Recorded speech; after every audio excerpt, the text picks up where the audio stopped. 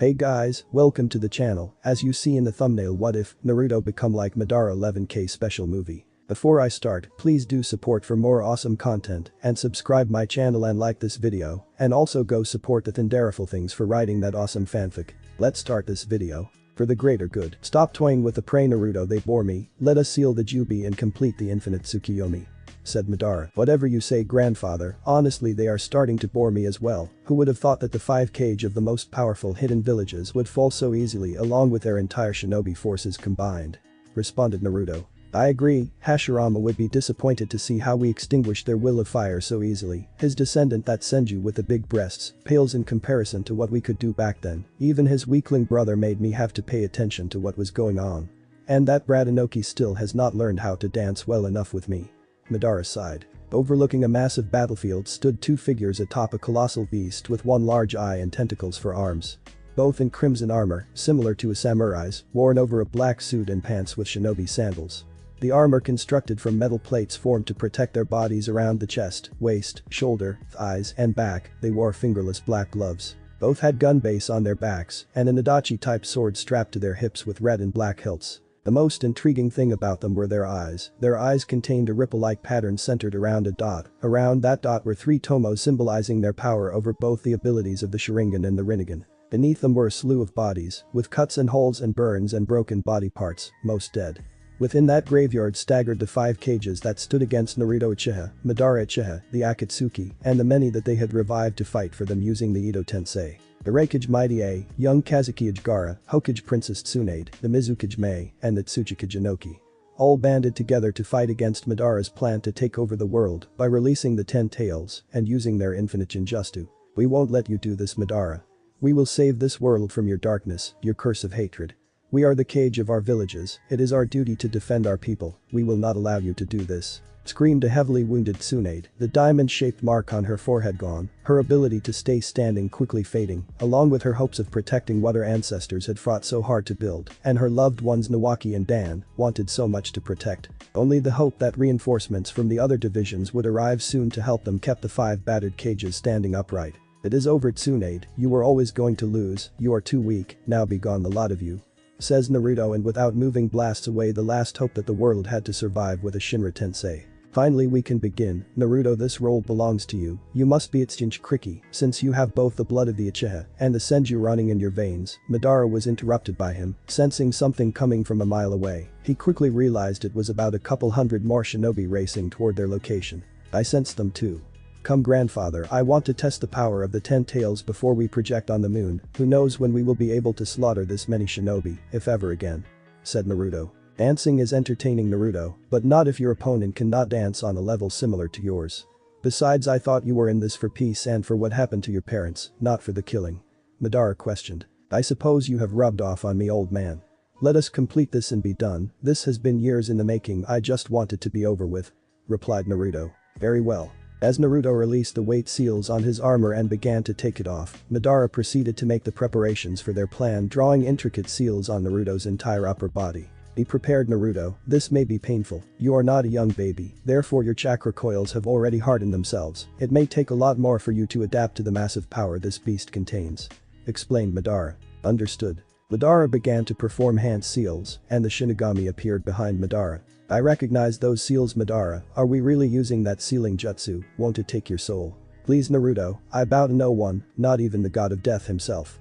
Shiki Fuijin. Suddenly the Shinigami's eyes turned red and his hand passed through Madara's chest into the Jubi they were standing on. The ground began to rumble and the Shinigami began to glow extremely bright, surprisingly Naruto was able to see it. What the hell is happening? Yelled Naruto. I don't know. Replied Madara. Suddenly the light engulfed everything in a dome.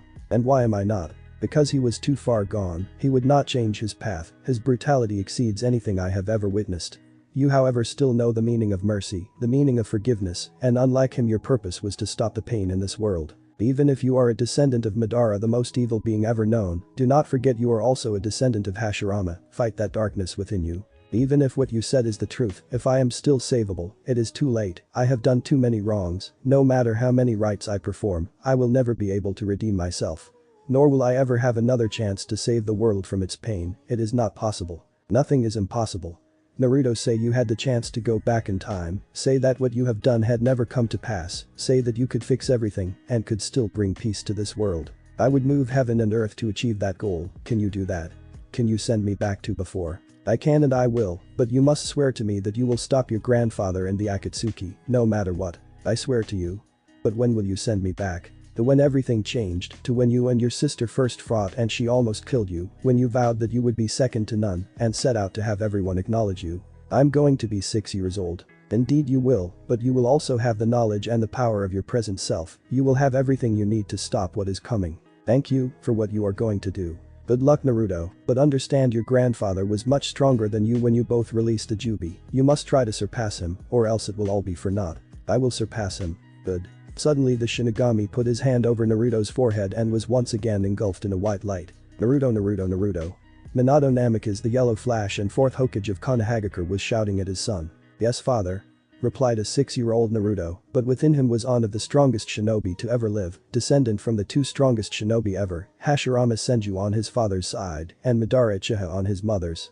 He was the only one beside Hashirama to be able to use wood style. He was also able to access the massive perfect Susanoo, second only to Madara's. He had mastery over the abilities of both the Rinnegan and the Sharingan, expert over the 5 chakra natures, with an arsenal of ninjutsu and jinjutsu that would make Orochimaru and Kurenai jealous, an ability in taijutsu on par with Guy's that would hold out until he opened the 3rd gate at least. All of his strength and all of his knowledge, Naruto's drive to become the strongest shinobi in the world was influenced by this moment. His father wanted him to spar with his sister Naoko, the container for the 9-tailed fox demon, the Kyuubi no Yoko.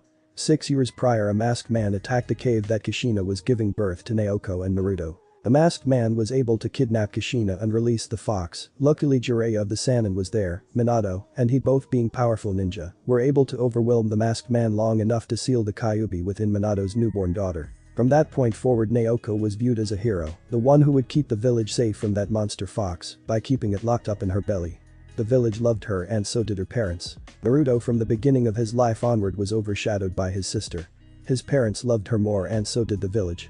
Not that they were cruel to him by any means, and he didn't mind that they treated her better. He was a noble heart and he was happy for his sister. All he wanted was to make his parents proud as well, to see that smile on their face and that look in their eyes that told him they were proud. To do this he studied and he trained from the very point that he was first able to.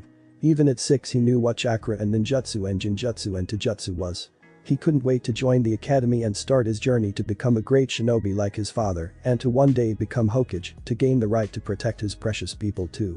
But the only shinobi to ever get a double S ranking in the bingo book as his father, things looked completely possible. But that was where he was wrong. Being the son of the Hokage had a very bad downside. The Hokage was for the most part very busy.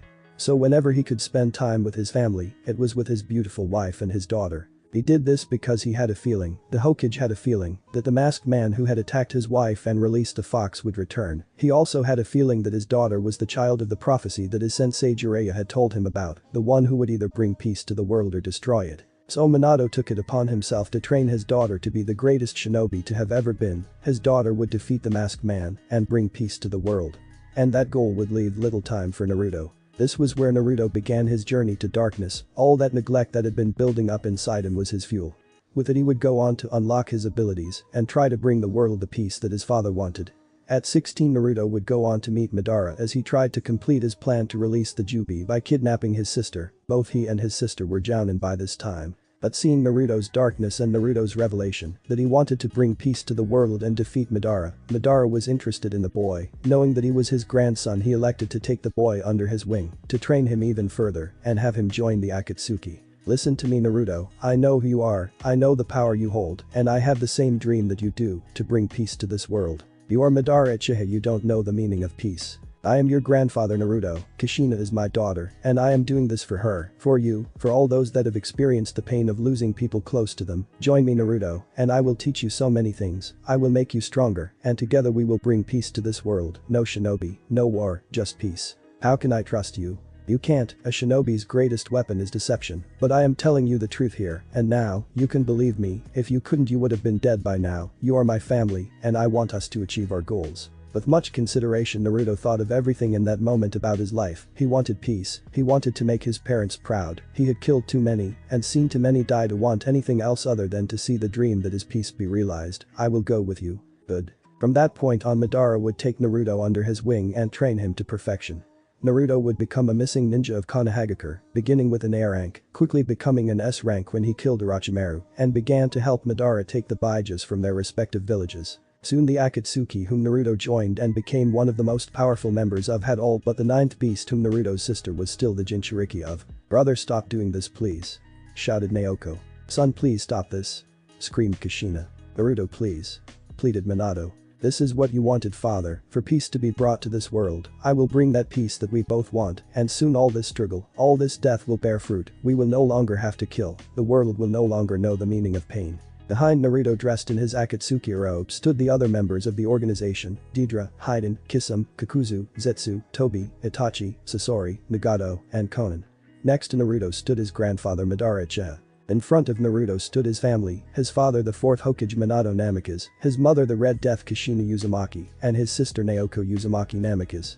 Around them were the dead bodies of many Konoha shinobi, all tried to protect their Hokage. The most notable were the Kami no shinobi Hiruzen Sarutobi, Kakashi Hatake, Might Guy, Jiraiya, Kurenai, even Danzo was dead. Many that were Naruto's age were there: Neji Hyuga, Rock Lee, Tenten, Hinata Hyuga, Aburame Shino, Kiba Inuzuka, Ino Yamanaka, Shikamaru Nara, and Choji Akimichi.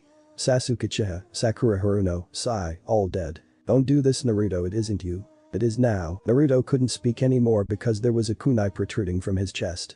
Its wielder was Itachi Uchiha, the loyal son of Konoha who massacred his entire clan, except for his brother, to avoid a civil war that would have resulted in the destruction of Konoha. Itachi had quickly moved to the side of his Hokage, but Naruto, who was impaled, suddenly turned into a flock of crows, something that Itachi himself taught Naruto. Suddenly appearing behind the group of S-ranked criminals, Naruto spoke. "Itachi, I know your loyalty to Konoha is as strong as ever, but do not forget our goals. You as well as I want peace for the world. I will give you one chance. Get back over here." "I'm sorry, Naruto, but you are not working toward world peace, you are working toward world destruction, a path that I will not follow." "Very well." What happened next was a shock to those on the Konoha side. Naruto was behind Itachi and plunged his sword into Itachi's heart. As Itachi fell to his knees, Naruto moved to perform hand seals and aimed himself at his family fire style.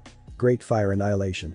And a wall of flames exploded from his mouth and flew at the three. Minato threw a three-pronged kunai, and so did Naoko, who Minato taught the Flying Thunder God to. They disappeared in a yellow flash to their kunai, while Kushina performed her own jutsu, Earth Release. Hiding like a mole technique. Seconds later, Kushina came out of the ground to stand next to her husband and daughter. "Please, Naruto, stop this." "Enough, Kushina, he has chosen his path. I'm sorry, Naruto, I don't want to kill you, but you leave me no choice." Madara then stepped forward, but slightly turned to the rest of the Akatsuki.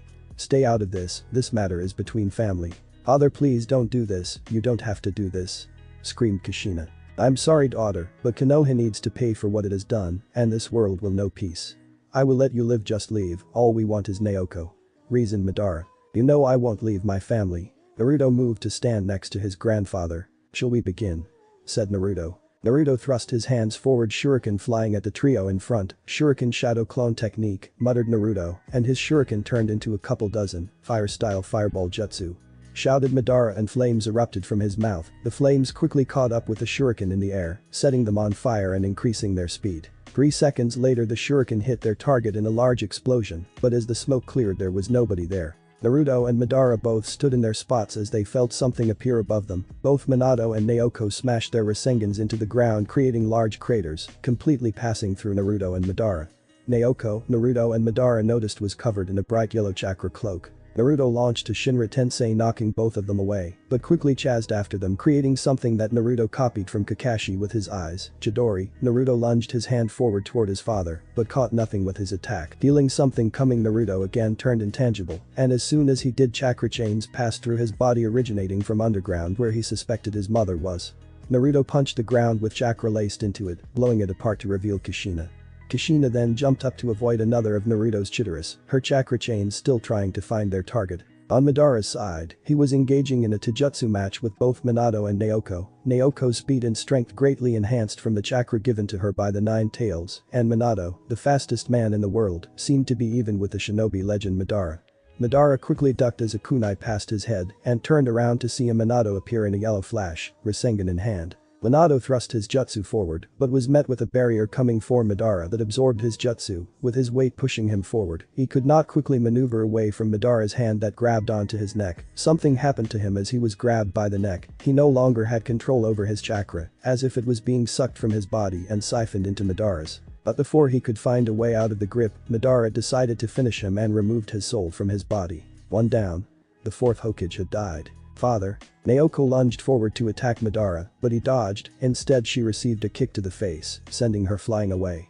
Quickly trying to regain her composure, she skidded on her feet to look where Madara had been, but saw nobody. Madara suddenly appeared behind Naoko, and on him was a large ribcage that looked to be made of pure chakra. From it came out an arm that drew back and punched Naoko into the ground. During this, Naruto was still fighting his mother. Well, she was a Kenjutsu master, so was he, and their swords were clashing against each other over and over. Naruto's was the kusangi that he pried from the dead body of Orochimaru after their battle. His mother's was a sword that had a red hilt and looked to be made of a black metal. Whatever it was strong enough to not be sliced in half by the sharpness of the kusangi. Naruto swiped his sword where his mother's head was, however it no longer was. She had ducked under it and rolled towards him, kicking him with both legs, sending Naruto flying back, but catching himself and backflipping to avoid his mother's follow-up. Naruto willed the kusangi back to his hand and prepared himself to end his mother. Naruto quickly threw a kunai that he brought out from his back pouch hidden by his Akatsuki robe and threw it at his mother. She dodged, but at the last second saw an explosive tag attached to it. Quickly jumping away, she avoided most of the damage but was still thrown back and caught some of the blast. As she was disoriented, Naruto made his move, putting his hand up Bansho Tenin. His mother was suddenly pulled toward him and her heart was pierced with the kusangi that he had brought up with his other hand. "I'm sorry, mother," Naruto whispered as a tear fell from his eye. "I'm sorry, Naruto, forgive me for your childhood, and don't forget that we will always love you and we will always be with you," Kushina said with blood dripping from her mouth. Naruto slowly placed his mother on the floor, grabbing the sword that had belonged to her and strapped it along with a hilt that he removed from his mother's body onto his hip. It would remind him of her strength and her will, as well as reinforce his purpose. He then walked to his grandfather. "Are you ready, Madara? I want to get this over with." "Yes, let's move out and seal the 9 tails," Madara said with an unconscious Naoko on his shoulder. "It will finally be over," thought Naruto. A tear slipped from a 6-year-old looking Naruto. "I'm sorry, can you say that again, father? I said spar with your sister." "Okay." The 6-year-old Naruto and Naoko took their stances, a somber look on his face and excited look on hers. Both then began to run towards each other, and Naoko threw a punch that landed on nothing, moving her knee up to hit Naruto's face after he ducked. Naruto blocked the attack with the palm of his hands and backflipped, kicking his sister on the face as he went backwards, knocking her unconscious. When these series of events originally happened, in her want to win, Naoko accessed some of the Kyuubi's chakra and gravely injured Naruto. "It's time to do it different, it's time to do it better," thought Naruto as he walked off, leaving a surprised Minato and Kushina behind. As Naruto walked into his family's compound from their personal training ground after just defeating his sister, he began to think of what he would do different to allow him to surpass Madara. He obviously would do more physical training. Being stronger and faster than others was always a major bonus in a battle to the death. Not only that, but he knew a lot about the future. Of course, he would begin to change things for his benefit that would pay off in the long run. He also wouldn't be anyone's bitch. He had enough of that for the first couple years of his life, and he had enough besides. Being feared by some of the most dangerous men in the world in his time in the Akatsuki would never let him go back. Something Madara had told him also resonated: you may be the best at something, but you could always be better. That alone showed the wise nature of Madara. Even if he was the best, he could always improve, and indeed he would. Not only would he need personal improvement, Naruto would need to establish relationships to defeat Madara. He and his grandfather had torn apart the Shinobi Alliance because they had not banded together soon enough. Mistrust and paranoia allowed the Akatsuki to capitalize and move before the nations were ready for a war. Diminishing their battle strength was just a matter of how long it would take. Even then, little cooperation and intelligence sharing, as well as not sharing knowledge of their abilities, heated even the great Shikaku Nara, the brains behind the Shinobi Alliance. Naruto began to make a long mental list of the things that he would need to do to prepare him for the struggle that would come 12 years from that moment.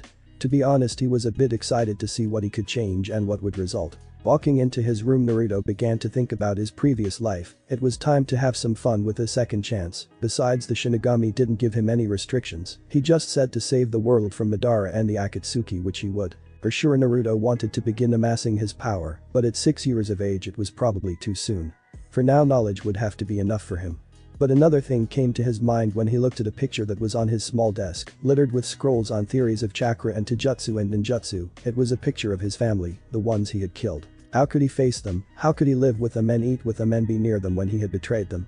Perhaps this second chance had a couple of major drawbacks that he had not thought about, but that could be dealt with. He wasn't some emotional sap, he could handle a little emotional baggage, he could handle quite a lot actually, and this was where it was going to begin. It was going to begin on a good note. His father and mother and sister, who he had first alienated, could maybe truly become his family. He would work hard to rebuild that bond. Naruto, spoke Minato, trying to find a way to speak with his son. Even though he did love him, his daughter, he believed, was the child of prophecy, and if training her and paying more attention to her than Naruto would save the world, it was a sacrifice he would have to make, but it didn't mean he wouldn't try to spend time with the both of them.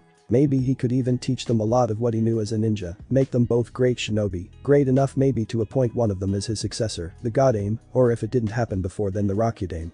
Besides, if his daughter was going to save the world, she could use all the help she could get, and having her brother by her side, it could be a major source of strength for her. He would begin to try and get close to both of them even more. He needed to rectify the mistake that he made with neglecting his son more than he should. Kushina also felt the same way. She could tell her son was powerful. She could tell her son was immensely powerful. He had the chakra reserves beyond those that were cage level. They were on par with those of a host to the nine-tailed fox, which was very rare as those levels were usually non-existent unless they were Jinchuriki. Not to mention he was the descendant of the clan heads of the Uchiha and the Senju. Even though her daughter Naoko was on the same boat, she did not possess the same potential that he did. Not that she didn't have potential, but hers came from the ability to maybe one day harness the power of the beast within her. And on that thought she pledged that she would help her kids go as far as they could go and then push them beyond that point.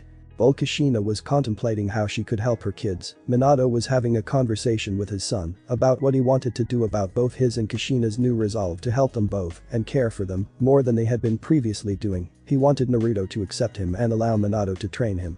He knew his son would be a genius. He looked in on his son from time to time and saw him constantly trying to learn more and more to make his parents see him and not just his sister, but he was too ignorant and he was too focused on other things. Mainly these things included what was happening with the Uchiha clan and their current planning of a coup to usurp the Hokage and make the Uchiha the rulers of Konoha, something that would no doubt lead to a civil war that would kill countless Konoha shinobi, his comrades. Another thing on his mind was the predicament that he was putting one of his most loyal, if not the most loyal shinobi he had ever had the honor to command in, Itachi Uchiha, an Anbu captain that had a superior moral code and maturity beyond that of anybody, was willing to be a spy for his village to keep tabs on what the Uchiha were planning, and if needed, he offered to take action against the clan to protect the countless villagers that would die if it came to civil war. On a happier note, there were talks of an alliance between Konohagakure and Kumogakure, but even if it looked like a good thing he was very cautious. Kumo was very militaristic, and even if this move would help to boost their position among the elemental nations, to be allied with the strongest of the hidden villages Konoha, Minato couldn't help but question why. Sure, it was an alliance to benefit them, but Kumo usually never made alliances, they were the go at it on our own type of village.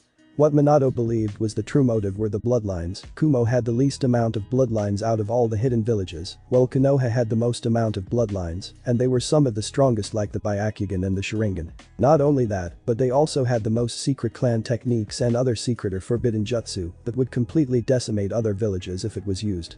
Other hidden villages were just lucky that Konoha had such a high sense of morality. These abilities and techniques unique to them were as strong and diverse as the Yamanaka's clan ability to pierce the mind, and Nara's clan ability to manipulate shadow, Kurama's clan ability to make strong Jinjutsu, or the Ito Tensei and Kage Bunshin no Jutsu. Minato couldn't help but think that Kumo was after any of these numerous secrets that made Konoha superior to all the other villages, something that Kumo was always jealous of. But Minato, being a kind soul, would give them the benefit of the doubt and enter this alliance. If things worked out, the alliance would be finalized by the end of the week and they would celebrate with a festival, while the head ninja of Kumo visited with a delegation of Kumo Jonin to show off the finalization of their friendship.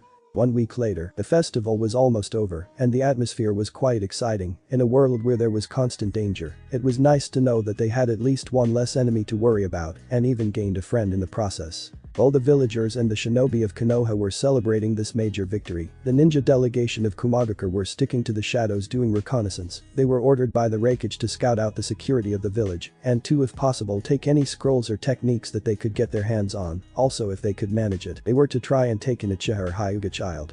The Kumo Jonin were feeling quite bold and confident. They had the perfect plan to take a Hyuga and in turn the Byakugan, what Kumo had been after for a very long time. Even better, she was a young female, the clan heiress, oldest daughter to Hiashi Hyuga, Hinata Hyuga.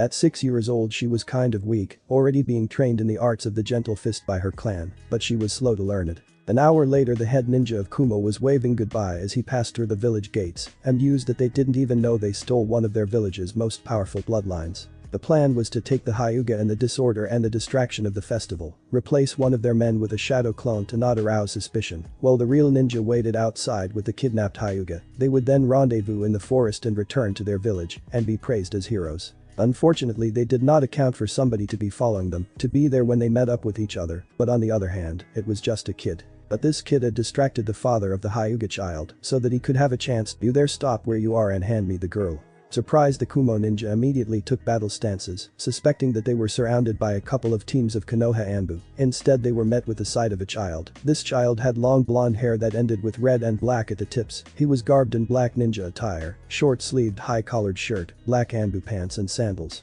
This kid looked as intimidating as a 6-year-old kid could, but what they really noticed was his eyes. Maybe he was another bloodline user from Konoha that they could subdue and take back to Kumo. Whatever it was, it looked like the Sharingan, except it had a ripple-like pattern with 4 rings around a center dot. If it was the Sharingan or some bloodline they didn't know, they could be rewarded even more. The possibilities were endless. We don't want to kill you kids, so stand down and come with us. We promise you we won't hurt you. You'll be a hero in our village. Spoke the head ninja, trying not to harm his precious mystery that was the promise of many things. As if you could even touch me, as if you had a chance. People like you are disgusting. They lie to those that they would call comrades. Backstabbing, treacherous bastards like you deserve to be slaughtered like dogs. You don't even have the decency to take what you want without having to resort to such pathetic methods. So let me do the world that favor and get this finished. Naruto began to walk forward, drawing 2 kunai from his back pouch, while the Kumo ninja moved to knock out their prize. 2 ninja jumped at the boy and tried to kick him in the head and punch him in the gut. Both their attacks passed right through him as they moved to stop themselves from hitting each other. Black chakra chains erupted from the boy and impaled the 2 ninja through the heart, surprising the 11 that were left. Now taking more caution, 6 moved in on the boy, but they didn't notice that around them in the trees were about 100 Narutos. Then erupting from the ground, a Naruto popped up and grabbed the unconscious Hinata and began to take her underground with him to save her from what was about to transpire. Surprised, the Kumo ninja tried to reach for her but were too late. Looking back at the boy they noticed he wasn't there anymore. Simultaneously all the Narutos flew through hand signs and released their technique, wind release. Great breakthrough. What resulted was a gruesome scene. In the epicenter of where the Kumo ninja stood was nothing but body parts and pools or smears of blood. The jutsu that he used leveled everything that was in the middle of the Narutos, shredding them apart with the blades of wind that were released. The Kumo ninja that had taken Hinata had not even touched Naruto, and he had managed to save the Hyuga girl. Naruto began to laugh at what just happened. He forgot how nice the killing felt. They were considered top-tier ninja in their village, but they hadn't even survived 5 minutes with him. Not to mention how this was a major ego boost. He couldn't help but laugh even harder out how embarrassed Kumo would be to have failed in their little scheme, but also began to wonder what his father would do. Naruto's maniac-style type laughing was cut off by him hearing a group of people land a couple of feet behind him. Turning toward them, he did not expect to see his father, the Hokage, the Hyuga clan head Hiashi, and a group of about 20 Konoha Anbu. While Naruto was tracking down and fighting the Kumo ninja after they left, Hiashi immediately noticed that his daughter was gone.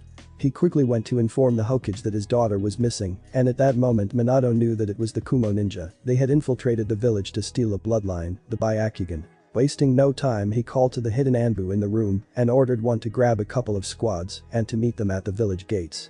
Calling to his student Kakashi, Minato told him to begin tracking the scent of the Kumo ninja with his dogs. As soon as the retrieval party was ready to depart and the direction the Kumo ninjas went was confirmed by Kakashi, they sped off as if their lives depended on it. They couldn't let Hiashi's daughter be kidnapped. It would be bad for Konoha to lose the Byakugan to another village, and Hiashi would raise hell.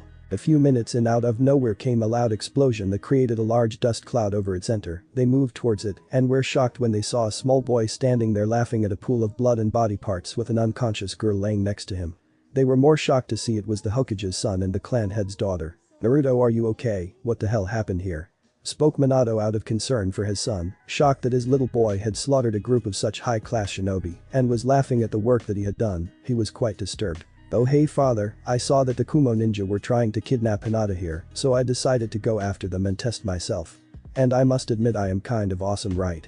said Naruto, proud of the facade that he had made up, a young kid trying to prove himself to his father and trying to test his own power. It was perfect for the behavior that he was exhibiting before. Minato, Hiashi, and the Anbu that had accompanied them were all looking at the boy in shock. It would take a couple of Jonin alone to take on the head ninja, but this kid decimated him, and the 12 Jonin that were accompanying him, it was mind-blowing. But back to the more important matters, he had saved the Hyuga heiress and had stopped the Kumo ninja from stealing any secrets they may have had, and the Byakugan. They would talk about the details of Naruto's rescue operation later, but for now they needed to decide how this would affect their alliance with Kumagakure. It was obviously off now, they would never be allied with people who betrayed their friends like that. But what would be the repercussions? Would Kumo just deny that their ninja were working for the Raikage, or would they blame Konoha for the betrayal and blame them for making an unprovoked attack on their ninja? If so, the Hokage wouldn't take it, he would tell the truth and make it his goal to show just how untrustworthy and dishonorable Kumo was. Nobody would betray his village after extending a hand of friendship and then blame them for the betrayal.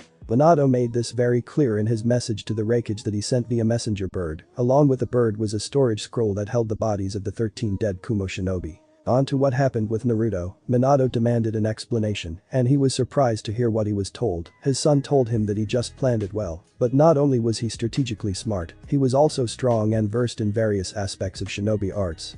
This was a major slap in the face for Minato. How could he be so ignorant to not see his son advance so far and become so strong? At least it was what Naruto made him think. Madara taught Naruto a lot of things that he could do with his ocular powers, things he would have never dreamed of when he first unlocked them, such as bringing people back from the dead, making meteors fall from the heavens, and summoning a giant statue that could hold the chakra of all the Byakugas combined. But accompanying these powers was mind control, something that Madara had taught him in Obito when they were making their move in Kurigakure, trying to eliminate the bloodline users through their control of Yagura. Minato was vulnerable to it, as was almost everybody else in the world. It was the power that allowed them to control tailed beasts, such as how Madara subdued the 9 tails to fight Hashirama. With the Hyuga incident settled, Minato could now focus on what was going on with the Uchiha, Danzo, and the rest of his advisors, except for Hiruzen wanted to wipe the Uchiha out, but they had a dilemma. They didn't want one of the most powerful clans in their village to go extinct, and along with them the Sharingan. Instead, they opted to agree with Itachi's offer on that he would take down his own clan. In exchange, they would spare his brother Sasuke, and he in time would revive the Uchiha. Well, they molded Sasuke to be loyal to the village and nobler than those that existed at the moment.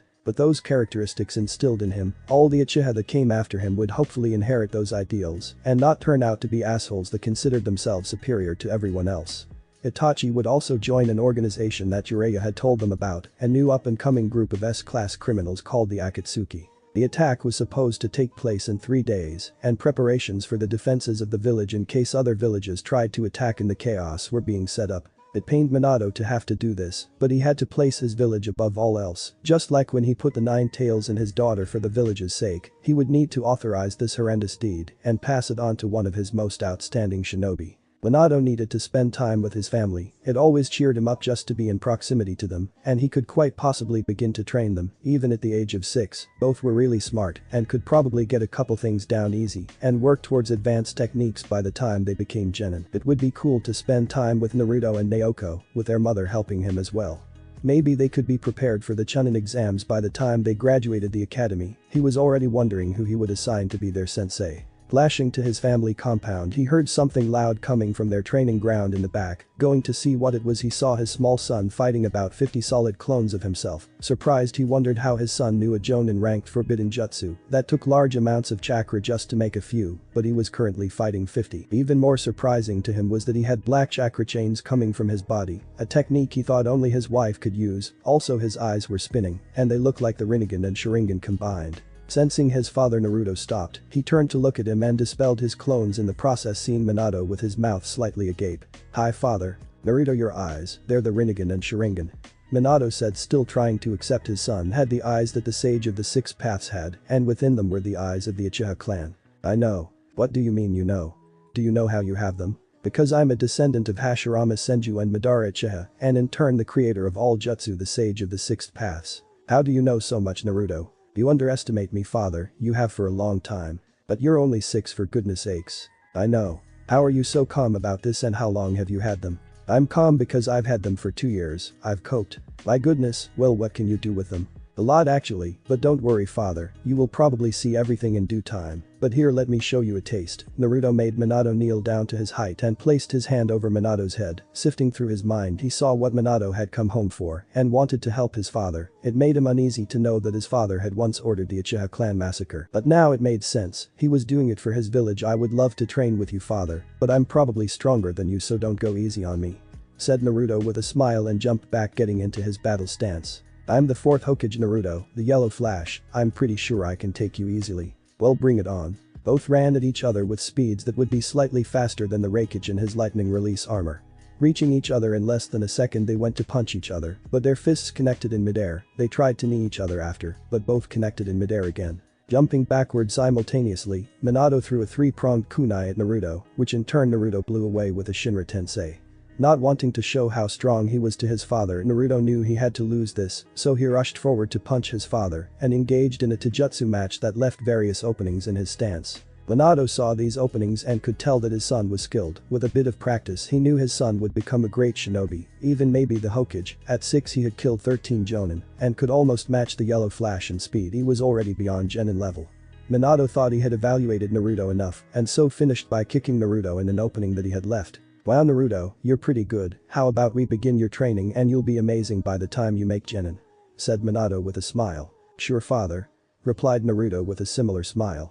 6 years later, Naruto was sitting in his seat at the academy all the way in the back corner. He was wearing what he normally did, black long-sleeved shirt, black anbu pants, shinobi sandals. His hair had grown much larger to the point where it was almost at his lower back, part of his hair was over his left eye. Some may say that it was girlish, but not after Kiba Inuzuka said it. He was insulting the son of the Hokage just to get noticed, and he had paid for it dearly with a few broken ribs from one punch to the boy's chest that had sent him into a wall. But now people steered clear of him mostly. He was one of the cool kids in the class. The other one was Sasuke the last Uchiha in Konohagakure. 6 years earlier his entire clan was massacred by his brother Itachi. He had vowed revenge on him and had made it his life's goal to kill his brother and revive his clan. But just because it was his ultimate goal didn't mean he would let it consume him. He was cared for by many, mostly by Minato and Kushina who looked out for him from time to time. He became almost like part of the family after the death of his own, but his pride wouldn't let him have them take him in. He didn't want a new family, he just didn't mind that he was being cared for. It kept him from going into darkness, and the rivalry that he had begun with Naruto was one of his motivators.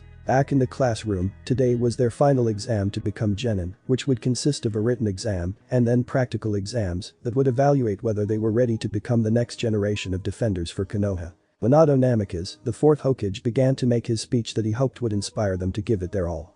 Today you are going to be tested on whether you have what it takes to become the next bearers of the will of fire, to be selfless in your objective to defend your home, your village, and your precious people that reside within it. Good luck young cadets, I hope that you all succeed so you may begin your path to becoming the next legends of Konoha.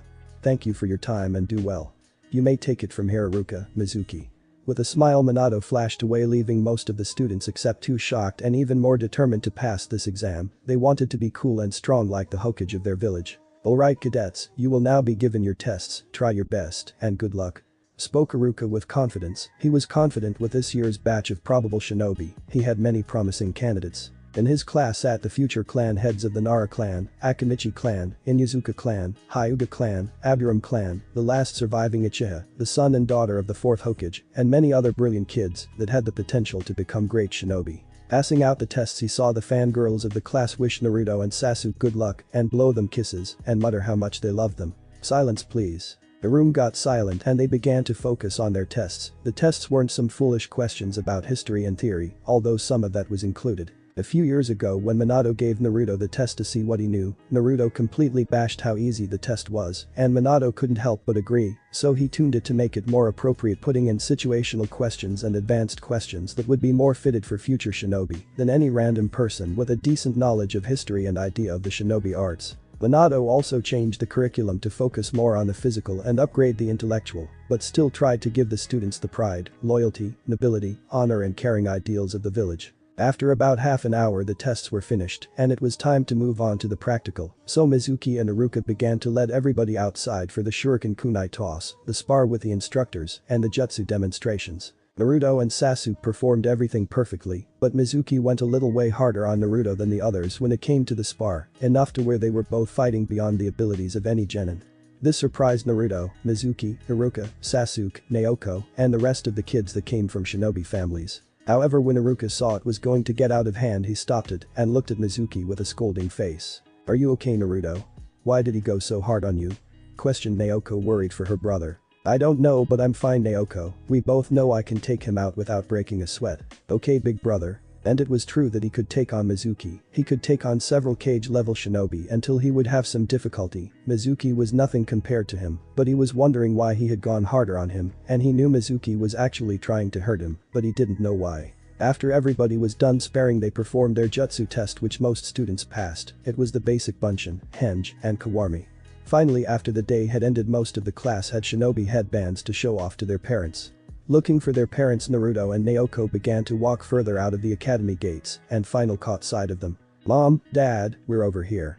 Naoko waved at their parents. "Hey guys, you guys made it, congratulations, we knew you would. How about we go celebrate?" "Sure, let's go get some ramen," suggested Naoko. "That's my girl," said Kushina with a big smile on her face. Both Naoko and Kushina loved ramen, while Naruto and Minato hated it from having eaten so much. Before they left, they saw Sasuke on a swing that was close to the academy. Minato began to walk over to him. "Sasuke, come on, we are going to celebrate with ramen."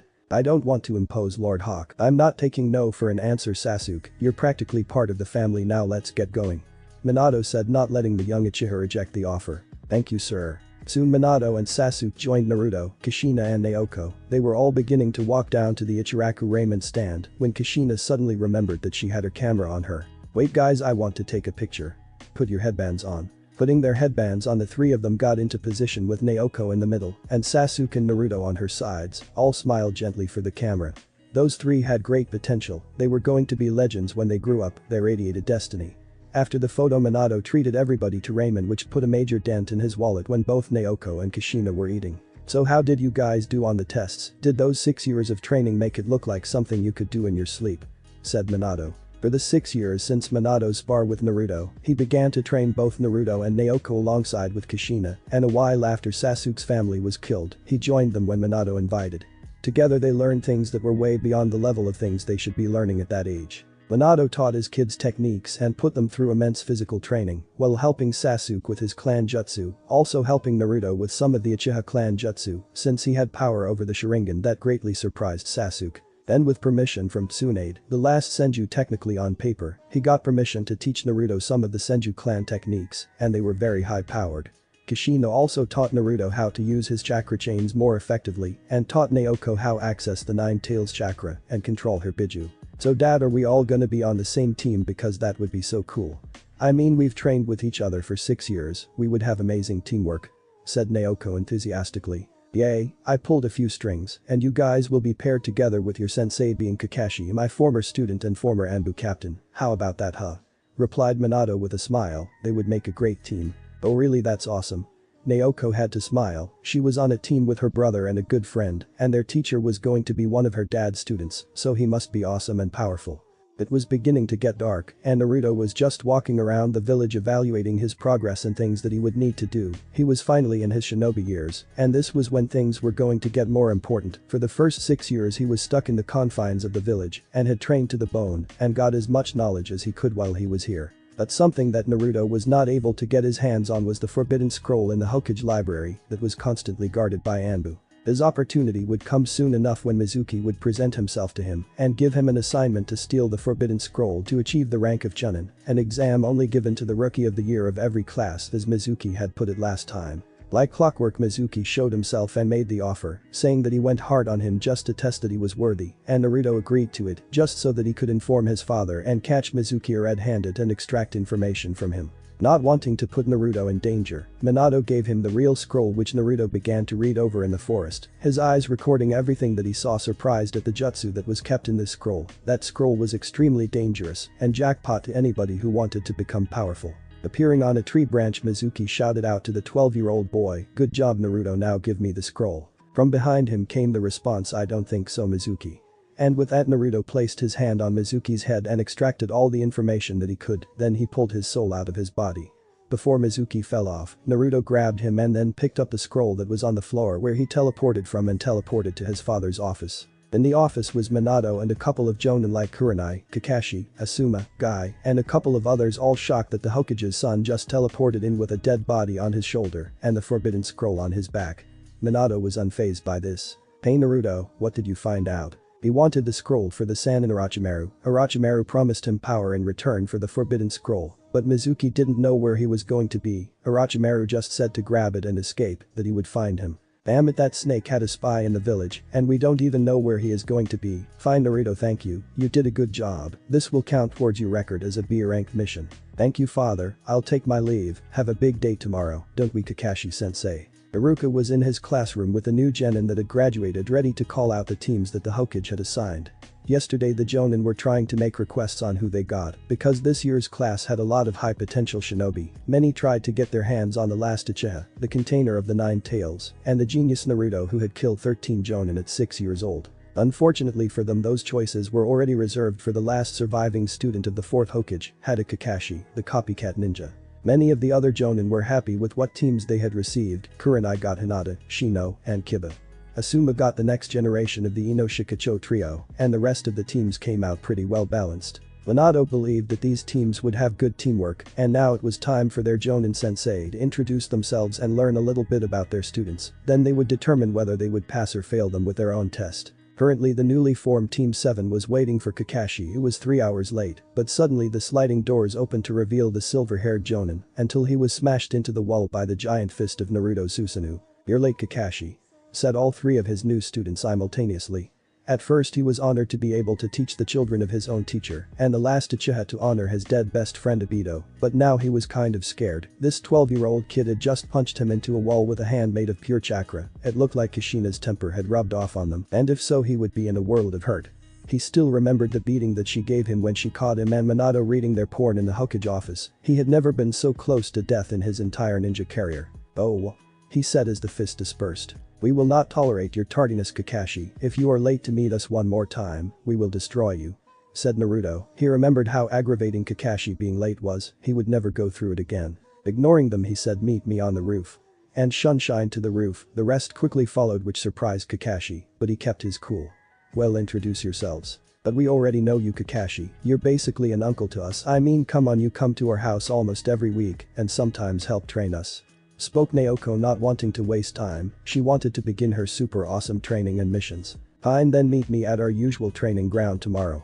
They arrived at their usual training ground with all of their equipment on, which didn't look like a lot, but it was. They had new additions to their look, each had on a pair of black fingerless gloves. Naruto had on his regular black shinobi pants and sandals, his long-sleeved shirt, he had on his headband with black cloth, his hair went over his left eye, and it had grown to his lower back, around his ankles that went up his lower legs a bit were bandages. He also had a holster with kunai and shuriken on his left leg. On his right leg was another holster with 2 scrolls in it. They were storage scrolls. One held a survival backpack, and the other carried several varying types of weapons that he could fight with using his chakra chains or his wood style. His gloves had a seal on each, one carried his gunbai, and the other carried his trusty sword. As a matter of fact, they all had swords because they were being trained by the best swordsman in the village, Kushina Uzumaki. Naoko had a red-clothed headband wrapped around her forehead. She was also wearing the black shinobi pants and sandals with bandages around her ankles. Her top though was different from her usual style. She had a fishnet shirt under her black vest that showed off her belly button. She had a pouch on her back that kept her various equipment. Her right glove held her sword and a seal.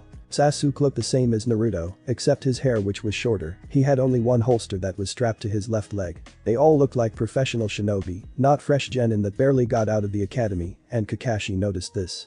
He was going to test them to see how far they had come since his teacher and his wife had begun to train them. Perhaps they wouldn't have to go through all those pesky D-rank missions that other teams were doing. He was one of the best shinobi of the village, and taking D-rank missions was a disgrace to his skills. Even the Hokage may agree that they were ready for higher ranked missions. "Hey guys," Kakashi said, which surprised the trio since he was on time. Kakashi appeared out of the tree that he was in. "It's time to test you guys to see how strong you are, so let's get going." And with that he lifted his headband that was covering his eye, showing his students the Sharingan within. He had remembered what his teacher had told him. He said that they were all stronger than any genin. They were at least Chunin level now, but he said watch out for Naruto the most. He was strong, way stronger than he let on, maybe already Jonin level. Kakashi was quickly put on the defensive when all three of them launched shuriken at the same time, and they began to go through hand signs. Naruto spoke out, shuriken shadow clone technique, and their shuriken turned into at least 200. At the same time Naoko and Sasuke shouted out fire style, fireball jutsu, and together their collaborative technique became a wave of explosive flames and projectiles that would kill anything in its path unless they had a very good defense. When it hit, Kakashi was not there, but Naruto sensed him coming from underground and shouted below.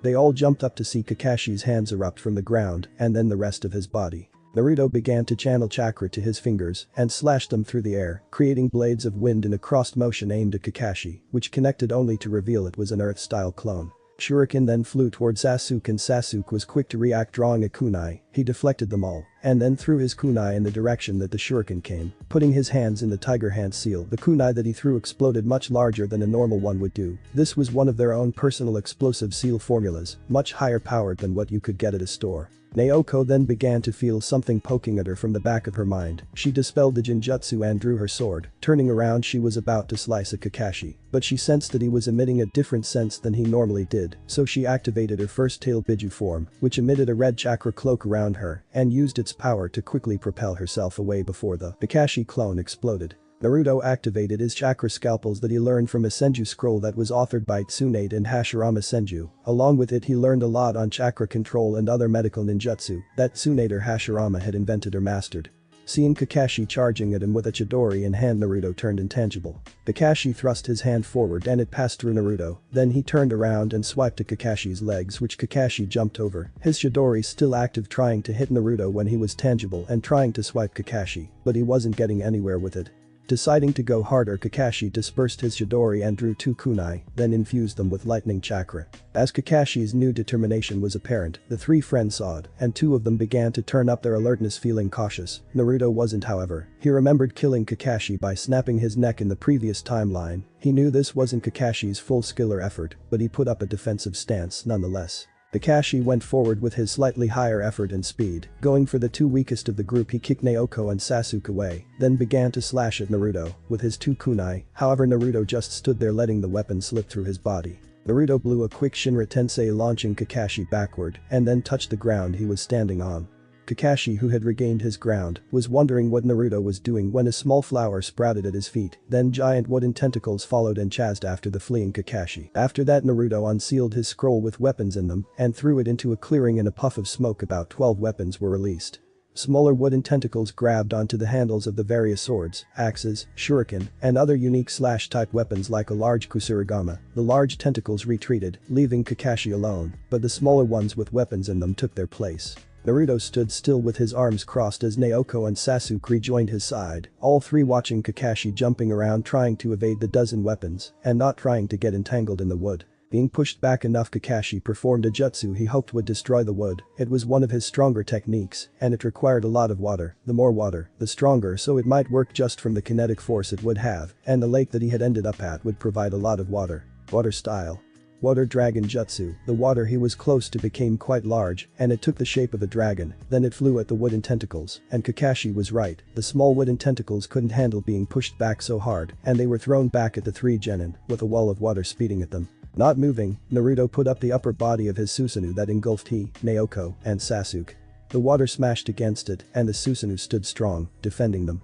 After the attack hit, Kakashi was standing on the other side of the field facing his three students. Kakashi unfortunately looked into the eye of Naruto that wasn't covered by his hair and was placed under a genjutsu. Kakashi found himself in a field surrounded by Kurigakur ninja. The field was smoking, and there were dead bodies littering almost every part of it. In front of him was his teammate Rin, the Rin that he had killed by plunging his lightning blade through her heart, and this was his memory of that moment. This was the worst day of his life. He had failed to protect his teammate. He had failed to keep his promise to Obito to protect Rin. This is when Kakashi changed completely and visited the memorial stone so often, begging for forgiveness from both of his dead teammates for being such a disgrace. He promised himself that he would never again let one of his comrades die while he still took breath. Naoko and Sasuke saw Kakashi fall to his knees, wondering what just happened. They looked to Naruto, and he was just staring at Kakashi. "Naruto, what did you do?" Naoko asked her brother. "I showed him his worst nightmare." Then Naoko punched Naruto in the arm. "Why did you do that for? Do you want to break him? Dad is going to be so mad at you. You can just use forbidden jutsu so nonchalantly, Naruto. What if he doesn't want to teach us anymore? Geez." Naoko rushed over to their sensei along with Sasuke while Naruto walked. "Are you okay, Kakashi-sensei?" "I'm fine, Naoko, thank you. I apologize for using that technique on you, Kakashi, I was out of line." "It's fine, Naruto, just promise me one thing, you gotta teach that to me sometime," Kakashi said with his trademark eye smile, trying not to show his students how much that memory really shook him up. "Alright, I think we have had enough, I think I know where to start training you guys, so let's go see if your dad can get us a good mission." Kakashi then picked himself up from the ground and began to walk out of the training grounds toward the mission station. They walked past most of the village, many congratulating them on becoming shinobi, and some of Naruto's and Sasuke's fangirls came up to them and told them how cool they were and were asking for dates. Truthfully, Naruto didn't want any of them, he wanted a strong woman, a shinobi, a warrior that could defend herself and put up a good fight, not some fangirl that didn't know how to tell the difference between a love letter and a letter bomb. So they hurried faster to their destination and were hoping for a mission outside the village. They wanted to start off their shinobi careers with a bang. "Hey Naruto, Naoko, Sasuke, Kakashi," spoke Minato from his seat next to Iruka. He was bored before they came and was excited to see how the test had gone. "Hey Dad," Naruto used a forbidden genjutsu on Kakashi-sensei. "Naruto. I'm sorry father and I did apologize. Are you okay, Kakashi?" "Yes, Lord Hokage." "So how did the test go?" "They performed very well, I can tell Naruto is the strongest of the group, he had some very interesting techniques, sensei." Naruto smiled at this while Naoko and Sasuke glared in jealousy. They wanted to be as strong as him, but they still had a lot of work to do before they could hold their own against him. "So I assume that you're here for a mission." "Yes, actually father, we were wondering if you could give us a C-rank mission. I mean, you trained us father, you know that we can handle ourselves." "Yeah, sure, you guys are lucky a low C just landed on our mission roster. You are to escort a bridge builder to the land of waves, he just needs protection on the way there from bandits and such." "Thanks Dad." "No problem Naoko. Who are the shorties?" said an old guy with a towel around his neck drinking beer. Naruto turned to the man and looked at him fiercely. The old man backed down afraid, and then Naruto remembered him. This mission was where he encountered Zabuza and resulted in Zabuza and Haku's death. He would need to change this. They were his ticket into the Kurigaka rebel faction. He would kill Yagura, take the three tails sealed in him, and make an alliance with the leader of the rebels, she who would become the future Mizukage mate Terumi. From that point on, helping the rebels would be a big bonus in getting Kurigaka on Konoha's side. They were already thankful. Konoha had allowed Kiri citizens, shinobi and non to take refuge in Konoha. Konohagakure helping Kurigaka overthrow their bloodthirsty dictator and giving refuge to their people was a big way to gain trust for Konoha and an alliance between both of them. This was a big step in his plans to get the hidden villages allied and get them ready for Madara's war. If he could get the three tails, kill Yagura, get Konoha allied with Kurigaka, he would be at least a bit closer to being ready. Naruto knew he had to take this mission. This could quite possibly lead to an alliance already, and it would have time to cement enough for them to truly become friends, and they would need some friends when Tsunagakure invades Konoha. "Alright, we should get going," Naruto said as he began to think about how he would go about changing events. His strength level could dominate Zabuza's, however by no means was Zabuza a pushover and would be a great asset to his village. Maybe he would try to get Kisame to rejoin his village as well. They could use 2 of the 7 swordsmen. Team 7 along with Tazuna began to walk out of the mission station, Naruto and Naoko saying goodbye to their father. They then headed toward the gates of Konoha. Already prepared, they began to walk out and headed toward the land of waves. "So since I just briefly analyzed your guys' skill level, I was wondering if you guys had any specialties in battle, something you would like to master or techniques to learn that I don't know about." Naruto started. "Well, I'm kind of an all-around fighter, I guess. I have good defensive and offensive jutsu, I'm pretty fast, I'm comfortable with my taijutsu and jinjutsu, I also know medical jutsu which could be helpful. So maybe we can improve your jutsu arsenal and chakra control, so you use less chakra and increase your reserves. We can also begin trying to get you started on sub-elements that your eyes allow you to perform, such as the wood style which is earth and water. Maybe you could use other elements together to create new techniques." Kakashi commented, wondering what Naruto could do with the combinations, and maybe he could combine even more than 2. "Sounds good, maybe I can create new jutsu. I've also been trying to get into sealing techniques." "Alright, how about you Naoko, what do you want to do?" "Well, maybe I could be the stealth figure and support type. It would be good for me until I can control more of the fox's chakra, then I might take on a more direct role, but I'll still work on being in an assault position anyway." "Good, I'll help you with your taijutsu and ninjutsu while developing your role more. How about you Sasuke?" "I'd like to develop my Sharingan, it's not mature yet, so maybe you and Naruto could help me with it. I also wanted to work on my fire and lightning chakra natures, since they are both strongly associated with my clan," said Sasuke, who earned a nod from Naruto and Kakashi, referring to the training of his eyes. Team 7 had been walking for very long talking about team positions and things that they would want to train in individually. Kakashi was giving them tips and advice that only experience could truly teach. They were also told why Tazuna needed protection. He was on his way to build a bridge to help his homeland that was being sucked dry by a madman named Gato. He was destroying their home, and the bridge would save it. Eventually they walked past a puddle that the demon brothers Gozu and Maizu were hidden in. Kakashi was immediately alert because it hadn't rained in a couple days. There shouldn't have been a puddle, and Naruto sensed a chakra manipulation coming from that spot. Nodding to Kakashi signaling he knew, Naruto looked up to where Naoko and Sasuke were flanking Tazuna while waiting for the assailants in the puddle to make a move. Thinking the group hadn't thought anything suspicious, the demon brothers began to get out of the puddle, looking at which target they would kill first. They saw a medium-sized boy and a larger man in the rear, then they saw their true target in between another boy and a girl in front. Deciding that the man in the rear was the strongest and their leader, they moved to attack him. Running at him, they began wrapping their chains around the ninja with the hair that was sticking up and pulled in opposing directions, shredding the man apart. Turning to the boy, they saw him with his hands in his pockets looking at them impassively as if they posed no threat, and it infuriated them. They had just killed the man that was looking after them, and the kid just looked at them. At least the kids and the old man in the back looked a bit scared. "Are you stupid, kid? This is the part where you run," said Maizu. "I need to speak with Zabuza, Maizu. I need to speak with him now, or I will kill the both of you." Killing intent began to flood the air around them, and they noticed it was originating from the boy. "How do you know we are with Zabuza?" choked out Maizu. "Because I have seen your fate. Your fate is death if you don't cooperate. If you want to live, you will do all that I say." "Not a chance, kid." The demon brothers rushed forward to rip the kid that was talking down to them apart when they felt like the weight of the world was on their shoulder, and so they dropped to their knees, pushing themselves up from the floor with their hands, and tried to look up, but it was difficult. "What is this? What are you doing to us? I'll give you one more chance before both of your heads roll. Take us to Zabuza." "Damn it. We won't let you kill him." "I'm not going to kill him unless he makes me." "Fine. Come on out, Kakashi. I talked them down. They're taking us to their leader." Behind a few trees next to the road, the shinobi they had just killed jumped down. "And who is their leader?" "Zabuza Momoichi, demon of the hidden mist, a rank missing ninja of Kurigakure, turned criminal for the attempted assassination of the Mizuki Jigura." "And why are we going to him?" "Because the mission has just been given a new set of parameters." "What are you talking about?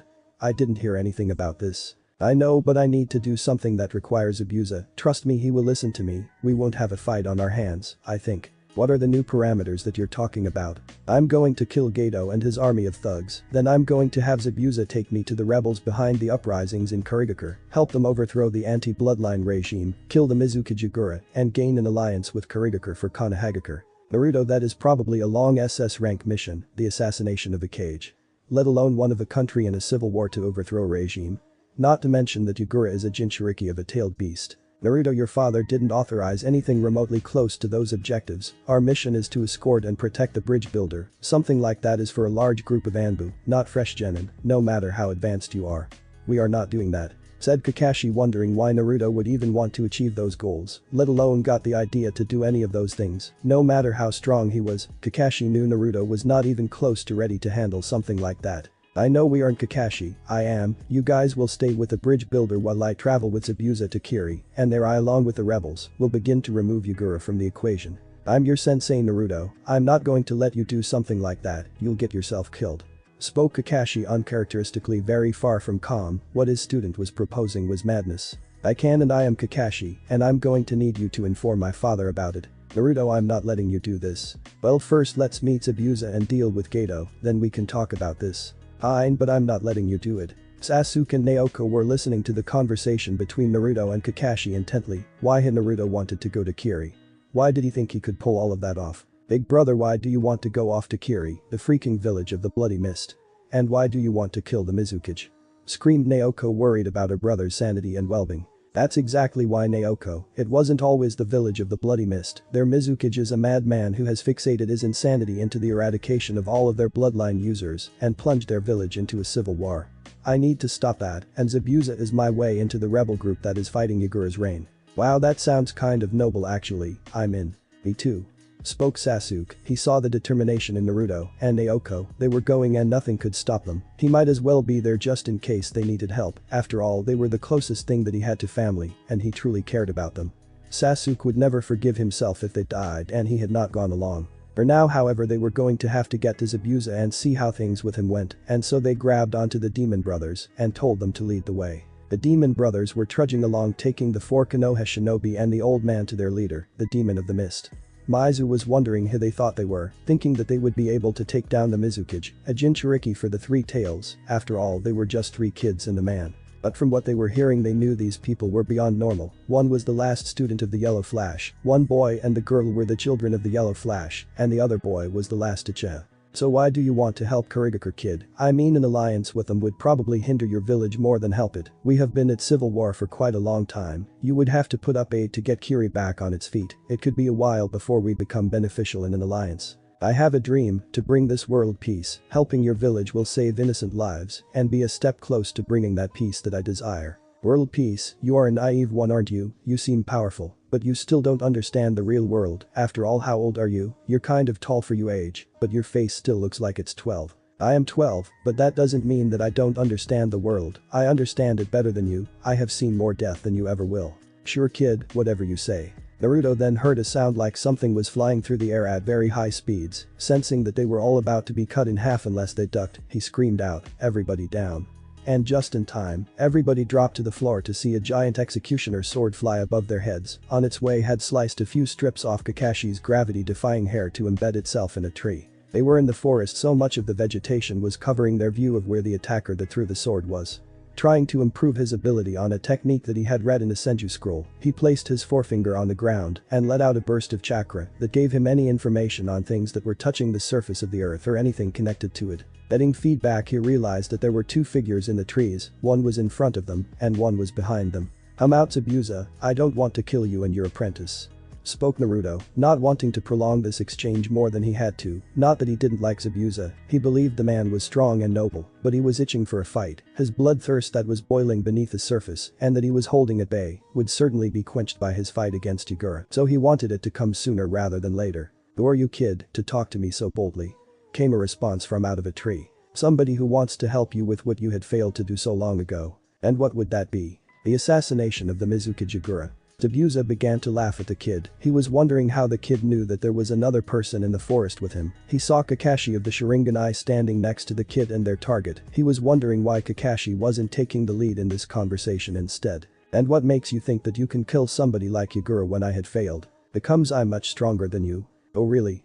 Zabuza said, feeling insulted. He began to go through one of his favorite techniques, Kurigakure no Jutsu, and then the forest that they were in began to get covered by dense clouds of mist that only allowed a person to see a foot in front of them. The demon brothers that were in front of them a moment ago were gone. "Do you know what I am known for, kid? The art of silent killing. There are 8 targets: throat, spinal column, lungs, liver, the jugular vein, subclavian artery, kidney, and the heart. Which one should I choose?" "Stay out of this, guys, but stay on your toes. There's another person in this forest, and if they are in league with Zabuza, you can bet that they are not someone to take lightly," said Naruto, getting ready for Zabuza's attack. "Do you really think that you can take me alone, arrogant fool?" And with that, Zabuza appeared right behind Naruto, ready to bring down his giant sword that he had retrieved. Naruto unsealed his gunbai from his glove and brought it up to meet Zabuza's sword. Their weapons clashed and held their position, the people behind them trying to use their strength to gain the upper hand, their eyes looking into the others. Naruto then puffed into smoke as a kunai passed through him, but the Zabuza with the executioner blade dissipated into water as the real Naruto was behind him also, having plunged his hand through Zabuza with his super strength. Not giving each other any time for breaks, they rushed each other again, bringing their weapons up to clash. Naruto was channeling his chakra into his gunabi with wind and nature transformation. Zabuza, unaware that he could do this with his weapon, went through with his attack, only to be blasted by a massive barrage of wind that launched him into the air and smashed him into a tree. Seeing their leader was in trouble, the demon brothers in tandem with Haku launched their attacks. Haku launched Senbon from a position hidden to Naruto. The demon brothers launched exploding kunai and rushed forward, their chains between them. Naruto immediately smacked them all away with his gunbai and was also releasing similar bursts of air to the one that smashed Zabuza into the tree. Naruto hit 2 of his targets in Maizu and Gozu, knocking them out too, and with left to handle Haku's new barrage of attack. Haku chose to sacrifice the cover of Zabuza's technique and used the water that formed it to use it for her own move. 1,000 flying water needles of death, whispered out Haku, and needles of water began to form out of thin air, the mist dissipating. The needles began to target Naruto, but his defense was impressive. As soon as they began to fly at him, he let out a Shinra Tensei, destroying all of the needles, and brought in Haku with a Bansho Tenon. Surprised at what was happening, Haku was not prepared to let himself die and failed to protect the only person that ever found him useful, who viewed him as his tool. Haku broke out of the pulling technique by using a kawarmi with a piece of wood that was on the floor and began to put together his ultimate move that should end the boy, Ice Release. Ice Dome. The dome of ice began to form around Naruto, and Haku disappeared into an ice mirror that put him into another mirror inside the dome. Haku decided that she was going to kill the kid now and expressed her sympathies. "I'm sorry, young shinobi, you would have made a great tool for your village, but my purpose is to fight for Zabuza, and now you must die." With speeds that matched Naruto's, Haku threw out several senbon needles that Naruto deflected with a swat of his gunbai. Knowing that distant attacks wouldn't do the job, he began to contemplate how he would get in close. Haku decided this was going to be his last move, or he would fail anyway. Haku placed an explosive tag on the one kunai that he ever carried and threw it at Naruto, which Naruto blew up with his Shinra Tensei, but what he didn't realize was that it was a distraction. Haku used it to travel to a different mirror and flew out to get the boy from behind. Ready to pierce his liver from behind, Haku aimed her senbon laced with poison, ready to take the plunge and thrusted. What happened next he did not expect. Haku passed right through Naruto and stabbed the senbon into the ground with Naruto now behind him. Naruto deciding that it was best to keep Haku alive so that he could revive the Yuki clan and give Kurigakure Ice bloodline users. He grabbed Haku by the neck, sucking out his chakra so he wouldn't try anything, and looked him deep in the eyes. "I know who you are, Haku. I know what happened between your father and your mother, how he killed her and tried to kill you. I know that Kurigakure is slaughtering their bloodline users in droves. I want to help save them, to protect those innocents that have done nothing wrong." "Who are you?" whispered Haku. He had never told anybody besides Zabuza about his past. "The one who will slay Yagura, the one who will save Kurigakure from itself. Do you trust me?" "Yes." "Good," Naruto said with a soft smile. "Now let's get Zabuza up and those two brothers. We should get started on this journey as soon as possible. With every second lost, so are the lives of people who didn't deserve it." But that Haku dropped the ice dome to reveal Kakashi, Naoko, and Sasuke in battle stances with Tazuna behind them. In front of them were the demon brothers and Zabuza. They were ready to clash, but Haku stopped them from going any further before any side did something that would be unforgivable. "Wait, Master Zabuza, listen to this child, he has an offer that you will want to hear." Zabuza looked toward Haku with a raised imaginary eyebrow, wondering what happened in the dome to make Haku stand by that kid's side and give him a chance. He put down his sword and walked over toward the kid, giving him a critical look up and down. "Let's go to my place and talk." Team 7 regrouped and followed the already leaving Kiri Ninja. "What happened in there, Naruto?" asked Kakashi, wondering why they were following Kiri Ninja that just tried to kill them. "I got us a chance to talk. We are gonna see if Zabuza really is loyal to his village or not. Either way, the original mission is still on the table. We won't let him kill Tazuna, but we'll see if he will get us in with the Kiri rebellion. I told you I'm not letting you go, Naruto. And I told you you can't stop me. Naruto, we should listen to Kakashi sensei. Just imagine what mom will do to us if she finds out we went into a war zone to kill a cage. I mean, come on, she'll destroy us," warned Naoko sternly. "But imagine how cool it would look on our records to have the assassination of an insane Mizukage, the container of a tailed beast on there," said Sasuke with a smirk. "Hurry up, you're lagging at runts," shouted out Zabuza to the Leaf Ninja that were falling behind. Team 7 picked up the pace, dragging along Tazuna. They got into a clearing and reached a house that was covered in all kinds of camouflage, trees, brush, branches, and stones. When they entered, it looked completely different and home-like. Zabuza sat on the couch along with Haku, while the demon brothers went somewhere deeper into the house. "So, tell me what you want, brat, and why are you so submissive to the kid, Kakashi?" said Zabuza. Kakashi, who was reading his porn, kept reading for 5 seconds and then popped his head up and said, "Did you say something?" This earned a tick mark on Zabuza's head. "Enough, let's discuss what we are here for." First off, Naruto looked toward Tazuna, who was drinking in a corner looking around the house. "We are here to protect Tazuna until he finishes the bridge that will connect the land of waves to the mainland. You are on orders from a rich lunatic to kill him named Gato. I'm telling you right now that he is going to betray you and ambush you when we have roughed each other up after you would have failed to kill us.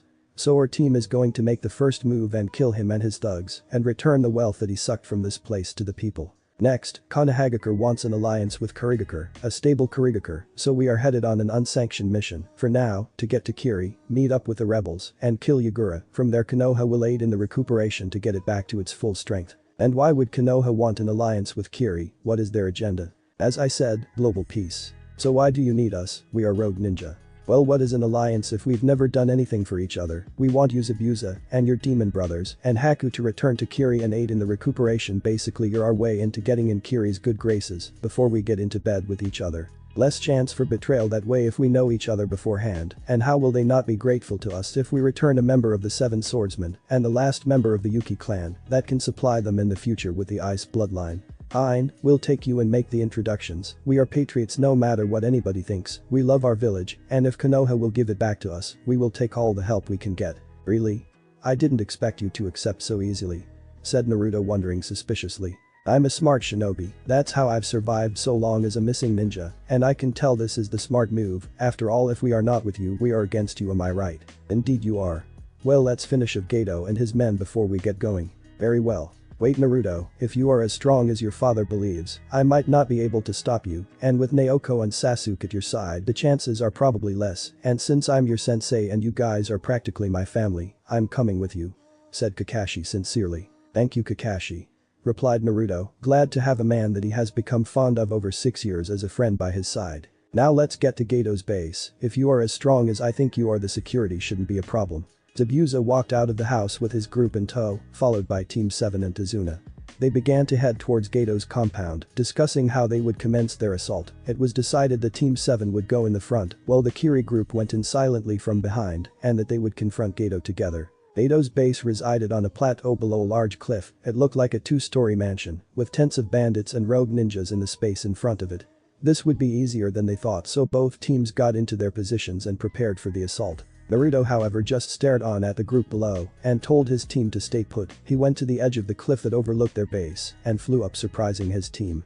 Not giving a care in the world, he kept floating up and suddenly placed his hands outward. Shinra Tensei. All the chakra that Naruto gathered up in his hands blew outward and began to crush everything in its path. At first the bandits and the ninja had no idea what was happening. Their comrades were screaming, and they were all trying to run one direction, away from the crater that was being created, as if something was pushing down the ground, decimating all that preceded it. The bandits and ninja were literally dying by the dozens. The entire front area of Geto's house was turning into a crater. About 20 seconds later the enemy camp was gone, the rumbling was gone, and all that was left of a disturbance was a massive dust cloud in the air. Kakashi's one visible eye was wide open, Naoko's mouth was agape, and Sasuke was brooding. They were all wondering how Naruto had such cool abilities. I mean, he was flying in the air and had just pancaked about 300 bad guys into the ground in less than a minute. Not caring about what they thought, Naruto just landed on the ground and spoke, "Let's move." The Leaf Ninja began to walk down the cliff with chakra holding them to it.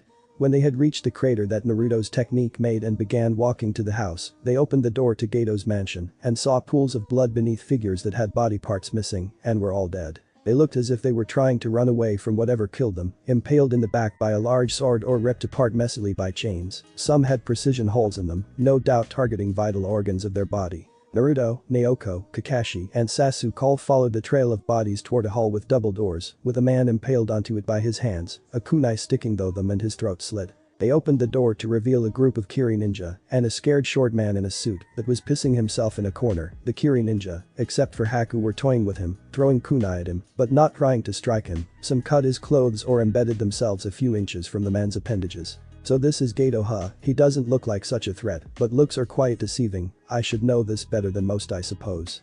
Said Naruto, eyeing the tiny man. Please help me. I'll pay you anything, just please help me, please. Screamed out Geto. Sure, just give me everything that you own, all your deeds, the paperwork to the ownership of your companies, everything that you hold valuable, and then I'll save you. Spoke Naruto. Okay, just don't let them kill me. Geto walked to the bookcase that he had in his office and pulled on a book, which raised the eyebrows of a few people in the room. The bookcases retracted and revealed a large vault. Geto put in the combination on the dial and opened it to reveal quite a few things: paperwork, stacks of money, and other valuable things that Naruto would indeed look into. But most surprising to Naruto and Naoko was the red Uzumaki swirl on a black flag at the back of the vault. They turned to Geto. "Where did you get that flag?" Naruto pointed to it. "What? Oh, that, I bought it from a store."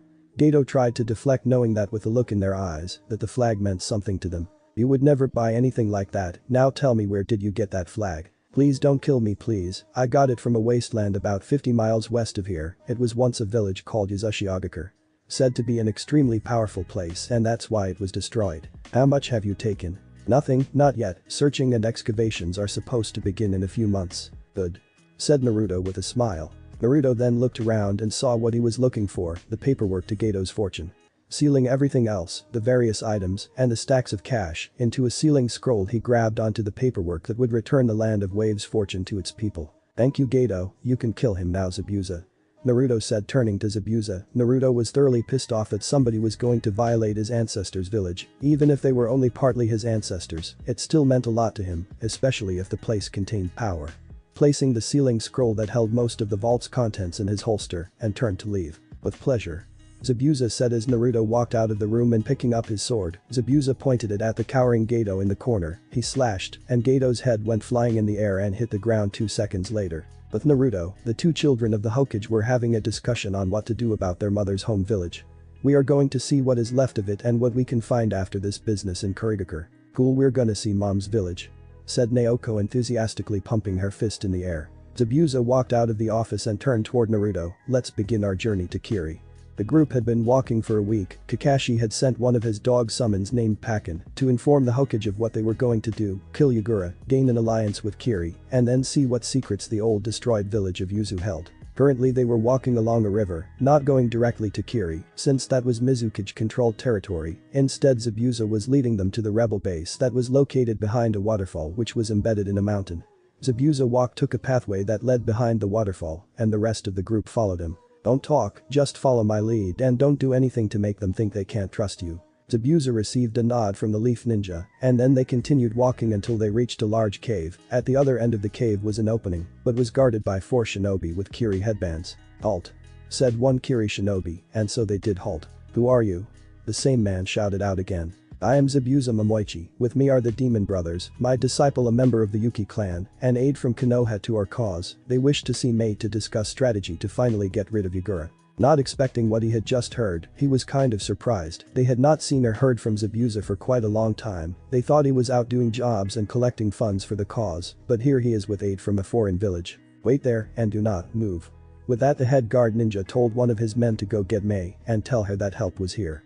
Waiting for what seemed like forever, a beautiful woman walked out of the opening that the shinobi were guarding. Mei was a slender woman that looked to be in her early 20s, maybe younger. She had green eyes and ankle-length auburn hair. The top knot tied with a dark blue band, with 4 bangs at the front. 2 bangs were short, with one covering her right eye, and 2 are long, crossing each other on her bust. She was wearing a long-sleeved dark blue dress that fell just below the knees, closed at the front with a zip, and is kept open on the front right side from the waist down. She also wore shorts in the same color as her dress and underneath those, mesh leggings reaching down over her knees. Around her waist, she wore a belt with a pouch attached to the back, along with high-heeled sandals and shin guards reaching up over her knees, dark blue polish on her fingers and toes, and wore dark blue lipstick. In short, she was amazing looking, and since she was leading these people you could infer that she was smart and strong. My, what do we have here? 4 Leaf Shinobi and our old friend Zabuza, along with his posse. To what do we owe the pleasure? Naruto stepped forward, appreciating the cleavage of the beautiful shinobi, but refocused. We are here from Konoha to push forward your cause and help you achieve your goals. We have brought Zabuza and his group with us to aid in this endeavor.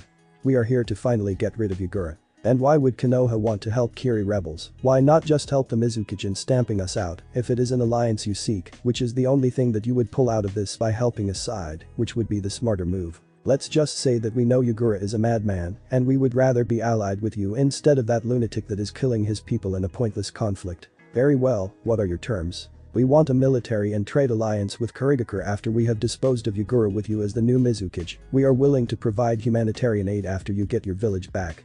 However, all of this must take place within the week. We need to return to Konoha as the Chunin exams begin in 2 weeks, which we will participate in, right Kakashi? Yay, sure. Replied Kakashi, reading his porn. What? You're genin. How do you expect to help us and kill the Mizukage if Lady Mei can't even do it? And she is stronger than your best man Kakashi. Tell me at least that a battalion of Anbu or the Hokage himself is coming to help us. Spoke a middle-aged man with blue hair which is moused up. His left eye was blue and his right eye was covered by an eye patch. He wore a talisman in each ear with the kanji for to hear. He also wore the standard striped gray suit with a green haori that had white trimmings that stop halfway down over them. You would do well to keep your mouth shut before I rip that Byakugan that you took from one of my fallen comrades out of your eye. Naruto activated his own Dijutsu and looked at the man with the eye patch. He elevated the killing intent in the room. Please forgive my bodyguard Ao, but he is right, not to tarnish the abilities of Kakashi. He is indeed a renowned and feared shinobi, but I believe I am stronger than him, and the Mizukage is much stronger than me. The only time he has ever fought me he was holding back, he had not even used the power of his tailed beast. Replied Mei, worried for the future of her people. Do not worry, I am much stronger than Kakashi, earning a snort from the said shinobi, and I can take down the Mizukage on my own, but I will not take back your village for you, you must do this on your own. I'm just here to help. Naruto said, getting tired of the fact that people didn't believe in his power because of his age. He would need to do something to remedy that. Sorry kid, but we aren't gonna take your word on this, you look like a big brat, and we are not going to put all of our resources into one large-scale offensive, which is what you're suggesting, if you want to get this done in 1 week. Countered Ao. Do you require a demonstration, Mr. Bodyguard? Would you like me to beat you into the ground? Goaded Naruto with a raised eyebrow. As if you could. Ao shot back, getting into a battle stance. Ao lunged at Naruto while activating his Byakugan and swept his leg in the air, trying to kick him in the head, but Naruto ducked and grabbed Ao's legs from behind and smashed him into the ground, creating a crater. Ao was quite injured but dragged himself out of the crater and jumped away from Naruto. Naruto used his incredible speed to appear right behind Ao and kicked at the back of his knee, bringing out a kneel, punched him in the back with his super strength, sending him across the large cavern. Ao was knocked out. Turning to Mei, he said, I haven't even shown you a fraction of my power, now this is a one-time deal, we do this within the week, or we leave. You know kid, you're quite handsome for your age, I like a man who's commanding and knows what he wants. She said with a wise smile and a wink. Fine, come with me to our war room and we'll tell you what our resources are, and you can help us plan this offensive. Mei was leading Naruto and the Konoha shinobi down a maze of hallways, coming across many shinobi from Kiri that were loyal to the cause of the rebels and didn't want to see any more of their countrymen be needlessly killed because their leader had lost his mind. Some of them were heavily injured though, but they looked like a dedicated group of shinobi and were not deterred, however they would need a very good plan to get them past the week. When they reached the command center of their operation, Naruto was, needless to say, surprised. The room was massive and filled with dozens of Kiri ninja, all centered around maps calling out strategies and giving progress reports on supplies they had secured, revenue they had brought in, or sabotage missions they had completed. The rebels looked organized and Naruto was feeling more optimistic about the future of Kurigakure. Now he needed to see what he was working with to come up with a strategy to get this done. In the Akatsuki he was the brains of the organization, along with Madara and Obito, and they had gone pretty far with only a little less than a dozen powerful shinobi to bring the world to its knees. Okay, what are we working with, how many men do you have? Asked Naruto, getting ready to set his mind to work.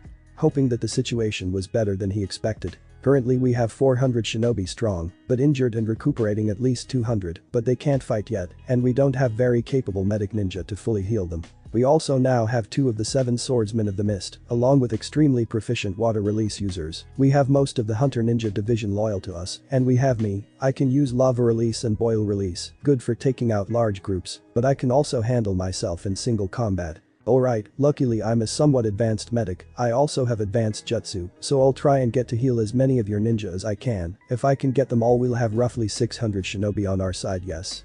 How many are against us, as in allied with the Mizukage? At most 2,000, but many of them are just afraid of Yagura's power. If we slay him, most will flock to our side. And the rest, hopefully afraid of being outnumbered, will cease fighting as well. Said Mei, knowing how fearsome Yagura's full power was, it took extreme courage or no other choices to go against him. Tell me about the terrain, defenses. Naruto now knew what he had to work with, now he wanted to know what he was going to be up against. He could probably blow his way past any walls or get across vast rivers, but he wanted to fight Yagura off his own turf. Well, the village is surrounded by mountains from several different sides. Large amounts of vegetation cover the structures of our village, and as the name suggests, the mist hides it very well, except when you're inside the village where things clear up. It lies on a large plateau with river intersections here, here, and here. Mei said, pointing out several different icons on the large map on the table. On it was an outline of Kurigakure and the countryside. In the center of the village is where the Mizukage resides. He rarely leaves this building, so I don't know how we are going to get to him without having to push through half the village and all the shinobi that are going to be blocking our way. Simple, we lure him out of his hiding hole. Said Naruto with something already in mind. He knew whose control Yagura was under, he knew what that man wanted. And how do you expect to do that? Asked Mei, confused. He wants you dead, believe me, you are quite a nuisance to his plans, so if he knows where you are, he's going to put everything he has into wiping you from the face of the earth. He may or may not come himself, so let's make it irresistible for him to show his face. Said Naruto, wondering if using his sister as bait was immoral. And how do we plan on doing that? Wondered Mei, what Yagura wanted besides her own death. Well, we show him you, and we will show him something else that he wants, something that he needs in fact, and will not pass up the opportunity to get so easily. Explained Naruto, making up his mind. And what would that be? The Jinchuriki for the 9-tailed fox demon. What? You hold the 9 tails within you? Asked Mei, extremely surprised. No, my sister does, she holds the fox, and Yugura knows this. Naruto explained, not wanting to give too much away. How does Yugura know that? Because Yugura isn't really Yugura, at least the one that you think he is, his mind is being controlled by somebody, he is the one that is behind the bloodline genocide. Again Naruto tried to hide as many facts as he could. How do you know this? I wasn't informed of this until a few months ago by my bodyguard Ao, and he only knows that because he sensed it with a Byakugan. Whoever is doing this to him must be extremely strong to put someone as powerful as Yugura under his genjutsu. Do you know who he is? Mei was getting very suspicious of how Naruto knew as much as he did. No. Naruto lied, he couldn't have people find out about the Akatsuki controlling the Mizukage so early. Wait, after all of this I know so little about you, how are you so skilled, enough to beat my most experienced and skilled bodyguard, and you know medical jutsu, and something that beyond me so few people know, like the fact that Yugura is being controlled. Who are you? I'm the son of the Yondaime Hokage and the Red Death. Currently one of the most powerful shinobi of my village, but I still only hold the rank of genin. Naruto said with a smile. You're the son of the Yondaime? Surprised by this answer, she had heard this boy had killed 13 Kumo Jonin at the age of 6. Indeed I am. Why are you here? I would suspect someone of your stature to be under lock and key, protected by an Anbu at all times. Mei responded, surprised that he was in a war zone. Let's just say I'm that strong. Well, I'm glad that you're here to help us. Mei said. She was getting more and more attracted to Naruto as she learned what he was made of. He was strong, but from what she could tell, he didn't want to be known as the son of the Yondaime and piggyback on his father's fame or his mother's. Naruto wanted to get back to the offensive, so he quickly told her what he wanted to do. He was going to have one of their shinobi go to Yugura and pretend to beg for mercy. To convince him further, he would tell Yugura where the entire rebellion was stationed, a location that they would ambush. To make sure that Yugura came, the shinobi would explain that he overheard that the son of the Yondaime and his daughter, the container of the Nine Tails, along with the revered Hada Kakashi and the last Uchiha, was with them. Hopefully this would be enough to make Yugura come himself. Well, it sounds kind of simple actually, this plan of yours. I'll get a shinobi I trust on it immediately, I just hope that it works. Yeah, me too. Naruto, along with the rest of Team 7 and Mei, most of the Kiri resistance was behind a peak overlooking the field below them. This was where the battle would go down, large enough for them to go wild and be comfortable in the space provided. Naruto beforehand had gone to all the shinobi that were injured and healed them with the medical jutsus that he had learned from Tsunade's scroll, bringing the full battle strength that they could muster. Now Naruto was on par with Tsunade and getting to the point where he could heal himself or others without hand seals and more efficiently than anyone else could. Naruto was now garbed in the battle armor that he loved. It was the traditional armor that he wore in the 4th Shinobi War, what he had fought with so many times before, similar to Madara's own set of armor. Well, Mei, shall we go kill him? Naruto suggested jokingly. This was what they had been planning for meticulously for a few days now, and here it was time to execute their plan, Naruto and Mei, against the Three Tails container Yugura. Let's. Mei and Naruto jumped down to come face to face with Yugura, leading a mass-sized swarm of Kiri shinobi under his command. Yugura was a small person, he had a head of messy, light gray hair, pink pupilless eyes, and what seems to be a stitch-like scar running from under his left eye, all the way down his cheek. On his back he carried a staff-like pole weapon with uneven-sized hooks with a green flower on the larger end. Even if his appearance looked less than menacing, his power was immense. Shall we dance, Mizukage Yugura? What did you just say? Responded Yugura, thinking that he only ever heard one other person refer to fighting as dancing. You know what I said. Naruto responded with a wink, and then he rushed forward, throwing out shuriken to meet the small man. Mei stood her ground while Naruto was distracting the Mizukage and began to form a water dragon, hopefully finishing this fight fast before he unleashed everything he could on them. Yugura pulled out his staff and swung it horizontally at the shuriken flying towards him and deflected them all. Yugura then slashed it at Naruto and turned it around vertically for another slash, but Naruto dodged both strikes.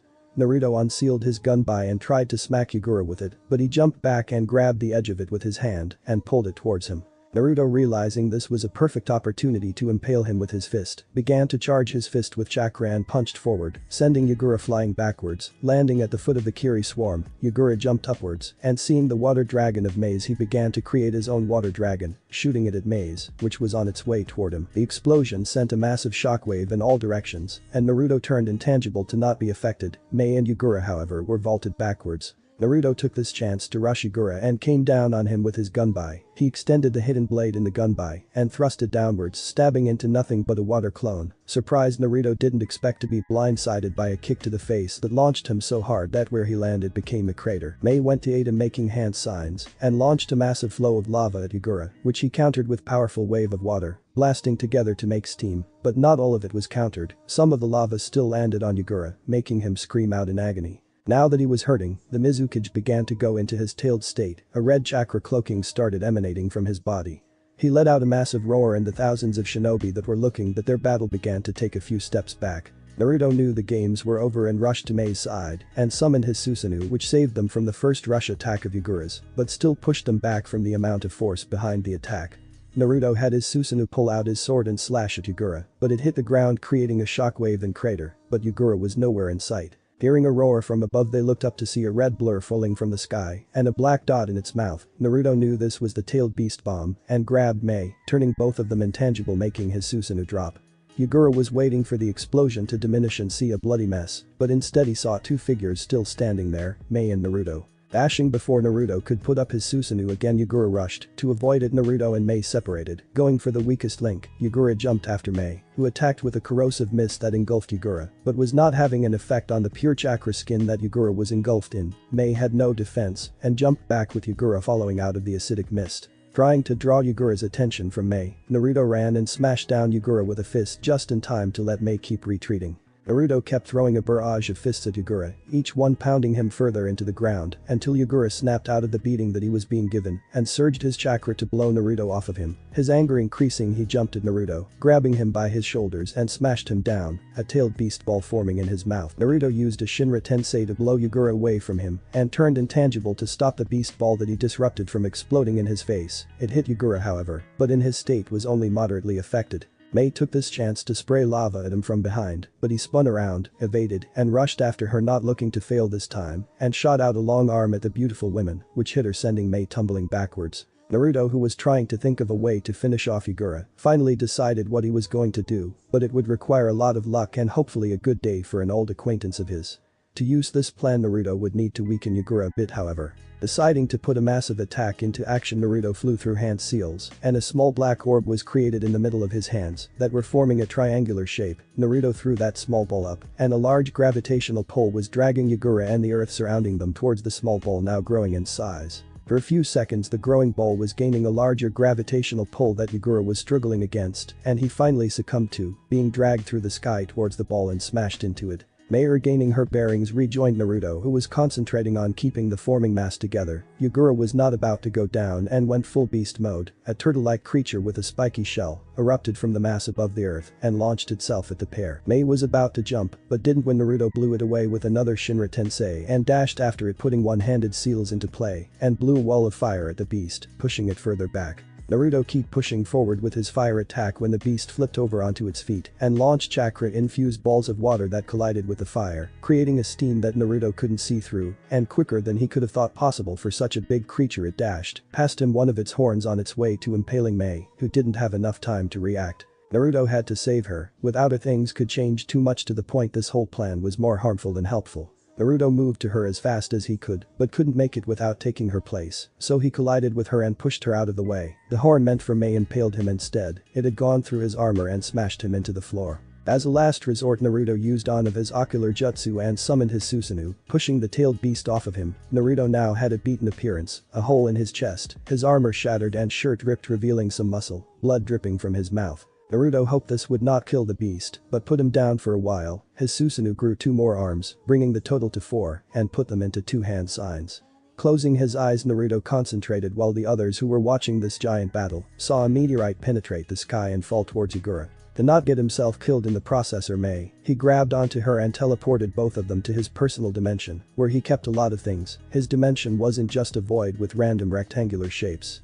Instead, it was a large plain field for him to train in with a large house in the middle. This house held many things. But back to the fight, Naruto waited for a couple of seconds before he took them both back to the battlefield, where there was once a large field, now was a massive crater where a near-death Yugura was gasping for air. Now going to complete his plan, Naruto began a jutsu that he had seen his grandfather use years earlier and summoned the Shinigami. "I need your help sealing the 3 tails inside of me." Naruto gasped out, the hole in his chest was bleeding heavily. Why should I help you? Because we are both in this together, and we both want this world to be saved, I can't die here. The Shinigami, knowing that the child was right, decided to do this and grabbed onto the almost dead Yagura and an almost dead Naruto. Both of his hands went through their chests, but the Shinigami was transporting the three tails into Naruto, sealing it within him, hoping that combined with Naruto's own healing abilities, it would heal him, or it would all have been a waste. Yagura on the other hand was dead, taking such a heavy attack, and having his biju ripped out of him, he couldn't take any more and died. Naruto was exhausted too, he must have been more affected by the wound in his chest than he thought and fell to his knees, and then face planted on the floor. Around Naruto's beaten body rushed his sister Naoko and his friend Sasuke, their teacher Kakashi, and Mei, along with a shinobi loyal to her or now loyal to her, with the death of Yagura. Will he be alright? Asked Naoko worriedly, her father looked to be in bad shape. I think so, you've seen him take worse, remember that one time Sasuke accidentally put a Chidori in his chest. And at that Sasuke frowned, at that point he was so scared of losing his one friend, he was afraid that their family would hate him, and he would be isolated for killing the son of the Hokage, fortunately with some healing powers that somehow allowed Naruto to grow back a lung. He did not die, and Naruto forgave Sasuke a while after he woke up. But now he had a giant hole in his chest put there by a tailed beast's horn. None of them knew what he was capable of and were wondering if he had a limit because the powers that he showed during the battle were godlike. He had summoned a meteorite from the heavens, summoned an ultimate defense, taken down Yagura the Mizukage container of a tailed beast. Perhaps this was as far as he could go. Mei however would not let him die, he had done so much for her, he had bled for her and took a blow that would quite have possibly killed her. She would repay him somehow, she vowed it, but right now they needed to keep him alive. I need a medic. Screamed out Mei, she was holding his head on her lap, she saw blood everywhere, but what was most interesting was that the wound seemed to be piecing itself together, the big hole was now getting smaller, and quickly. I think he's going to be okay. Said Mei, looking relieved. Good. Whispered Kakashi, Naruto was like family to him, a little brother that he could teach cool things to, and his father, he looked up to him as his own father, he was the man who trained him to be who he was today, he couldn't fail Minato, and if his son died on his watch in an unsanctioned mission, shit would hit the fan. Come on, let's bring him back to our infirmary, a medic might be able to help him more. Yeah, let's go. Kakashi grabbed Naruto and carried him bridal style back to their camp. Before Mei left however she moved to address all the shinobi that were present, shinobi of Kurigakure, we have been plagued by a pointless war, instigated by our once beloved Mizukage, but I am here to tell you that Yagura was not Yagura anymore, the one we looked to for protection has been dead, the fractured mind of his former self resided within, now we are free from his tyranny. I beg you, join me, join us, and help us rebuild Kurigakure to the glory that we once held, where we were respected as one of the strongest 5 elemental villages. Let me lead you to our future and never look back on this dark chapter of our history. That simple speech was met with thunderous applause from all the Kiri shinobi. Mei stood above them as they all cheered her on. Kneel before our Mizukage. Shouted out one shinobi and he kneeled, the rest soon followed. Rise my loyal shinobi, it is time to embrace our future. Mei shouted out and they headed back to their home, to Kurigakure. Kakashi however was on the way to the rebellion base getting treatment for Naruto, he was almost healed but had not yet woken up, his body repairing itself like that was taking quite a toll. But it seemed that his life was out of danger for the time being. Kakashi, now not worried about his charge, told Sasuke and Naoko to stay with him, he needed to speak with Mei, that she needed to come to Konoha to get the Hokage and the council to formally agree to their alliance. Kakashi found her at the gates of Kurigakure staring on out at her home.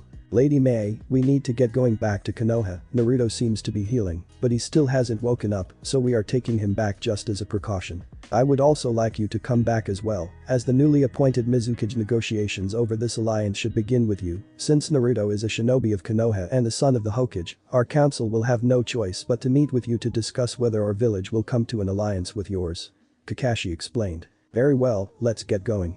Replied Mei, happy that her village had a brighter future ahead of it and hopefully this alliance will be a step in that direction.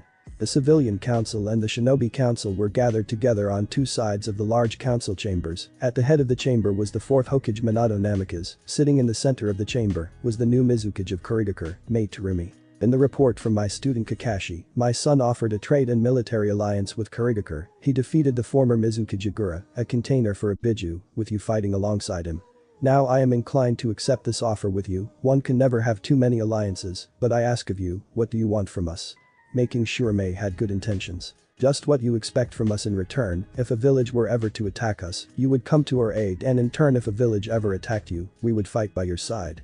We also request trade routes be opened up between our two villages, as we are very diverse in terrain and culture. Exchange of goods could be a good way to increase both of our economies. May was hoping to get more aid and benefits later on. I can't help but agree. Minato was sure she wanted more, but he would hold his tongue. Many of the shinobi also agreed, as well as the civilian council. However, the war hawk Danzo Shimura would not have it. How do we know that you will not betray us? Even if that was not a factor, your village just had a civil war, you are weak, and it would be too long before you could provide the same military strength that we have at our disposal. I do not advise we take this alliance, Minato. Well, unfortunately Danzo I and most of the rest of the council agree. Of course the Warhawk would not keep quiet. We do not, however. Stated Hamaru and Kaharu, we agree with Danzo, this alliance seems to be rushed into, we do not have a bond of trust, and there are no benefits for us allying with them after the chaos that their village is in. With all due respect, Elder Council members, our village is not in chaos but is united. I promise this council that Kurigakure will not need Konoha to carry it upon its shoulders. We can handle ourselves for now, until you are willing to provide us with aid when we can provide the same. Very well, Mizukage, but we still do not know if we can trust you. We must cement our alliance beyond simple agreements. Warned Hamaru, they had learned that words on a piece of paper were not the best ways to keep agreements upheld. And how do you suggest we cement our alliance? Asked May, wondering what the village elders had in mind. Lord Hokage, what about marriage? Kaharu suggested. What? But I'm already married. Minato screamed out, Kaharu would be dead if Kushina was in the room.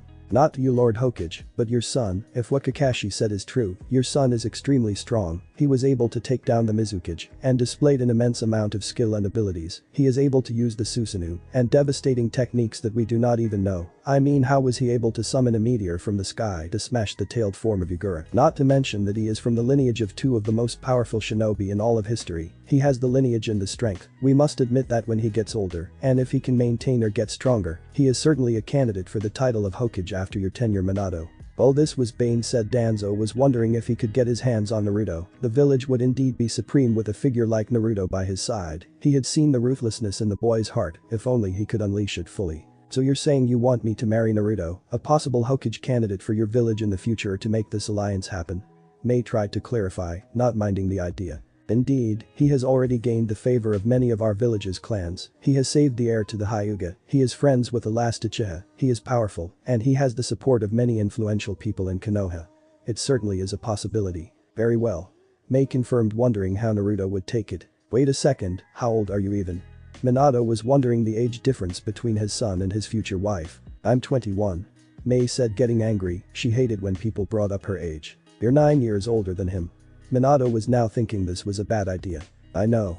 May said, getting angrier and angrier with each comment. So he is your future husband. Congratulations, Hamaru stated, wanting to get this over with. I hear he is participating in the Chunin exams this year. May asked, hoping to be there to cheer Naruto on. Indeed he is. Speaking of that, we need to train him to show off his skills and display him to the rest of the villages and daimyos. Kaharu wanted to show off the boy's skills and the superiority of their village. May I come see him? May asked, maybe Kurigakure could also participate in the exams. Of course. Minato said. Besides, he is going to need multiple brides when he becomes part of the Clan Restoration Act, along with Sasuke to revive the Uzumaki, Senju, and the Uchiha. Kaharu said, giving a stern look towards Minato, who just glanced away. Minato was wondering how he was going to tell his son that he needed to build 2 clans and take multiple wives. Very well, this meeting is adjourned. I am looking forward to the fruits of our alliance, Mizukage May Terumi. Minato began to walk toward May with a smile. As am I, Hokage Minato Namikaze. May walked toward the Hokage with a smile too. And with that, the 2 Kages walking toward each other shook hands, finalizing that they were now partners in war and in peace.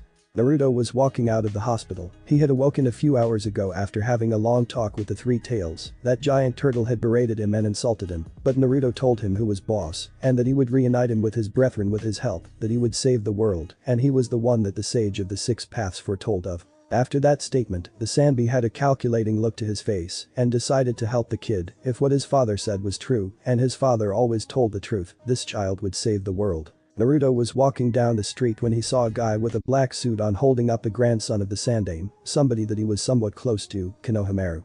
Next to him was a pretty girl that couldn't have been more than a few years older than him. Focusing, he decided that they were here for the Chunin exams that would begin in a few days. Not wanting to let them go without a welcome, he went into action. Please let me go, please. Konohamaru was begging this man that was holding him up by the neck. But instead one of his friends had come to his rescue. Naruto was behind the kid with a black suit and paint on his face with a kunai to the guy's throat, another to the girl's. He now saw that she was carrying a large war fan, and both of them had a headband with the Sunagaker symbol on it. "Put the grandson of the Sandaime down now," said Naruto emotionless. The command left no room for argument. Kankuro, not wanting to let this guy punk him, didn't let the kid he was holding go. "I bet you don't have the guts too," he couldn't finish, as the kunai was dug a little deeper enough to draw blood. A rock came from a tree close by, hitting Kankuro on the hand and made him drop Konohamaru. Kankuro looked to where the rock came from and saw a raven-haired boy sitting down on a branch. "Why you little," again he was interrupted by a punch to his stomach coming from Naruto that dropped him to his knees. "Come on out, mister. One tail." Naruto sensed the container for Shukaku, Gaara, on the same tree as Sasuke. What Naruto called Gaara surprised Kankuro and Temari. How did he know that Gaara held the one tail? "Who are you?" questioned Gaara, also wanting to know what his siblings were thinking. "Naruto Uzumaki Namikaze, son of the Yondaime Hokage. I suppose you are the son of the Kazekage, and so these must be your brother and sister, the Sand siblings, I presume," Naruto stated. "Indeed they are, Kankuro and Temari. I am Gaara. It is a pleasure to meet you, Naruto." "The pleasure is mine, Gaara, but let me warn you, if you let loose that psychotic raccoon you hold within you, I'm going to take it from you and kill you." Sasuke and Konohamaru were wondering what Naruto was talking about. Temari and Kankuro, however, were freaking out on the inside. The son of the Yondaime knew that their brother was a Jinchuriki. Him telling his father that Sand had its tailed beast in Konoha could ruin everything. "I presume you are going to be taking part in the Chunin exams then along with us?" asked Gaara, interested in fighting the kid. "Indeed I am," answered Naruto. "Well, it's going to be interesting when we meet." "I'm sure it will. I'm looking forward to it." "Kankuro, Temari, let's go." Gaara turned to leave, his siblings following with him. "Wait." Naruto interjected quickly. "Yes?" questioned Gaara. "Temari, was it?" "Yes. Would you like to grab some lunch with me?" What?" asked Temari, not knowing what to do. She had never been asked on a date before because all the boys in Suna were always too scared of her brother Gaara to even approach her. Not only that, but she was mostly too focused on being a stronger Kunoichi for her father and her village to have time to go out on dates or be sociable. But now this foreign shinobi who looked quite attractive, and if intelligence was right and he was the son of the Yondaime, then he was very strong. "I ask if you would like to have some lunch with me, you know, before you have to go do whatever you have to do with your team. I mean, there is still about a week before the exams. What are you going to do in that time besides explore the village? I'll show you around if you would like," Naruto explained with a smirk. Temari turned to Gaara and Kankuro to see what they thought. They were here on a mission and they needed to tread carefully. The future of their village rested on the invasion. With the Wind Daimyo cutting their funding again, they needed to display their superiority, and this invasion would do just that. Gaara just gave a nod and began to walk away again, Kankuro following along. Sure, let's get going," Temari said, unsure of what was going to happen. "Great, I know this amazing place a few blocks from here," said Naruto, eyeing the green-eyed blonde-haired girl which was gathered into 4 ponytails. Temari's outfit consisted of a single light purple-colored off-the-shoulders garment that extended to halfway down her thighs, with a scarlet sash tied around her waist. Fishnet was worn over her shoulders and legs, specifically on her right calf and her left thigh. She also wore her black forehead protector around her neck. Naruto held out his hand, and Temari looked at it, unsure of what to do again. She was bad at doing anything but being a kunoichi, but instead of just standing there, she regained her composure and reached out to hold it, not wanting to look like an idiot. She was the Kazukige's daughter, and he was the Hokage's son. Temari needed to keep it together. "So tell me about yourself, Temari," Naruto asked, wanting to know about this girl, even though he somewhat knew her in his past. She was a warrior for sure. She was strong and beautiful. Someone that he could actually maybe get close to. In his past he never got close to anybody much. He had defected from his village at the age of 16 to join a group of S-class criminals bent on dominating the world. It didn't leave much time for romance. "How about you start first to give me an example? It's courtesy to go first if you ask something of somebody," Temari replied, not sure of what she should say. "Well, my name is Naruto Uzumaki Namikaze. I am a genin. I like my family, my friends. I like to train and study, to make new techniques. I dislike arrogant people who can't back up their talk. I respect people who are trying to get stronger. My dreams for the future are to save the world from itself. And that's mostly all there is to me on a philosophical level. Now your turn." Naruto summed it up, trying to think of what he might have missed, but they were now at the entrance of the restaurant. It was called the Yellow Lantern. They walked inside and the receptionist began to walk towards them. He gave Naruto a large smile and greeted him. "Mr. Namikaze, it's so good to see you again. Shall we get you to the usual table, sir?" "Yes, I would appreciate it, Dellen, and can you tell Hyan to prepare her specialty? I'm trying to impress the beauty here," Naruto said with a smile, wondering how Temari would take the comment. Thank you Naruto.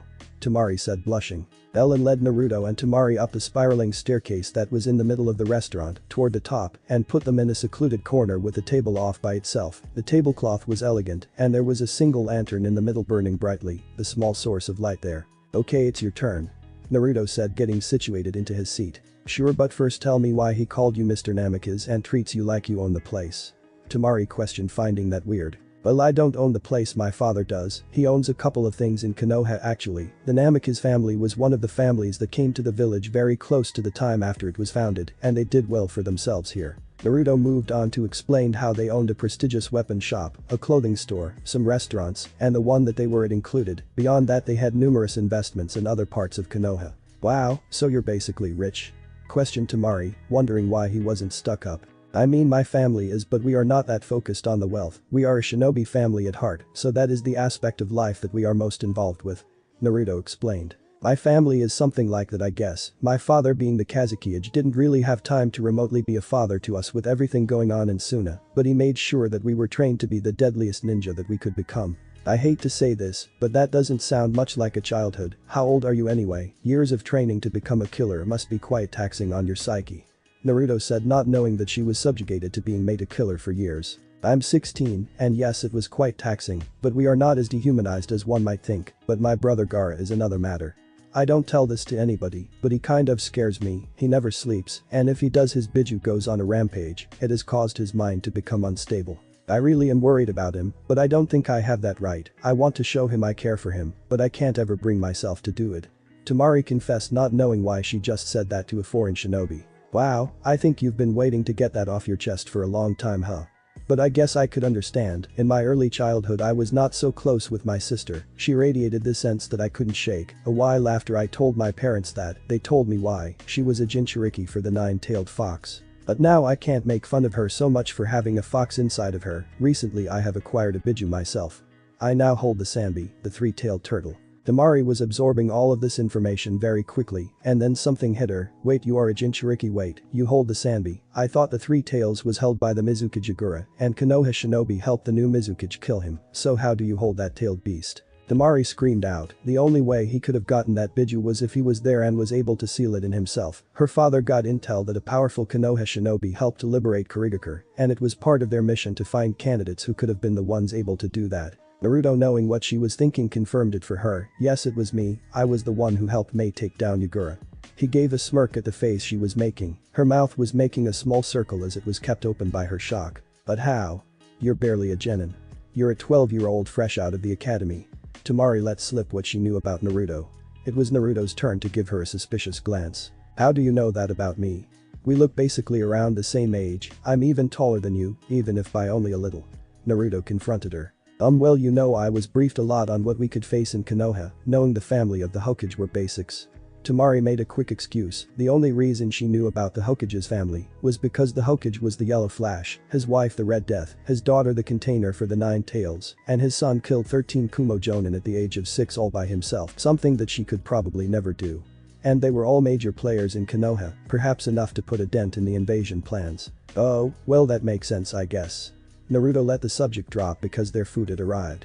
Waiters followed by Dellen brought out a few plates of food that looked extremely delicious. Temari began to understand why she had seen so many people downstairs. She wondered if it was as good as it looked. In Suna the food was more of the basics. They valued water and something to eat. After all, they resided in a desert. They didn't take luxuries for granted. Well, Temari, dig in. I'm sure you love it.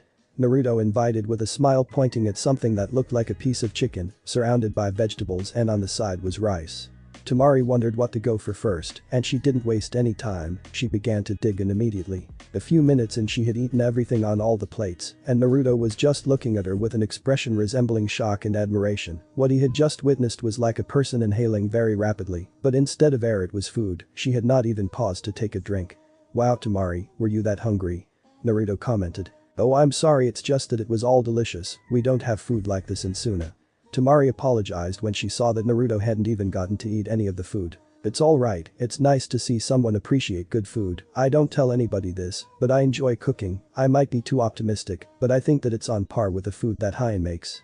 replied Naruto. Well Tamari, if you don't mind me calling this a date, I would like to end this date with something that I think is a part of the real us. Would you like to finish the evening with a spar at my family's personal training ground? Well Naruto, you are a fighter and you like to cook, I wonder what other secrets you hold.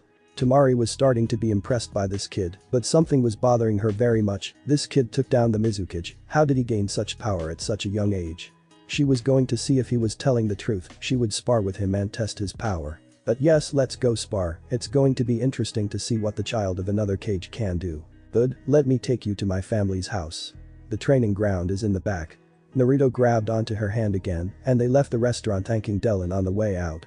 They were walking along the streets of Konoha making their way to the Namikaze compound. They passed shops and Konoha landmarks that Naruto explained to Tamari. Naruto and Tamari were talking about the various stories of history from their respective villages that intrigued the both of them, and they were getting along great. Boy Naruto, fraternizing with the enemy are we? Come on brother, you never understood boundaries, this is crossing the line. Just imagine what dad will think. And mom. You know how she gets about you dating. Not that you have ever had a girlfriend before, but still. Daddy and mom are going to be so mad. Naoko just rattled off, not letting Naruto talk or for Tamari to explain themselves. Shut up Naoko. Naruto couldn't handle her blabbering. What are you doing out here anyway, shouldn't you be at home? I forgot mom wanted me to bring some flowers home, so I'm going to get some from the Amanaka shop. And what are you doing huh? Naoko put her hands on her hips giving him a knowing look. You know what I was doing Naoko, now leave us alone. Naruto wanted to get away from this embarrassing display that they were putting on. Fine then brother, but don't have with her, you're 12 and she looks way older than you, or are you into that kind of thing you know with older women, I think they're called cougars. But anyway if you have with her I'm telling mom. And then she'll cut your junk off with her super awesome sword. Oh wait, daddy wanted me to tell you to meet at training ground 7 tomorrow, he says he has something special to teach us. Anyway bro, see ya at home.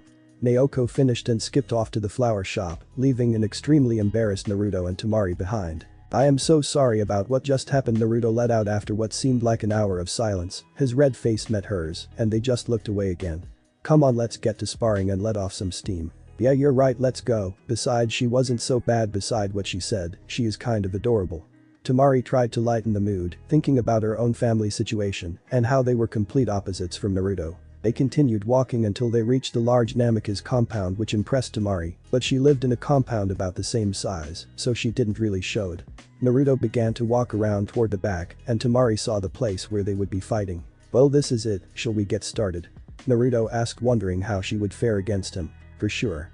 Tamari smirked and was already calculating a plan and ways to take him out. She was a mid to long range wind user and she knew close to nothing about his fighting style other than that he was a Jinchuriki now. He was extremely powerful and had been under the tutelage of the Yellow Flash. He could come out to be a formidable opponent. Tamari was never one to wait, as she showed Naruto with the massive amount of food she consumed in such a short time. So she made the first move and launched her attack. She extended her war fan and thrust it down once and then many more times in quick succession. Every thrust resulted in blades of wind rushing towards Naruto, slicing the ground that they were on and the trees behind him. They threatened to slice apart Naruto, however every attack passed through Naruto as he stood still, his arms crossed and a smirk on his face. Tamari had no idea how Naruto was not affected by her attacks. She was throwing her strongest barrage of attacks, trying to finish him off quickly and maybe slightly impress him, and she expended a generous amount of chakra on those attacks and had nothing to show for it. What the hell, how are you doing that? Tamari wanted an explanation, huffing and puffing. And then her analytical mind saw something that she had not noticed before when she was focused on her attack. His eyes looked different. You know, deception is a ninja's best tool. Naruto smirked and then rushed her at extreme speeds that Tamari barely had a chance to react to. Naruto unsealed his gunbai and thrust it downward. It clashed with Tamari's fan, and Tamari's surprised face was below it. Both of them were struggling to push each other and attain dominance, but it didn't happen, mainly because Naruto was holding back his strength and matching it with Tamari's to not completely destroy her. They kept pushing until Naruto jumped back and did a similar move that Tamari did with her fan. He thrust it horizontally, and a blast of wind emanated from it and hit Tamari, sending her tumbling backwards. Turning the tumble into a set of backflips, she regained her footing and commented, "So you use your gunbai the same way I use my fan huh? And you must be an advanced wind style user too, if you have the ability to do what I can with a ninja tool made to complement wind." Surprised how she had found a shinobi with a similar fighting style to her own. Sort of, but I am far beyond just using or manipulating wind chakra. In fact, I can use several natures and secret techniques, but it isn't smart to show off everything that I have in my arsenal so carelessly. Anyway, shall we continue? Naruto brought up his gun by. Yes. Temari, not wanting to be shown up by a kid years younger than her, she rushed toward him and flipped upwards and smashed down her giant fan in closed and locked position vertically on Naruto's head, but she passed right through him. In retaliation, he jumped up to plant his feet on her fan and ran up it to kick her in the face, but she ducked and propelled herself up to latch her arms onto his ankles and brought him down, smashing him on the floor. When the dust settled, all that she saw was a crumbling earth clone. Immediately on alert, she tried to jump out of the way and dodged a punch that created a crater in the ground. Turning to him, Temari saw the testament to his immense strength and again charged him, swinging her fan diagonally, but he caught it with his hand.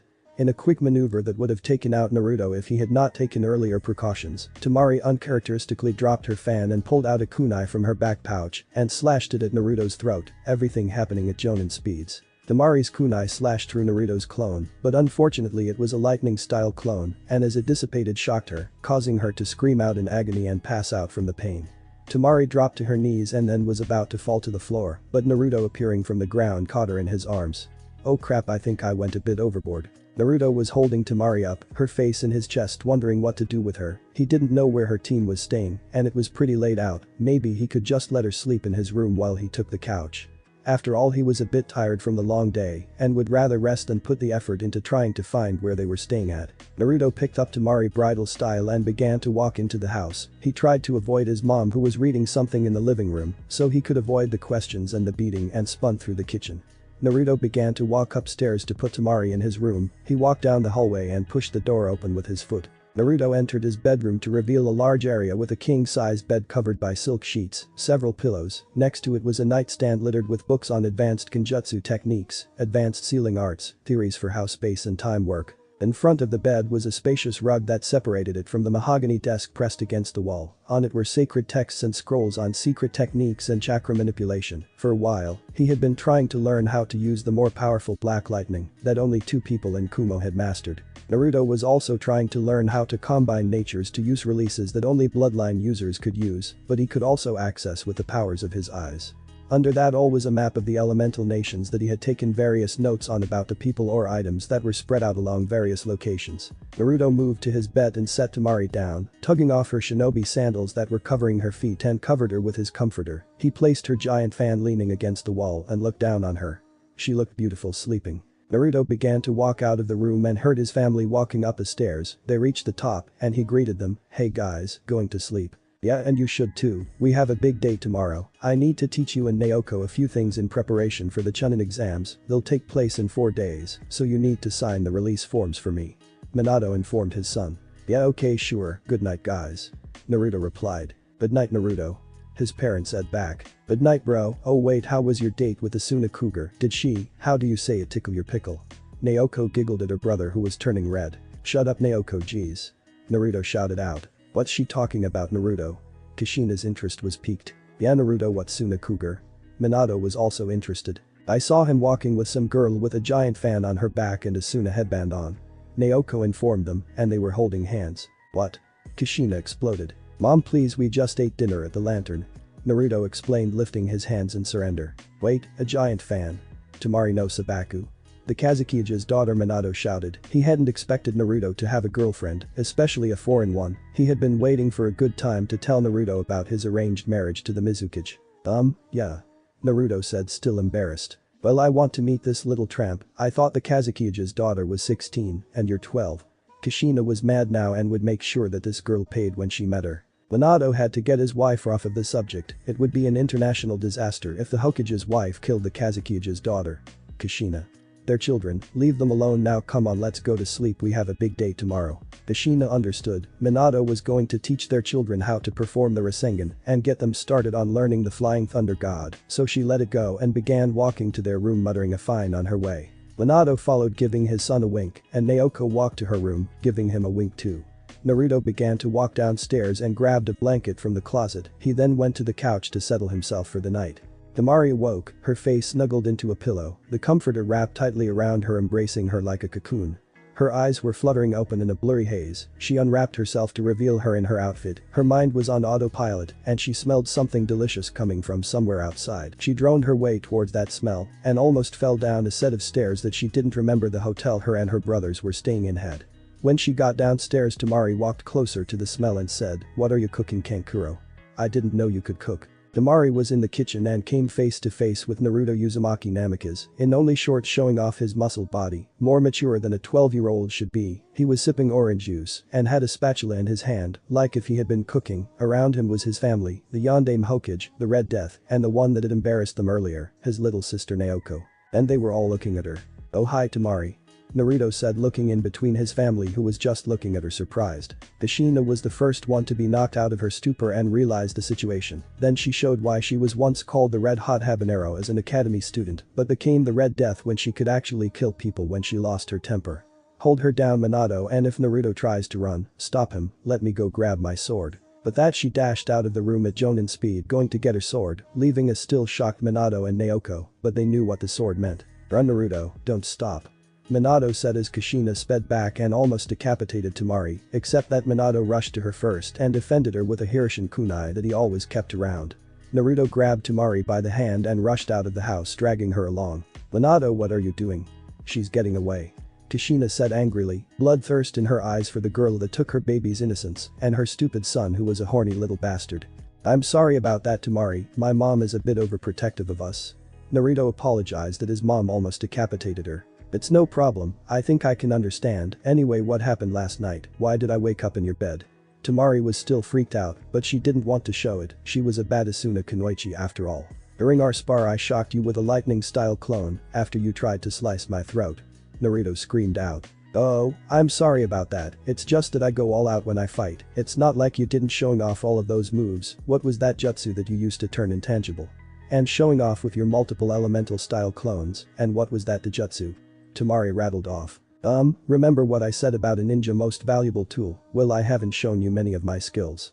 As for the Dojutsu, that's something that I very closely guard as a secret," Naruto said mysteriously. "Well, I want my fan back, so give it to me when we meet for the exams." Temari began to walk off and head toward where her team would be, barefoot as her sandals were still in the Namikaze household. "Wait, will I see you again outside of the exams?" Naruto asked hopefully. "No."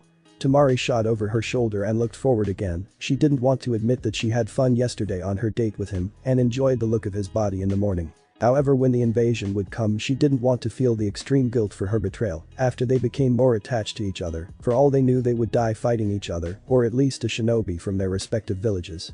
Minato was waiting for his son who was late. He himself could use a breather. He took quite a beating when he was trying to defend his son and the Kazukiya's daughter from being chopped into pieces. Kushina was even threatening to withhold if he didn't punish Naruto, however he would still probably not have time for anyway. With the exams coming up, he still needed to make accommodations for all the lords and daimyos coming, beef up security, and then train Naruto and Naoko for as long as he could. "Hello father, sister." Naruto was walking up towards him, his hands in his pocket. "At last you show up, getting lucky again huh?" Minato winked at his son. "We just got a bite to eat together father," Naruto said, not wanting to get into it. "At the Lantern, our most prestigious restaurant, trying to impress her, weren't you?" Minato said with a smirk. He remembered doing the same with Kushina. "No father, besides she doesn't want to be involved like that anyway. We are both participating in the Chunin exams after all. For all we know we could end up fighting each other when everything is on the line," Naruto muttered out. "Don't worry son, first rejections are always tough to take. I think your mom was my first and only girlfriend, so I wouldn't know, but yeah, on a better note, you won't believe what happened in the council meeting with the Mizukage Terumi." Minato was cut off when his daughter, being her impatient self, barged into the conversation. "Daddy? Can we begin training already? The Chunin exams are so close, we can't waste time with meaningless talk. We must seize the day." Naoko fist pumped the air. "Well, alright, first let me tell you guys what we are going to do these few days. We are going to begin training on the Rasengan and the Hirishin." Minato said, excited that he was going to pass on his original techniques to his children. "Really daddy? That's awesome. We'll become as super powerful as you now." Naoko ran to hug her dad, which he gladly accepted. "I am honored father." Naruto bowed his head. "Okay, well first, here these are for you too." Minato tossed 2 water balloons to his children. "The Rasengan begins with these. First, you know how you walk on trees using chakra and walk on water the same way? Well, that is how you begin. First emit chakra to your palm and irritate the water so that it begins rotating in a clockwise direction. Rotate it enough so that you pop a balloon, which is the first stage, controlling chakra on another part of your body, in this case your palm, like your feet with the walking exercises. If you need more balloons, there are some in that bin over there, but first let me show you how. Minato grabbed a balloon from the bin and agitated the water within with chakra. It began to get all lumpy before it finally exploded. Naruto and Naoko put determination into their faces and began to go to work. However, Naruto made shadow doppelgangers, about 50 of them, and grabbed the balloons in the bin and began to cause the water in them to rotate. Naoko looked at him questioningly. It's for the training, Naoko. The clones experience transfers to him when they dissipate, so he learns from their mistakes and what worked for them, so he can get it faster. Minato explained, impressed, thinking this was probably the way that Naruto made leaps and bounds in his training. You're such a cheap bro. Naoko shouted at him and was jealous that he could do it. Naruto continued with the process, and in a few hours after he was explained it, the balloon exploded from the rapid rotation. A tip, Naoko, after you try to rotate, you need to agitate it further by making the rotation go in many ways, that way the instability causes more power. Well done, Naruto. Now the next step, you need to do that again, but with a stiffer ball and only chakra, no water this time. Minato tossed Naruto a ball, and he began doing what his clones learned again. He then began to swirl his chakra and had more difficulty. 4 days later, they were still going, that ability coming from their massive chakra reserves. Naruto had made the stiffer ball explode, and Naoko had exploded the water one. Now that he had down rotation and power, he was working on maintaining the shape with an air balloon, making his chakra swirl in many directions, but trying to keep a spherical shape. After a while, Naruto got the Rasengan down, and Minato went on to explain how to use the Hirishin, while Naoko was still working on the Rasengan. Alright Naruto, now it's time to learn the Hirishin. First we need to maximize your chakra control. Minato was interrupted when Naruto put his hand up. My chakra control is impeccable.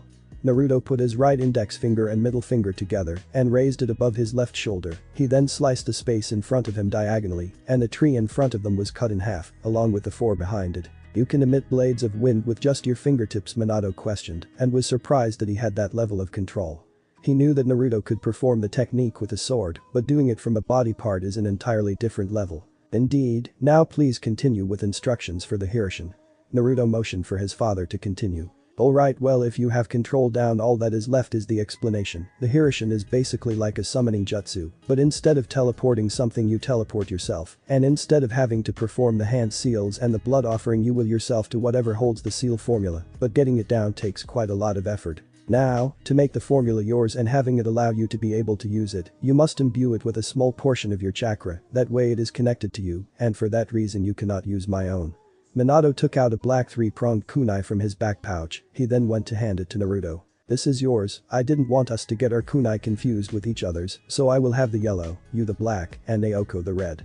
Now you imbue it with your chakra, toss it somewhere, and will yourself to it using the chakra that you have put in it to act as a beacon. Go on, give it a try. Minato took a step back and an evil smirk on his face. Naruto didn't notice this and threw the kunai at a nearby tree.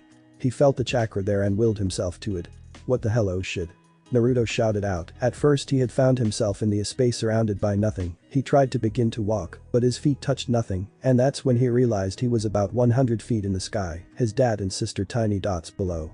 Naruto began to plummet to the earth and was flapping his hands and kicking his legs like a chicken with its head cut off, the earth below getting closer and closer. He began to think of a way to not get splattered all over the ground when he remembered he had power over gravity. With a Shinra Tensei right before he hit the ground, he was able to stop the momentum enough to land on his feet without breaking anything. Naruto looked toward where his father and sister were and gave them an evil look. They were both laughing hysterically, balled up on the floor, tears falling from their eyes.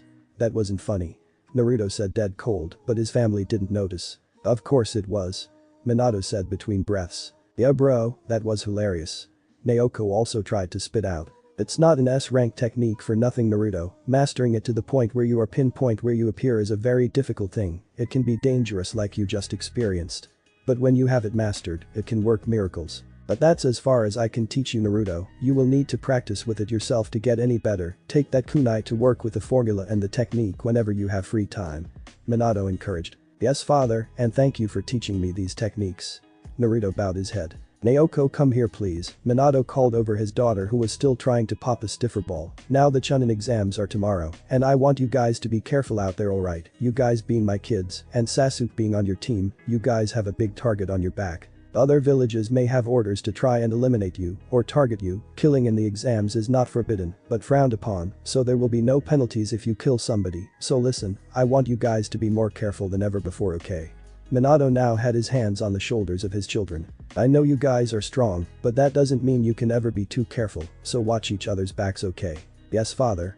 The children of the Hokage said simultaneously, knowing the seriousness in his voice. Good, now let's go home and get some rest. We trained as long as we could, and now it's time to show them all what the will of fire can do. Minato said with his glorious smile. Minato, Naoko, and Naruto began to walk to their house, awaiting what fate held for them tomorrow. Minato and Kushina and their kids were getting ready for the Chunin exams, which would begin in Konohagakure in a few hours, and this one would be very interesting. This year there would be a much larger quantity of genin from many other villages entering in the exam than ever before. From Konoha there were many notable potential shinobi, clan heirs and strong ninjas that would become the future protectors of their village, all powerful in their own right, and most had the drive to achieve greatness. But pitted against them were many other shinobi, fierce genin that were the pride of their villages, strongest of the batch that could be sent to participate in the exams, coming from villages like Kumagakure, Kurigakure, Sunagakure, Amegakure, Kusagakure, Atagakure. All were vying to show their superiority in this warlike simulation that worked as a substitution for the real thing. After all, shinobi were made to fight and protect. Iwagakure however would not be participating as Konoha, and they were sworn enemies since the Great War, where Minato had slaughtered half of their forces single-handedly. But the worst thing that came from this was the hassle of hosting. They needed to fortify security and keep their eyes vigilant, and what made it even better was that Konoha shinobi had targets on their backs. After all, being the strongest village militaristically and economically had downsides, like everybody trying to fight their way to take that top spot. Foreign shinobi would indeed be looking to cause some pain to the Konoha participants while they were there. The Hokage was explaining this to all the Konoha genin gathered before him that were taking part in the exams. He warned them to never drop their guard and wished them good luck to try their hardest. Once they had finished, however, they would begin their journey to the academy where the first part of the exam would be explained to them. Naruto, Naoko, and Sasuke were walking along the road to get to the academy where they were supposed to report to for the first part of the exams. They had wished their parents farewell and began to discuss what things would be like. They knew that these things would require individual work, but also teamwork. They would focus on what a mature and skilled Chunin would need to know, helping teammates, thinking things out, and finding the hidden meanings within hidden meanings. Kakashi's team believed they were prepared for all aspects, and so they entered the academy and handed their consent forms to their lazy team leader who was standing next to the entrance. Good luck, team, and even though we didn't train a lot as a unit, I believe that you are all prepared for what is ahead. Just remember the fundamentals and trust in your instincts. You are, after all, legacies of great shinobi. Kakashi began to depart to the waiting lounge and ponder over what he would teach his students if they made it past the first and second parts of the examination. Naruto opened the double doors and began to walk down the hall, turning to get to the stairway that would take them to the room where they would get instructions on the first part of the exam. Naruto began to head down a hallway, but noticed that something was off. He saw a crowd ahead of him and a door that was covered in a genjutsu being blocked by two shinobi. They looked like younger versions of two of his father's shinobi, Kotetsu and Izumo, and then he realized they were Kotetsu and Izumo. This was a test of theirs. If these genin couldn't see past a simple illusion, how would they fare against something that was life-threatening and couldn't even recognize when something in their surroundings was off? Sasuke began to walk towards it, but Naruto put a hand on his shoulder. Don't give the genjutsu away, Sasuke. This will thin out the ranks. Besides, if they can't get to the test on time, they won't get in, and if they can't see past this illusion, they have no place being here. Naruto continued walking to where the actual exam was taking place, with Sasuke and Naoko following behind him, both thinking how Naruto noticed that. They hadn't even caught it until Naruto pointed it out for them. Naruto reached the room and pushed the doors open, not expecting to see that many shinobi gathered in the area. He had hoped that most were distracted by the genjutsu. However, not wanting to draw unwanted attention to himself and his team, he quickly moved on and walked to the sides, but a hand grabbed him and he turned to look towards who it belonged to. He came face to face with Temari and her siblings who were giving him death glares. Probably they thought that something happened between them when she didn't meet up with them after that night. Naruto knew what she wanted and pulled it off of his back, what he had been lugging around the entire morning, giving Temari the giant war fan back to her. They then looked at each other for a few seconds, 3-on-3, Naruto to Temari, Naoko to Kankuro, and Sasuke to Gaara. The confrontation and assessments they were giving each other didn't go unnoticed to all the shinobi in the room. They were, after all, probably the most threatening people in the exams. Being the children of the leaders of their village, they were sure to have a harder time than anybody else, with probably a lot of teams trying to harm them. The tension in the room could be cut with a knife. You know, you shouldn't draw so much attention to yourselves. Spoke a voice from the side of them, a silver-haired boy with glasses, his headband showing that he was a leaf ninja. You can attract a lot of unwanted attention being who you are, attention you do not want in this situation. And who might you be, getting into business of ours, friend, putting yourself in the same spotlight by talking to us? Naruto said, not taking his eyes off of Temari. A fellow leaf ninja by the name of Kabuto, a shinobi who has taken these exams several times, somebody who has gathered all the information that can be gathered about this exam, increasing the odds of success. Kabuto retorted. Well then I suppose you know what to expect, care to fill us in? Sasuke was now interested in the boy. If he had any information that could help them, he would take any he could get. Since you are fellow leaf shinobi and fresh out of the academy, what can I help you with? Kabuto was suspiciously forthcoming with this information, even if they were from the same village, which did not go by unnoticed from both the Konoha and the Suna teams. Do you have dossiers on individual participants in the exam? Sasuke questioned, already knowing who he was going to look up. Indeed I do, Kabuto confirmed. Then you look up Suna participants, Gaara, Temari, and Kankuro, all with the title of no Sabaku. Sasuke let out, which caught two of the Suna shinobi off guard. The third kept a cold expression on his face. Sure thing, Kabuto took out things that looked like flash cards from his pouch. He held out 3 with his fingers and pushed chakra through them, then he looked at them. Collectively they are known as the Sand Siblings. All 3 are children of the 4th Kazekage, and it seems they are all very skilled. As a team they have completed 8 C rank missions and 1 A rank. This information got an unimpressed look from Naruto and his team. The shinobi that surrounded them and were listening on the conversation, however, were shocked. On to their individual skills. What intelligence tells me is that they lack in Taijutsu and Jinjutsu, however they make up for it with their special skills. Gaara somehow has the ability to manipulate sand. Temari uses that fan of hers to deploy powerful wind-type jutsus, and Kankuro uses the art of puppetry that is a Suna unique skill type, but even only used by a few in their village. Kabuto was however unable to finish telling everything about the information when Kankuro went up to him looking extremely angry and lifted him up by the collar. Where the hell did you get that information, punk? Kankuro shouted right in his face. Shut up now or be disqualified. Came a voice from the head of the classroom, enveloped in a cloud of smoke. Everybody settle down now. When the smoke dissipated, what was revealed was a squad of Konoha shinobi with 1 man at the head. I am Marino Ibiki, proctor of the first exam. Now each of you pass in the copies of your consent forms. In exchange for 1 form you will be given 1 number corresponding to a seat number in this room. You will go there and shut your mouths until told otherwise. Ibiki's final remark got everybody moving, going into turn in their forms and get their number. After a couple of minutes everybody was situated in their seats. Naruto was sitting next to a random Kusa ninja around the middle of the classroom, Naoko all the way in the back, and Sasuke was closer to the front. It seemed most of the teams were separated from each other. Alright, listen up because I won't repeat myself and I will not take any questions. The first part of the Chunin selection exams this year is a paper test. There are rules to this paper test. Ibiki began to write on the chalkboard at the front of the classroom. Number 1, each one of you starts out with 10 points. The test has 10 questions. Each question you get wrong is -1 point. Do not forget, this exam is still a team event. Whether you pass or fail is determined by the sum of your team's points. Now, if you do anything out of the ordinary leading us to think you are cheating, we will subtract 2 points from everybody on the offender's team. Also, if anybody loses all of their points, that person will be disqualified, and since the exams are team-based, that team will fail. You have 1 hour to complete the test, now go.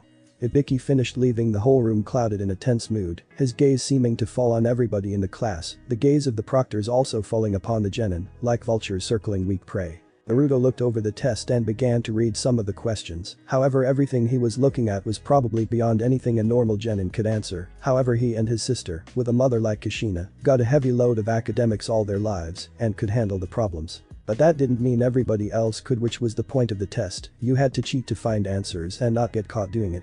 Ibiki was a great manipulator of the mind. He spoke so little, but in those words he instilled into the genin a seed of fear and doubt, uneasiness in doing something wrong and failing their team. Heck, they didn't even know how many points they would need to pass, or how many teams could pass. All adding up to a mystery that only mature shinobi could handle. Naruto looked around, already knowing how everything would play out. He didn't need to worry about the test and put his head down to rest for a little bit, maybe work on his relationship with the 3 tails. They hadn't been able to speak for long since he had acquired it. Naoko was in the back wondering what her brother was doing, going to sleep at this moment. What a douche, he need to help out their team, but she couldn't scold him at that moment. Instead, she focused her attention on the questions at hand. Easy work for her indeed. It was a time like this that she knew would come, when her mother's numerous hours of studying things like math and chemistry and physiology and history would pay off. Sasuke close to the front was looking at the test over and over, his onyx black eyes panicking, now wishing that he hadn't rejected Kushina's offer to study with Naruto and Naoko on all that crap that he hated to look at, now looking at him on this test, the universe laughing at his lack of the knowledge of gifted scholars. The pink-haired girl was next to him, and all he knew about her was that she was also from Konoha, and that her name was Sakura from when she introduced herself to him when they were taking their seats. She seemed nice and normal other than her hair, he however was pulling at his own black hair, trying to pull the answers out of his brain, but nothing was coming out. Sakura, noticing his distress, felt sorry for him. She had a slight crush on him too, and for some reason felt like she should help him, so she took the leap. "Sasuke, do you need help?"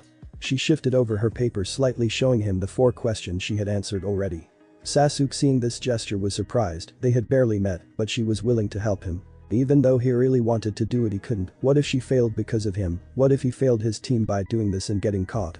Instead, he activated his Sharingan, ready to copy the movements of the guy furiously riding in front of him. "I can't, I'm sorry, but thank you for the offer," Sasuke whispered sincerely. On the inside, Sakura was kind of relieved. Sai would totally have her head if they failed, because she was giving away answers. That emotionless genin gave her the shakes with his fake smile and unnatural demeanor. He was also quite skilled from what she had seen of him in combat. 20 minutes into the test, a kunai passed by Naruto's head, which would have struck him if he had his head up, but he hadn't. He was instead inside his mindscape, discussing what having the tailed beast in him would do. So far, he found out that his ability over water would increase dramatically, which was good for Naruto, because water was not something he liked to use often, nor earth. He was more of a wind, lightning, and fire type.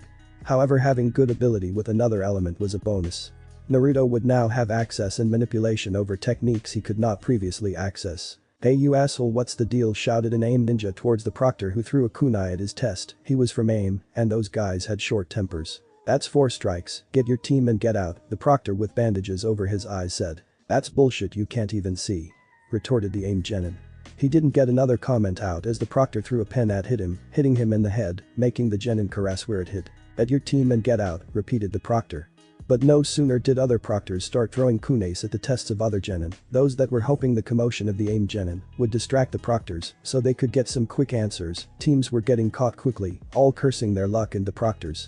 After a massive cluster of teams finished getting caught, things began to settle down, and soon they reached the 45-minute mark, signifying that the 10th question was about to be given. "Alright runts, that's 45 minutes, time for the 10th and final question."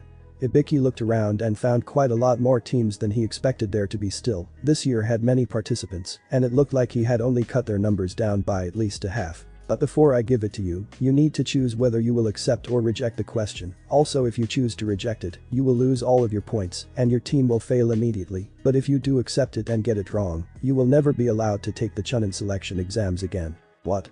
We know there are people in here who have taken this exam more than once, that doesn't make any sense," Kiba shouted out to the man, bursting from his seat. "Yes, but unfortunately for you, I was not making the rules in the previous exams, tough luck runt." "So, anybody choose to reject the 10th question?" Ibiki looked over the group, hoping this would get them cut down even more, and it did. A wave of hands flew in the air, and all chose to reject the final question. They and their teams began leaving the area. "Anybody else?" Ibiki again looked around. They still had quite a lot of people, 78 in fact, and they all looked like they were in deep thought, except one with his head down, a lot of spiky blonde hair flowing down his back, his fingerless gloves visible along with his black long-sleeved shirt. Ibiki looked away from the boy to see a couple of people trying to find the gut to keep their hands down, their hearts in fear of being genin forever. "Wait mom, I'm sorry. Please don't chop off my nuts." Naruto shouted out into the room. He had jumped out of his chair, throwing it back and into the desk behind him. "Oh, I'm sorry, is the test already over?" Naruto said, rubbing the sleep from his eyes, looking at Ibiki, a mischievous smile on his face. The two had met before when his father needed to see an interrogation take place. They liked each other because they both knew how to manipulate the minds and the hearts of people, how to raise their spirits to make a person see you as their best friend or rip apart your soul until they think you are the Shinigami having fun. The genin in the room all had smiles on their faces from the blonde scene, thinking it funny that he had slept through the test and imagined his mom was going to neuter him. They now had the confidence that they needed to put their hands down and take the question. If he could sleep through this psychological nightmare and have this calm demeanor, they could tough out the final question. Ibiki looked at the boy who had now sat down and glared at him. Naruto still had his mischievous grin. Knowing what Ibiki was trying to do, Naruto had just countered it and instilled morale into the genin with a bit of humor at his expense. Ibiki looked away and saw the small smiles on the participants' faces, their hands down, then and there he knew it was over, his fellow proctors nodding their approval. Very well then, I am proud to say you have just passed the first part of the Chunin selection exams. Congratulations. Ibiki said, losing his calm and serious expression. What about the 10th question? Tamari stood up confused. The 10th question was whether you would accept or refuse. You needed to show courage in a situation that looked hopeless, Ibiki said with a smirk. Then what was the point of the other 9 questions? Just a huge waste of time, Tamari questioned, now angry. Those questions did have a purpose, as I am sure many of you realized. This exam was meant to test your intelligence gathering abilities, whether you could gather information without getting caught, a skill expected of any Chunin, and because in the real world getting caught can lead to fates worse than death. Ibiki finished and took off the bandana on his head, covering the numerous scars that he had received from torture at the hands of enemy shinobi. There will be times when much is required of you with a new rank, and any Chunin of their village will be a willing soldier, protecting the interests and the people of their village. You must do everything that is expected of you, you will have no choice, you will have orders, and you will have people depending on you. This was to test whether you would take those orders, even in a no-win situation, and if you would rise to the challenge before you and not fail those who depend on you, your teammates. All the genin in the room took that in, they let it seep into things that they would always remember on how to conduct themselves as ninja, a basic thing taught to them, just like how to handle a kunai. Now for the second, Ibiki was interrupted when an object broke through the window of the classroom and unwrapped itself to reveal a banner and a woman standing in front of it. Alright bitches. No time to celebrate, we need to get moving to the second part of the exams. What the fuck, Ibiki, there are 78 people here. You passed 26 teams. You're losing it, Grandpa. Soon I'm going to take your spot as the head of the torture and interrogation department. But do not fear, Ibiki, I will cut them down by 2/3, and the rest will be scarred for life when I'm done with them. Oh yeah, I am Mitarashi Anko, chief proctor for the second part of the exam, let's go. Everybody was looking at her bewildered. The man that just tested them was the head of the torture and interrogation unit of Konoha, the sadist who could break anybody. And the woman standing before them was confident she would take over that position because he was losing it. How bad would it have been if he went full force? How bad will it be with this Anko lady? Naruto, Naoko, and Sasuke were at the entrance to the Forest of Death. They had been hearing horrible things coming from in there for a while now. Don't worry guys, there are places far worse than in there. Naruto was trying to cheer his team up, they looked nervous, and he knew what being nervous could do to a person in situations like the one they were about to be placed in. Oh, really? Anko had overheard this and took out a kunai from her satchel, then at high speeds tossed it at Naruto, meaning to graze his cheek, but instead, Naruto caught it in his hand. I believe you dropped something, Proctor Anko. Naruto twirled the kunai in his hand, walking towards her he gave it back, and whispered close to her ear, if you want my blood, just ask me next time, and you can drink straight from the source. He began to return to his team, leaving a blushing Anko just standing there. Well, now before we get started on the exam, I need you all to sign these consent forms, so that I won't be held responsible if you die. When you and your team have filled them out, take them to the hut behind us. Moving on to the test itself, it is a no-holds-barred survival test. All teams will be given a scroll. There will be 2 types of scrolls. You need both types to pass. Once you have both scrolls, head towards the tower in the middle of the training ground, open them, and wait for further instruction. You may use any and every means to gain these scrolls. So a lot of you will probably die by not only enemy shinobi, but by the dangers that the forest holds. Let's just say there are many hungry things in there, things waiting to kill you, so good luck folks, you have 5 days. Anko waved to them and took off with a wink. Alright guys, here's what we need to do, get to the tower as fast as possible. Since everybody is headed that way, we can snag a team who will probably be weakened from fighting, and the chance will be higher that they have both scrolls, so we can get the one we need with no struggle, understood? Naruto laid out the plan, hoping to evade the attack of Orochimaru by not sitting in the forest along, hoping that things wouldn't go down as bad as they did last time. But now he was stronger than he was when facing Orochimaru. He had already killed the man once, even though it was a slight struggle, he knew he could do it again. Naruto and his teammates were running through the forest at high speeds, however Naruto was slowing down, his sister and friend were fast, but nowhere near as fast as him, and they were still not making the time that he wanted. Do you guys need a break? We've been on the move for at least an hour. Naruto saw how winded they looked and was wondering if sacrificing a little time was worth them catching their breaths. Yeah bro, I'm getting tired. Naoko said with her hands on her knees, leaning forward taking deep breaths. Sasuke was sitting on a log trying to catch his breath too. Alright then, we seem to be close to a lake, so I'll go get us some food. You guys begin setting up a camp. Sasuke set traps and establish a perimeter. Naoko start finding firewood so we can cook. Naruto began to walk to the river that bisected the training area and looked into the river, finding schools of fish to prey upon. With the appetite Naoko, Sasuke, and himself had, he would need about 18. Naruto put up his hand with a quick Bansho ten and pulled 20 fish out of the water. He then took out a senbon with a string attached to it and began to kill the fish and thread them together so he could carry them all at once. The young shinobi began to walk towards where they were supposed to set up camp and found it was coming along well. A fire was started and Sasuke was already back from setting up traps. "Hurry up bro, I'm hungry." Naoko's stomach growled in agreement. Naruto grabbed a few sticks that were on the floor and began to impale the dead fish on them so he could slowly roast them over the fire. He had his special spices in his pouch, along with the rest of his shinobi tools. He was ready to season the fish so they could enjoy a good meal in this dank and deathly place. Good food was always a morale booster for shinobi. An hour later that was proven as Naoko belched in her content state rubbing her belly. Naruto and Sasuke followed suit and they began to take down evidence of their encampment, taking out the fire and picking up their things, leaving the traps in hope that they would catch some unlucky team and take them out of commission. Time to move on. Naruto began to nibble at the last fish that he had and started walking in the direction of the tower. Sasuke and Naoko, checking their equipment, were walking behind him. "So what are we going to do if we encounter another team before we reach the tower?" Sasuke asked. He had confidence in his abilities and those of his teammates, but he was always one to be cautious, and for all they knew there could be somebody in these exams that could take them all on. "We create a strategy, implement it, and work as a team to overcome whoever gets in our way," Naoko said simply and cute-like. Team 7 was walking for quite a long time, paying close attention to their surroundings, and when they reached about the 3/4 point towards the tower they heard it. It sounded like a massive battle was taking place with explosions and large crashes. The earth was shaking and the wind was shifting directions. The air was saturated with chakra. "Should we go see what's happening? We could capitalize on whoever is fighting and finish them off and get some scrolls in the process." Naruto was curious to see what was going on maybe 200 feet from their location. "Yeah, let's go, these may be some easy pickings." Naoko was excited to get into combat and see how she fared against shinobi from other villages.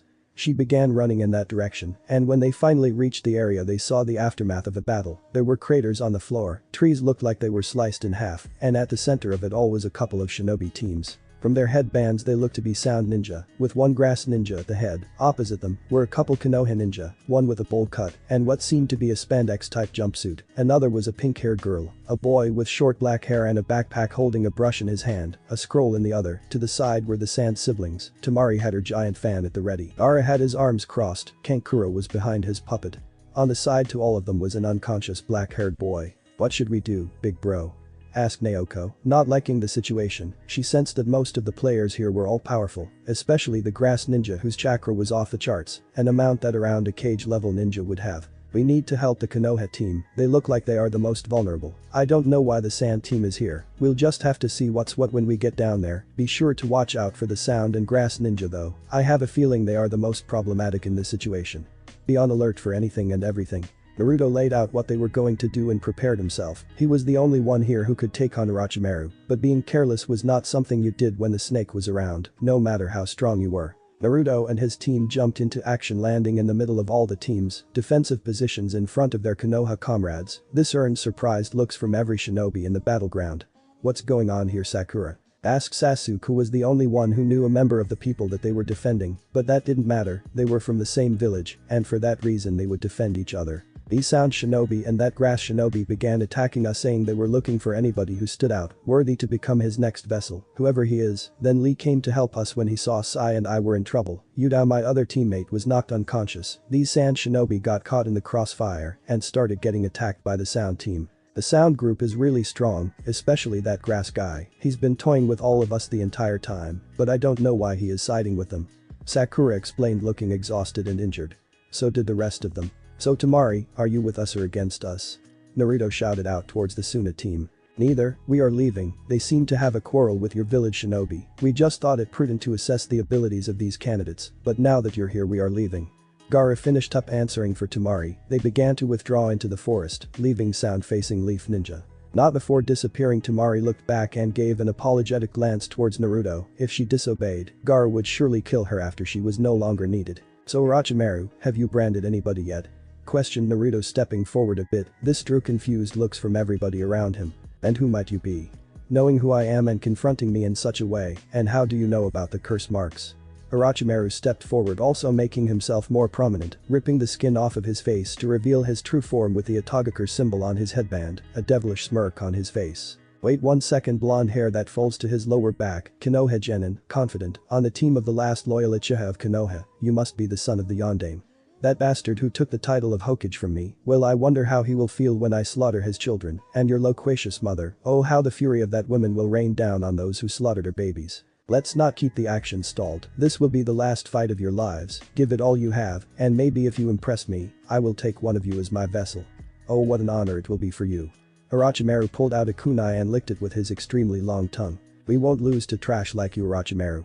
Naruto began to walk forward, his sword unsealed now in his hand. Naruto stood in front of Orochimaru's sword drawn and at the ready, his face carried the look of determination, his hair partly covered his left eye, his right eye was clearly visible and displayed his Dojutsu, the Rinnegan and Sharingan combined, in front of him was the Sannin Orochimaru. Sweat was accumulating in his forehead beneath his headband, he felt hot on the inside and cold on the outside, behind him were his fellow Leaf Ninja looking nervous about what was going to transpire in a few moments. They were in the forest of death facing an unknown threat, it was a 5 against 4 fight in the Leaf Shinobi's favor, but what they were looking at didn't inspire confidence, a pale-faced man smirking at them as if they were prey, as if he was going to have the time of his life tearing them apart. Don't worry guys, I will handle the big one, you guys take the other 3, but be careful, don't get caught in their attacks, they use wind or sonic blasts from their arms and hands that are devastating. Watch each other's backs, okay, we can't afford any mistakes here, not against these people, they'll kill us all. Sasuke, use your Sharingan, Naoko bring up the fox's chakra, we need to finish this as fast as possible. Naruto ordered, Sasuke activated his Sharingan, and Naoko drew on the fox's chakra, a red cloak surrounding her. So you are the container of the fox, well it is going to be a pleasure toying with you. Girl Orochimaru was cut off when a blade of wind originating from Naruto's sword flew past his head, only missing him after ducking at the last second. You're not going to touch her, today you face me, and believe me today is the last day you live. Naruto dashed forward, hand outstretched, he blew a massive Shinra Tensei at Orochimaru and the Sound Ninja, blasting them backwards. Sasuke and Naoko rushed forward too, along with Lee, Sakura and Sai, each picked a target, Naoko and Sakura took the girl of the group, Sasuke took the one wrapped in bandages, while Lee and Sai took the last boy.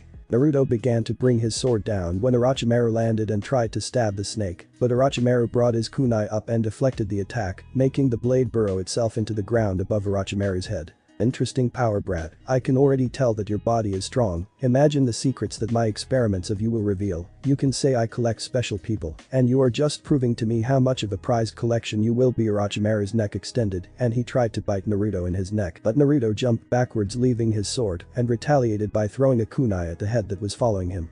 Not want to give up what he wanted so easily, Orochimaru quickly followed and took out his own kunais, deflecting the one coming at him, then bringing them together, arsing them to try and cripple Naruto, but Naruto's legs caught them in their tracks. Orochimaru continued his assault by extending his snakes from his arms to wrap around Naruto's legs, giving him a good grip. He lifted Naruto up further into the air, and then smashed him on the forest floor, creating a cloud of dust. Jumping back to get some space between him and his prey, he lifted up his sleeve and bit into his thumb, swiping it across his arm. He slammed his hands on the floor. From below him erupted a giant snake. Orochimaru began to scan the floor ground below from above the snake's head, but saw nothing where Naruto should have been, instead what he was looking for was behind him. Naruto thrust his retrieved sword forward, piercing Orochimaru in the chest. Again Orochimaru tried to brand Naruto with a curse mark, grabbing the sword by the blade that was protruding from his body, he extended his neck again and turned it around to get Naruto. Naruto tried to pull out the sword but couldn't. Not wanting to let the disgusting snake sink his teeth into him, he let go of his sword and caught Orochimaru by the neck, gripping it hard to try and squeeze the life out of him. Orochimaru was impressed, very impressed, the boy was strong, he was fast, and he had a Dojutsu that he had never seen before. He could tell because it was looking at him right in the eye, not 2 feet from him, it looked like a Sharingan, but had another part surrounding it. Orochimaru opened his mouth, bringing forth his legendary blade, the Kusanagi. It began to erupt from his throat, pushing toward the boy in front of him, but Naruto ducked and brought another kunai to stab Orochimaru in the throat, which met its mark, giving a surprised expression to the snake Sannin's face. Gurgling on blood and choking on the kunai in his throat, Orochimaru's snake went into action, jerking its head up, suddenly sending both of them into the air. The giant snake turned to their still airborne bodies and lunged forward, mouth open. The next second they were both inside the snake's mouth, traveling down its gullet. Inside the snake, Naruto no longer felt the cold touch that came from his hand around the snake man, instead he was enveloped in darkness, his surroundings pushing on him, as if they were trying to squeeze him to death. Naruto didn't want to have Sasuke or Naoko face Orochimaru, possibly be branded with a curse mark, so he performed one of his most used jutsus in the past. From the outside it looked as if the giant snake was a balloon, getting bigger as if air was being blown into it, but on the inside Naruto was multiplying himself 100 times over. And just like a balloon, when filled to the brim it explodes. Not one to fail that imitation, the snake burst in a rain of blood and guts, scattered itself across the forest, leaving a drenched Naruto standing in the epicenter of where the snake was. Naoko and Sakura were fighting the sound ninja who let her name slip during the battle. It was Kin, and she was very confident in her abilities, but in the state that Naoko was in, she was being pushed back and getting beaten roughly. Having access to the chakra of the strongest tailed beast and being able to stay in control of her body was a big benefit to Naoko, and she was showing that in the battle, pushing Kin back and protecting Sakura from Kin's constant attempt at the life of the weaker of the two. Naoko was slashing at Kin constantly, but Kin's speed kept her alive and in the fight. Naoko was trying to keep the space between her and Kin short, but Kin was skilled with Senbon, and barrage after barrage of those deadly needles was keeping her at bay. The anchor that Sakura was making was also not helping. "Sakura, you need to get back to the others, you're slowing me down, I need to finish her as quickly as possible and help big brother," Naoko said as she dodged another barrage of Senbons. Naoko looked behind her to see the downcast face of Sakura, and she immediately felt guilty about what she had said. By no means did Naoko think Sakura was weak, but she was just not as strong as her Kin. She after all had years of more advanced training, and Kin was probably also trained harder than normal people. "I don't think you're weak, Sakura, but I have the power of a Biju on my side, it's a completely different level, now go please," Naoko finished. Understanding the seriousness of the situation, Sakura began to retreat. "Good luck, Naoko, I'll meet you back with the others." Seconds later she was gone from the fight, and Naoko and Kin were left to continue to battle on their own. "It seems the pinky is gone, now shall we get serious?" Kin began to dash forward, her arms crossed in front of her. She then slashed down and released the senbon that she was holding.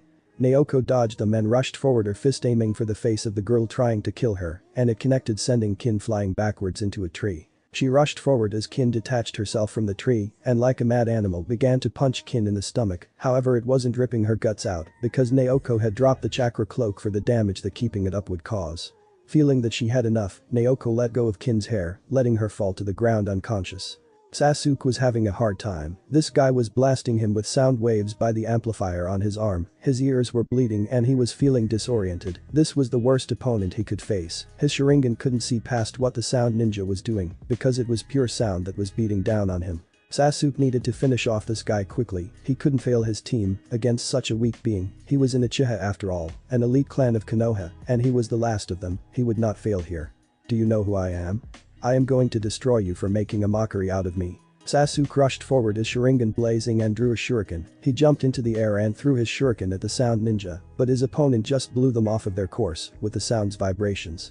Sasuke substituted himself with a piece of wood in a nearby tree, dodging the sound wave headed for him, and let loose a kunai with an explosive tag attached to it. "Enough with the same tricks, boy, you are going to die here, you are all going to die here," the sound ninja shouted, not seeing the explosive tag attached to the kunai. Not moments later, the sizzling sound of the timer on the tag gave away the trick, and the sound ninja began to bound away. But that was not all the trick Sasuke had up his sleeves. The sound ninja was under the impression that it was a basic explosive tag, not one of Team 7's own custom explosive tags, a tag that was at least 10 times more powerful than basic ones. Sasuke bet on this and it panned out. The tag blew with a larger blast radius than he could have imagined. It was one of Naruto's own concoctions, and Sasuke had to admit, ever since Naruto took up sealing he was getting amazing. He would soon even be skilled enough to rival Minato. The blast from the explosive tag left a massive crater in the ground. The trees that were surrounding them were ablaze in a firestorm that was creating a suffocating temperature. Heat waves blasting against Sasuke's face, the oxygen being sucked from the area.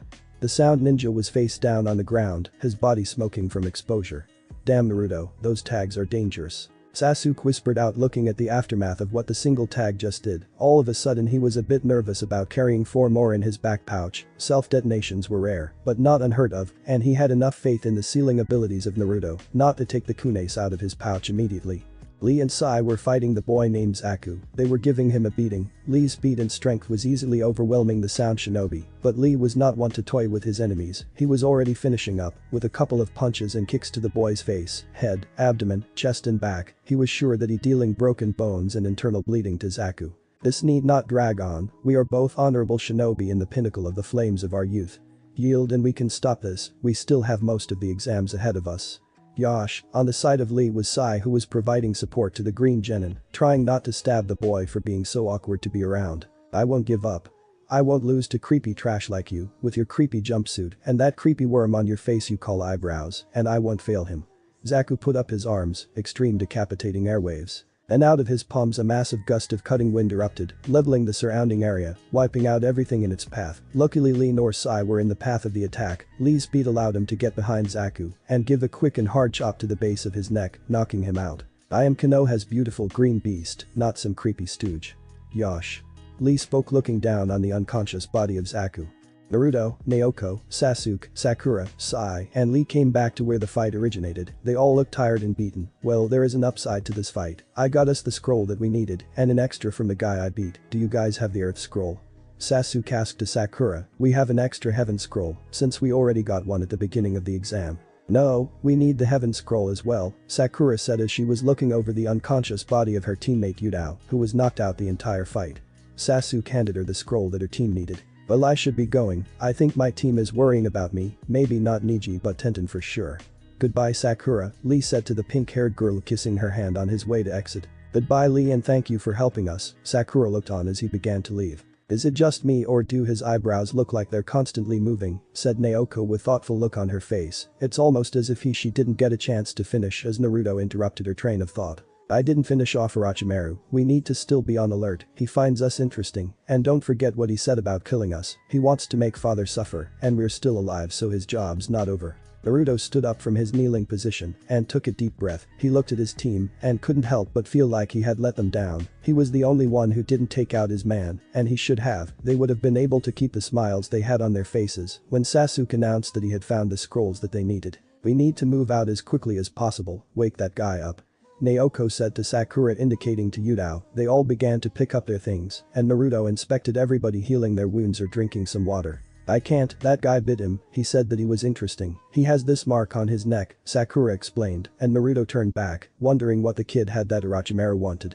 He let it go noting it for later, making sure he would investigate what the boy's gift was. Naruto, I must say you went a little overboard with those explosive tags, I almost blew myself up.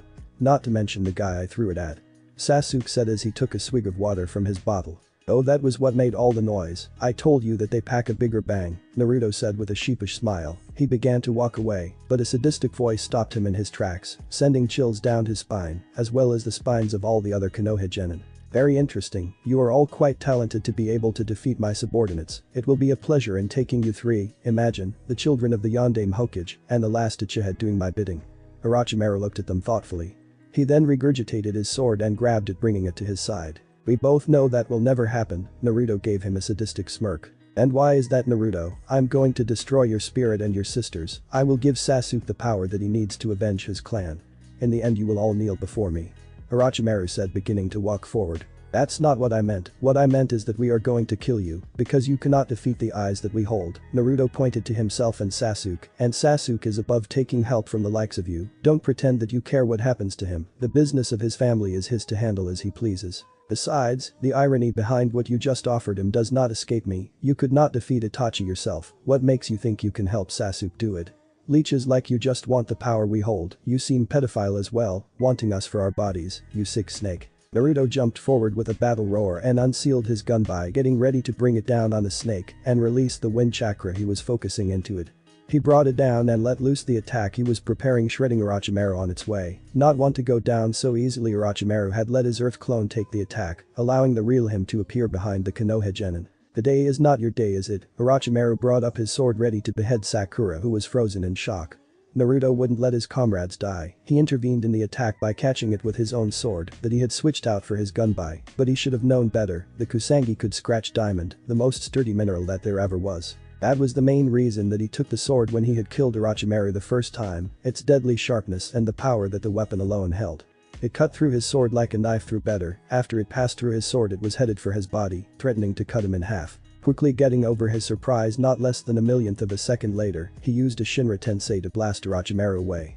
That's it, Orochimaru, the kid gloves are coming off. Naruto charged again, flaring his chakra so that he moved faster and hit stronger than he did normally, and just the fact that he could actually be faster and get stronger was a testament. He already had the strength of Tsunade naturally. He reached the flung back Orochimaru and grabbed him by the neck, smashing him into the ground and kneeing his sternum, breaking bones. Naruto lifted his other arm fist balled up and punched downwards, over and over and over, literally breaking in the snake monster's face. The crunch of facial bones below him was sickening, blood was splattering all over Naruto's face. In tandem Naruto was smashing Orochimaru with his knee continuously. Orochimaru had had enough, he was gauging the boy's power, and was surprised he was that strong. He wondered what his secret was. Orochimaru then flared his own chakra, causing the pit that they had created from intensity of their chakra, and the beating that Naruto was giving to widen further, and push Naruto off. The battered and beaten Orochimaru burrowed into the ground. "Damn it you slippery bastard, show your fucking face." Naruto shouted out frustrated. He remembered killing Orochimaru the first time, and remembered that it took a lot less to kill that asshole. Maybe it was because he had Itachi by his side last time. Naruto began to jump back to the group that was looking on, but Orochimaru began talking from a branch in a tree. "However you got your power, boy, I am very intrigued. Do not do anything to dilute that strength, for when the time comes, perhaps you will be the one that can truly contain my soul, and riding your meat suit is going to be the time of my immortal life. Imagine the jutsus I can develop with a body like yours, to add to my infinite library of jutsu and knowledge. But in the meantime we need to get you stronger, much stronger, and like Sasuke I'm going to fuel you with hatred. Watch as I tear your world apart, brat." Orochimaru's body turned into a plethora of snakes and began to fall. "Ninjutsu won't work on me, you piece of shit." Naruto looked on as the snakes continued to fall to the ground below. "It's not ninjutsu, boy," Orochimaru said from behind Naoko, and he thrust his kusangi into her, right where her heart would be. The world stopped in that moment, everybody's mouths were agape, they heard nothing but the wind rustling the leaves in the trees, saw Naoko gasping for breath, unmoving and unbelieving. Naoko looked down to see what was a sword through her heart, she kept staring at it, and then looked up to see her friends, her brother, and then it went black for her. She fell to her knees, making Orochimaru turn his wrist downward to allow the sword to follow. The thud when her knees hit the ground created a small dust cloud, making the Konoha Genin come back to reality. Then when her body fell to the side, Orochimaru had pulled out his sword. They realized what had just happened. Orochimaru had just killed Naoko. Sasuke was the first to react, his eyes began to burn. He noticed, he began to be able to see more clearly, see more. His Sharingan was active, he tried to pierce the so realistic Jinjutsu, but his eyes saw nothing, just that Naoko's chakra was fading fast. To the outside world it was surprising to see that Sasuke had fully matured his Sharingan. 3 tomos were floating around one central point. His face had a furious expression on it, he jumped forward, eyes blazing red, his hands gripping 2 kunai so hard that his knuckles were white.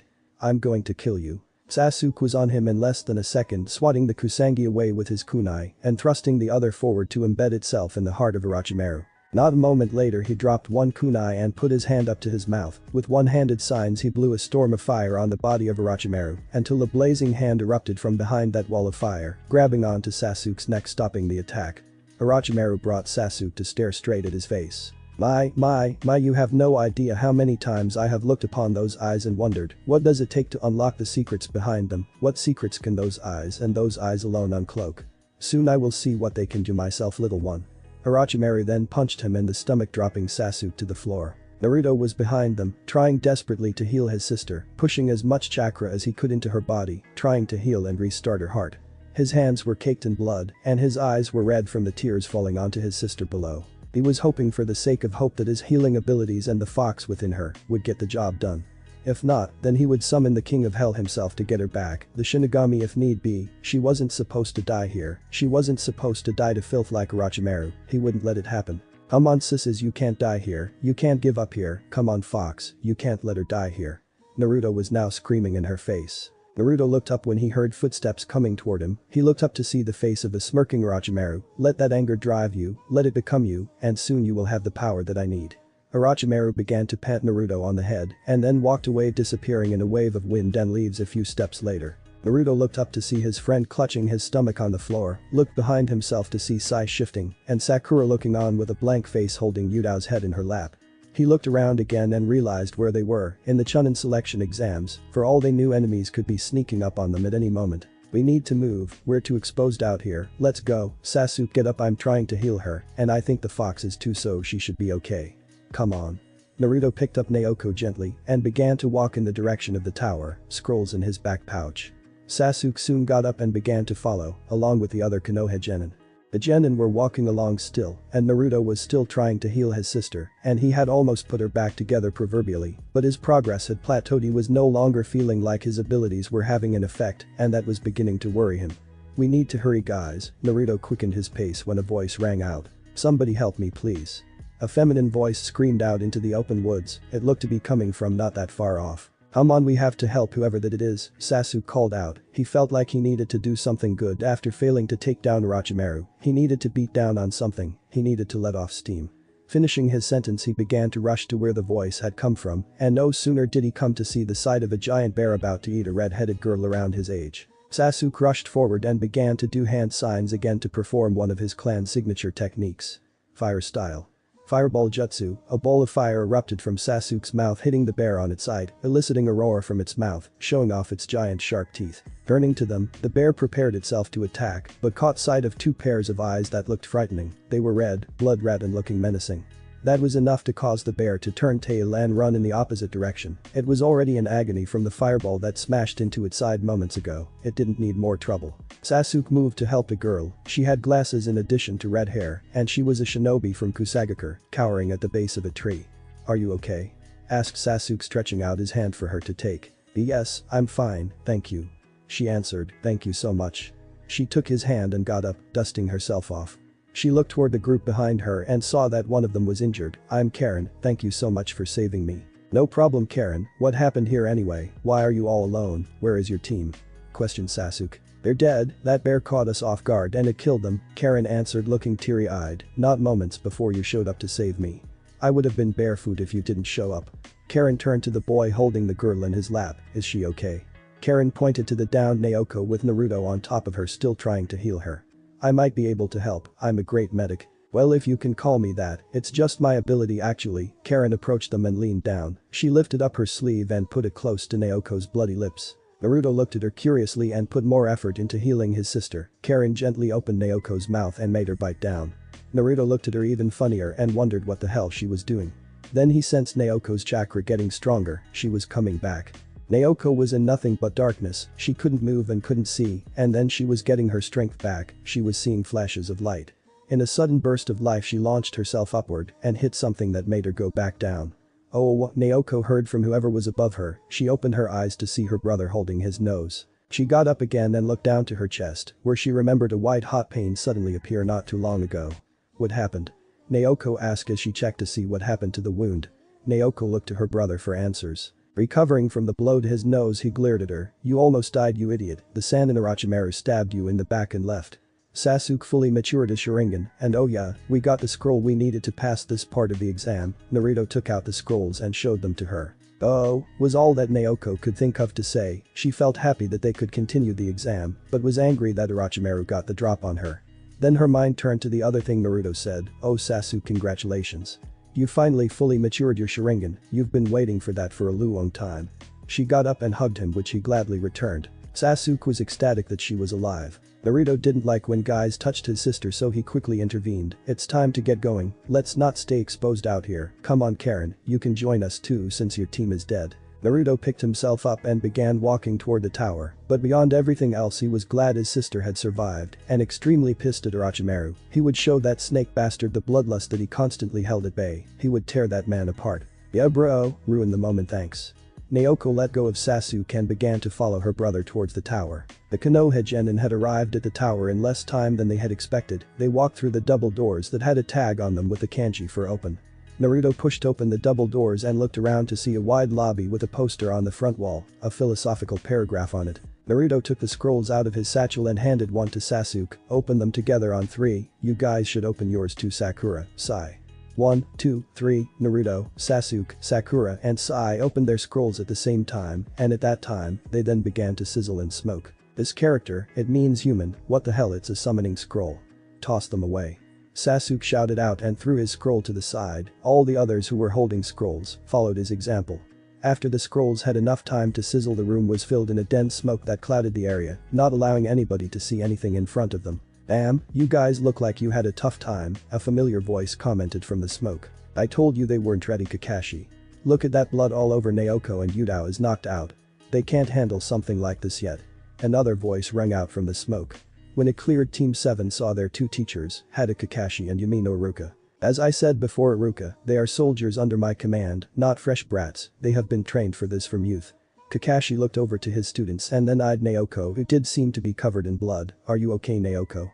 Kakashi moved closer to inspect her wounds. Yes sensei, I'm fine now, big bro here has awesome medical jutsu skills, and this girl here, Naoko pointed to Karen, saved my life with this one awesome ability, I've never seen anything like it. Kakashi, I need to speak with my father, immediately, Naruto interrupted, he spoke in such a serious tone, it was surprising that it came from a 12-year-old boy. He's at the top of the tower with your mother, you can go see them now, as for you Naoko, let's go see the medics, you look fine now, but I just want to make sure. Kakashi began to walk away motioning his only female student to follow him. Iruka moved forward and began to explain what they would do now, as for the rest of you, you can enter the waiting rooms, you finished a day early, and teams are still out there, tomorrow we gather everybody to explain the last part of the exam, so rest, enjoy yourselves, tomorrow may be a long day. Iruka then began taking them to the waiting rooms, passing by several other rooms that they heard conversations coming from. Naruto however was on his way to the top of the tower, on his way to speak to his father, he was wondering what he was going to say, wondering how his father would react, and even further, so how his mother would take what almost happened. He also couldn't shake the feeling that he failed his team, his parents, this idea of trying to regain his humanity almost backfired, but this incident was totally unprecedented, he wouldn't let it happen again, he would show no mercy to his enemies anymore. Naruto reached the top of the tower that had 4 shinobi and 2 Anbu operatives waiting outside of it, the Hokage elite guard platoon, always on guard to protect the Fire Shadow, leader of the village hidden in the leaves. It was not like them however to ever be more than a couple of feet away from the Hokage at all times, they were paranoid to even let him out of their sights. The Hokage guard quickly seemed to forget that the Hokage was someone who was one of the strongest beings in the elemental nations, he could handle himself. But Naruto was still wondering why they were outside. I need to see my father, now, Naruto kept on walking until Anbu stopped him by putting his hand up blocking his path. You might not want to go in there sir, the Anbu operative with a mask resembling a bear told him, he couldn't see the man's expression with the mask on to make the warning to Naruto even more real. I said I need to see him now. Naruto swatted the Anbu's hand away and walked forward, but in his preoccupied mind, he failed to sense the chakra on the door, that could only mean a seal was placed there, either a trap, a lock, or a privacy seal. Naruto walked in and as soon as he opened the door, sounds could be heard, ghoul noises coming from a woman. Naruto had too much momentum however to stop, and as a consequence he saw something he wished he never would have. Naruto's naked mother Kushina was bouncing on his father Minato's cock while he was sitting on the chair behind the Hokage's desk. Minato was clearly controlling her movements as she had her head thrown back in ecstasy, his father's face attached to Kushina's chest. Naruto let out a glass-shattering scream that knocked Minato and Kushina out of their Uli-induced lack of perception. They scrambled to put their clothes back on and cover up for their son. Naruto had gotten out of the room so fast he would possibly beat the yellow flash in speed at that moment. I warned you kid, the Anbu with the bear mask looked on chuckling under his coverings, the rest of the Hokage guard thinking the same thing. It was not unlike Minato to send away his guards and put a privacy seal up to have with his wife. It was more surprising that Naruto had never caught them like that before. Once Minato and Kushina had dressed up they called out to their son to tell him that they were decent. Naruto, we're dressed. Kushina called out looking herself over, but she still had her hair, her red threads of fate were all over the place. Naruto walked in his hands over his eyes, and he peeked between his fingers very quickly and then removed them when he saw his father and mother standing together holding hands. We're so glad you made it Naruto, congratulations. Kushina said with a smile, what can we do for you? She inquired seeing that he had some blood on his face and shirt, she began to walk towards him. What happened? Kushina was about to reach out to cup his face, but he stopped her. Whoa there, wait 1 minute mother, Naruto backed away, his hands up trying to keep his mother at bay. I have no idea where those hands have been. Kushina looked at him and then knew what he was talking about, after all she knew where they had been, they were wrapped around the Hokage's cock not too long ago. Oh right, sorry, she said and let out a nervous laugh. Mother, can I speak to father alone please? Naruto spoke seriously and looked towards his father, their eye communication told him it was important. Of course, no problem, I'll go wash up and get some food, see you guys later. Kushina waved at the men of her family and exited the room. Sorry you had to see that Naruto, but we're married you know, and we're human, we have. Minato scratched the back of his head and was about to begin to ramble, but was stopped when Naruto put his hand up. That's not what I'm here about, I need to report what happened in the forest. Naruto moved to the couch in the office and sat down. It began normally, we were headed toward the tower to try and ambush teams and get the scroll that we needed, but on our way we encountered a team from Itagakure, they were being led by the Sannin Orochimaru. At that Minato let out a burst of surprise, what? You met Orochimaru, are you okay, where is he? How did you survive? What happened? I was getting to all of that father, sit down please, Naruto motioned to the other side of the couch. Minato took his seat and prepared to listen to his son's story. We encountered Orochimaru and a team of Odo shinobi working together. They were attacking another Konoha team, and we intervened. When we confronted him, he said he was looking for interesting people that he could collect, and someone to be his true vessel. Naruto stopped when something slipped past Minato's lips, so he succeeded. Naruto, what I'm about to tell you is an S-rank secret. You will never divulge what I am about to tell you, understood? Minato had a grim expression on his face, and so Naruto nodded. Years ago, after I was chosen to be the Hokage, there were kidnappings and murders happening all over Konoha, shinobi and civilian alike, wealthy, poor, genin to Anbu. Things got so bad that I had to intervene myself, as most of the Konoha police force was already dead with the Uchiha massacre. In my investigations I questioned who would be able to take on Anbu-level ninja, and so I suspected powerful shinobi within our own village, because the identities of Anbu are only known to a select and trusted few.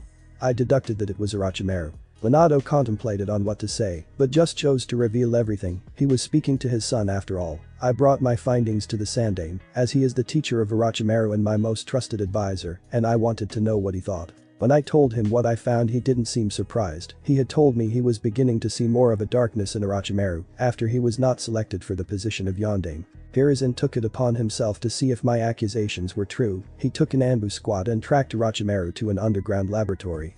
We found out he was doing experiments into jutsu development and the pursuit of immortality.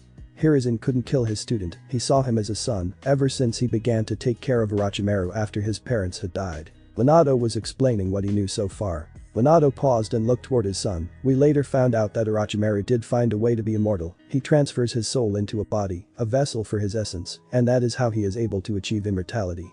And from what you told me, he is still collecting people and continuing his research. Naruto soaked in that information and took Minato's silence as a sign for him to continue his own story. Well, from what I can tell, he wants me or Sasuke as his vessel. He wants the Dojutsu that we hold. I have a feeling he is not done with us either. He tried to kill Naoko to fuel our anger and make us strive to get stronger through hatred. He tried to brand us with curse marks. What do you mean he tried to kill Naoko? Is that where all the blood is from? Is she okay? Minato's tone rose, showing his worried paternal side. She is fine, but it was touch and go there for a moment. If Orochimaru hadn't left and we didn't find a miracle, she would probably be dead. Naruto looked down ashamed. Miracle, what do you mean?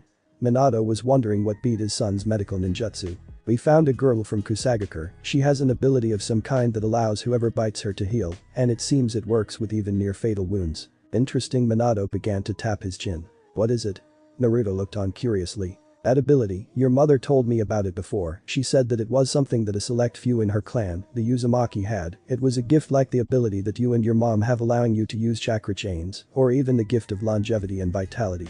She must be a survivor of the Uzumaki clan. Minato let out, seeming very interested. What's this girl's name again? She's called Karen, from Kusagakure. Her entire team was killed out in the forest, Naruto explained. Interesting, Minato said again. What are you thinking now? Naruto only saw the face his father was making when he was in Hokage mode. It was the face he made when he ordered the Uchiha killed, offered bloodline users citizenship in Konoha, or smashed down the council's attempts to put he or his wife into the Clan Restoration Act. I'm going to offer her citizenship into Konoha and offer her the chance to become a genin of the village. Minato finished the debate within his mind. Oh, interesting indeed. Naruto was on Minato's side about the idea. He had wanted to rebuild the Uzumaki clan too, built on values of love and family, just like his want to build the Senju clan on the same principles. Now he would have another person helping the Uzumaki clan rebuild and gain another famous ability of the clan itself, with his chance to pass on the chakra chain ability and Karen's chance to pass on her bite me and be healthy ability. The Uzumaki clan was already looking strong. He wondered what other abilities his clan had, or what other members of his clan had survived. Oh, also, could you look at a genin from our village for me? He was branded with a curse mark from Orochimaru. As to why, I don't know, but you and mom are great seal masters, so could you help him? His name is Yudao, he's on Sakura and Sai's team. Naruto had let his mind slip about that kid the entire time. Yudao and Sai, also interesting, Minato whispered under his breath. He had been wondering why Danzo put one of his agents as a genin on the fresh teams. If Sai was in league with Danzo, he was probably no weakling. Danzo only surrounded himself with the strong and the cunning. The testament to Danzo himself as that old warhawk had evaded years of searching for proof that he was keeping root active. Minato's mind began to think of Danzo, and then Orochimaru. He remembered when he was only a fresh jonin that Orochimaru was working as one of Danzo's root operatives. Could there have been a connection as to why Sai was in the exams, and why Orochimaru was showing his face at this time? He then remembered what Anko had told him. She had encountered Orochimaru not hours ago. He threatened the village, demanding they not stop the exams. Minato was not called a genius and made Hokage only for his looks, he quickly put everything that had been happening together. Naruto, I'm about to tell you another S-rank secret, you will not tell this to anybody. Minato paused to check his son understood. We have been receiving reports from Jireya's spy network that a new village, a Togeker, has been emerging, so we quickly sent an envoy to offer an alliance with them. That is why they are in these exams. Simultaneously Sunagaker has begun recalling its troops. Not too long ago actually. You think that they are in league and going to attack us during the exams? Naruto deadpanned. Minato was shocked that his son had come to the same conclusion. Maybe it wasn't as crazy as it sounded. What are you going to do about it, father? Naruto knew the invasion was going to happen. He would guide his father to make preparations subtly, however. He couldn't tell his father outright that he knew an invasion was coming. It would invite too many questions about how he knew. He had made the mistake of showing off things he knew one too many times before, and it almost exposed his secret. Well, Suna has been losing funding for quite a long time because of the Wind Daimyo, so I doubt they have the ability to keep a decent spy network maintained. I'm going to begin recalling our troops slowly. Recalling too many at once would be too big to miss. It could give away the knowledge that we suspect something. Besides, we don't really know if they are planning to attack. Recalling everybody at once could be seen as a sign of aggression. We'll slowly recall troops and boost defenses, set up traps and be on the lookout for spies. Minato finished. Naruto was satisfied with what his father had decided. After all, if they made a preemptive strike on Sunagaker, they would be seen as an aggressor, maybe bringing the elemental nations down on Konoha. It was a better idea to play possum and then slaughter their enemies when they believed they could stab Konoha in the back. Naruto was even more surprised that his father didn't want to take a diplomatic approach. He guessed that Minato thought if he approached Suna and was wrong, he would look like a fool and lose an alliance. But if he was right, the moral and military high ground would be his. Not to mention this was all hypothetical. Sunagaker was an ally of Konoha. It was highly unlikely they would attack unless their Kazekage was crazy or something. Minato would just rather be too cautious than not cautious enough. People don't become Hokage by leaving things no matter how big or small to chance. Naruto, what we just spoke about in here is secret, do you understand? You will not reveal anything you have learned here, and as a precaution put ninjutsu traps in your mind, just in case something happens. Understood? Naruto nodded his head towards his father, and was about to bring up something he wanted to do after the preliminaries. Minato was about to walk out of his office and check on the boy Yudao, when his son stopped him. Father, Minato turned around, I wanted to ask you something I need to do after the exam. What is it? I want to head to the ruins of Uzushiagaker, home of the Uzumaki clan, retrieve anything that has been left, and return it to their only remaining clan members, Mother, Naoko, and I, and to Konohagakure. Naruto finished, looking determined, and had taken a formal voice. Why do you all of a sudden want to go to Yuzu? Minato looked at his son questioningly. Before we went to Kurigakure, we met a man in Wave named Gato. He was sucking the land dry, so we killed him and gave the people back their wealth. But before we killed him, I saw something in his vault, the Uzumaki insignia emblazoned on a black flag. Gato said he got it from Yuzu. He said that he hadn't taken anything besides that flag yet. I want to go and retrieve anything that may have been left behind. Naruto concluded his request. No, Naruto, I'm sorry, but you're not going. Minato stomped on his child's request with simple words. And why not? Naruto would not let this go. Whatever was there was strong enough that an alliance of some of the elemental nation's most powerful hidden villages took the effort to destroy. Because when it fell, many villages sent teams to retrieve anything that was there. They all died. Naruto, not one team from any of the hidden villages founded, survived whatever was there. Whatever the Uzumaki clan wanted to protect, they are protecting. The mastery over seals that they possessed makes my ability in Fuinjutsu look like child's play. It is not a safe place, Naruto. Minato's little rant made Naruto even more curious. He had never heard of what his father just said before. It piqued his curiosity even further. I'm not going to die there, father. I'm too strong for that. Besides, I'm way better than you in Fuinjutsu. Naruto tried to make a playful attempt at persuading his father. I said no. Minato put a "this is over" tone in his statement. But I'm going anyway, and if you don't let me, I'll tell mom how you once went peeping on women at the baths with Jiraiya and took me along. She'll decapitate you, and then castrate you too, and then she'll find some way to bring you back and do it again. Naruto walked out of the room with a smirk, leaving a terrified Minato behind, mostly because he knew Kushina had that kind of power. He loved his wife, but damn was she scary when she wanted to be. One day passed since Team 7 had arrived. The time for the exams was now up. They were all gathered in the battle arena, Genin on one side, and their teams Jonin Sensei on the other. Alongside them were the Yondaime and Sandaime Hokages. First off, the Sandaime began. I want to congratulate all of you for making it this far in the exams. You have shown that you have the drive to be here, and after what you have endured, you have gained the right to be here. But unfortunately, not all of you will gain the right to go on to the final part of the exam. But before that we must tell you the purpose of these exams. They are not merely to see who is worthy of promotion to Chunin. Minato took charge when he received the signal from Hiruzen. This venture has been conducted by all nations in our mutual alliance, for a reason. As it is put on paper, the purpose is to promote friendship among allied nations and raise the level and standards in the arts of shinobi. But all of that is fancy lingo for this one basic concept. These exams are simulations of war between our villages. The Sandane began to speak again. If you look at a map and recent history, our alliance is one of a geographical nature. We are close together, and that is why we have made promises not to turn on each other. Before this there was constant war and chaos, nations vying for power and resources. Now we have this, young shinobi, the future of their villages, fighting for the honor of their home. Minato took his turn. The final part of the exam will be seen by distinguished guests from all over the elemental nations, rulers and nobility of the lands.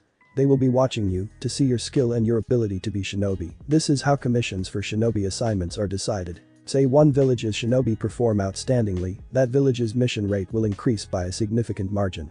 The same goes for the opposite. If one village does not perform well, their mission rate will decrease. Hiruzen finished, you will be fighting for the dominance of your village and in turn your country, your comrades. Do not underestimate the importance of these exams, for they can determine the fate of nations. You have the floor, Hade. Thank you, Lord Hokage. Out of the Jonin line came a sickly looking man. Hello everyone, I am the proctor of the third part of these exams.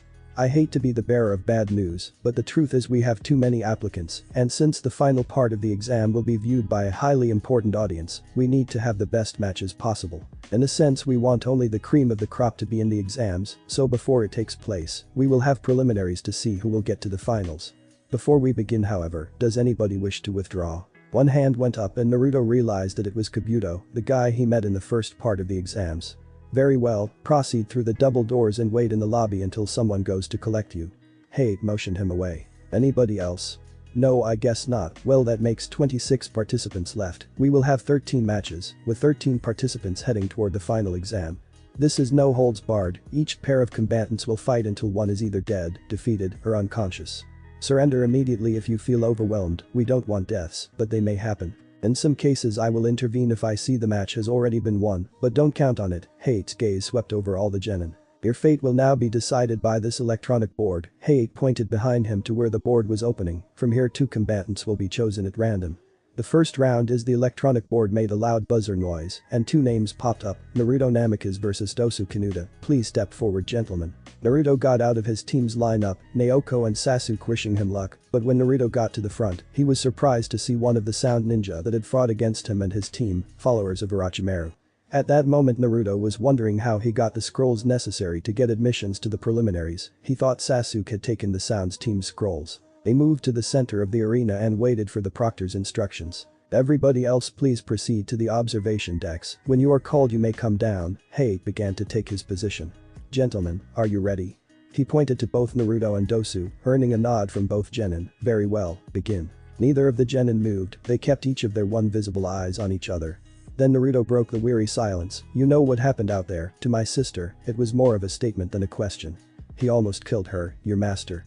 The entire room was suddenly under a sense of dread. They felt the boy with the blonde hair below was raising his power. The floor beneath him began to crack, his hair was moving around from the wind encircling him. Oh no, this is not going to be good, Sasuke said to Naoko and Kakashi. Kakashi and Naoko simultaneously retorted with an, I know. Naruto's dark side was something that they rarely saw, but when they saw it, it was indeed a ruthless spectacle. What power that child is generating, Baki, the Jonin sensei for the Sand siblings was thinking. What are you going to do? Naruto Tamari looked unworried. From the time she spent with him, he seemed to be annoyed by his sister, but deep down, she knew he held her as one of his most precious people. Yes mother, we will take his blood. Gaara was holding his head, looking below as he felt the bloodlust within Naruto grow. Son, don't do anything rash please. Minato was hoping his son wouldn't go too far. In the arena Naruto was looking at the sound shinobi who had not yet moved. Dosu had just shifted his head to look at Naruto sideways. The nervousness within him was hidden beneath all those bandages. Everybody in the area was frozen from the darkness and power he was emitting. Quicker than the eye could perceive, Naruto was right in front of the sound ninja. Once Dosu had blinked and realized this, he began to jump backwards and into the air. Naruto would not let him go. He would kill all of the sound ninja and then Orochimaru. Out of Naruto's body burst black chakra chains that wrapped around Dosu's arms and legs. Naruto kept him sustained in the air and stretched Dosu's arms and legs as he was trying to struggle out of the confines. He stabbed her in the heart. Do you know what being stabbed in the heart feels like? I imagine it to be quite painful at first, but since it is one of the body's most vital organs, I think that the pain goes away in a rush. I mean, no more blood is being pumped to sustain functions, right? What happens when all that oxygen is gone and no energy keeps your neurons firing? Numbness would be the answer, I think, but I will probably not get the answer for quite a long time. Would you mind telling me what you feel?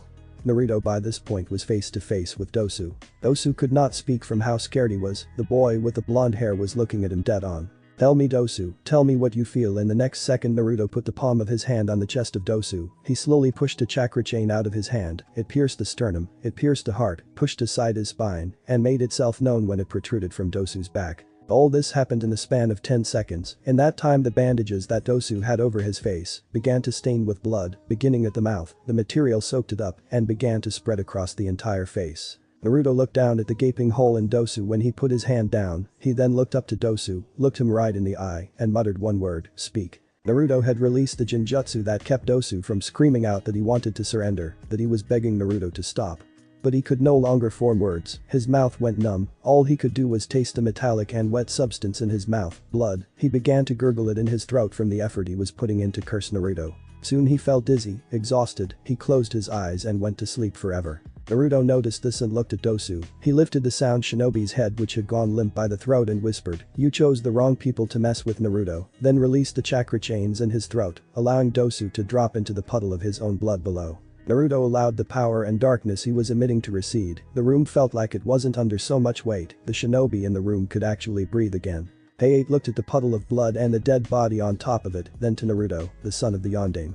Naruto kneeled to the body of Dosu and began to wipe his right hand that had created a giant hole in the sound ninja. He wiped the blood off on Dosu's pants and stood. He then turned to Hei. "Well, Proctor?" Naruto looked on. "The winner of the match is Naruto Namikaze. You will proceed to the finals now. Please move up to the observation deck." Hei quickly ushered the boy away.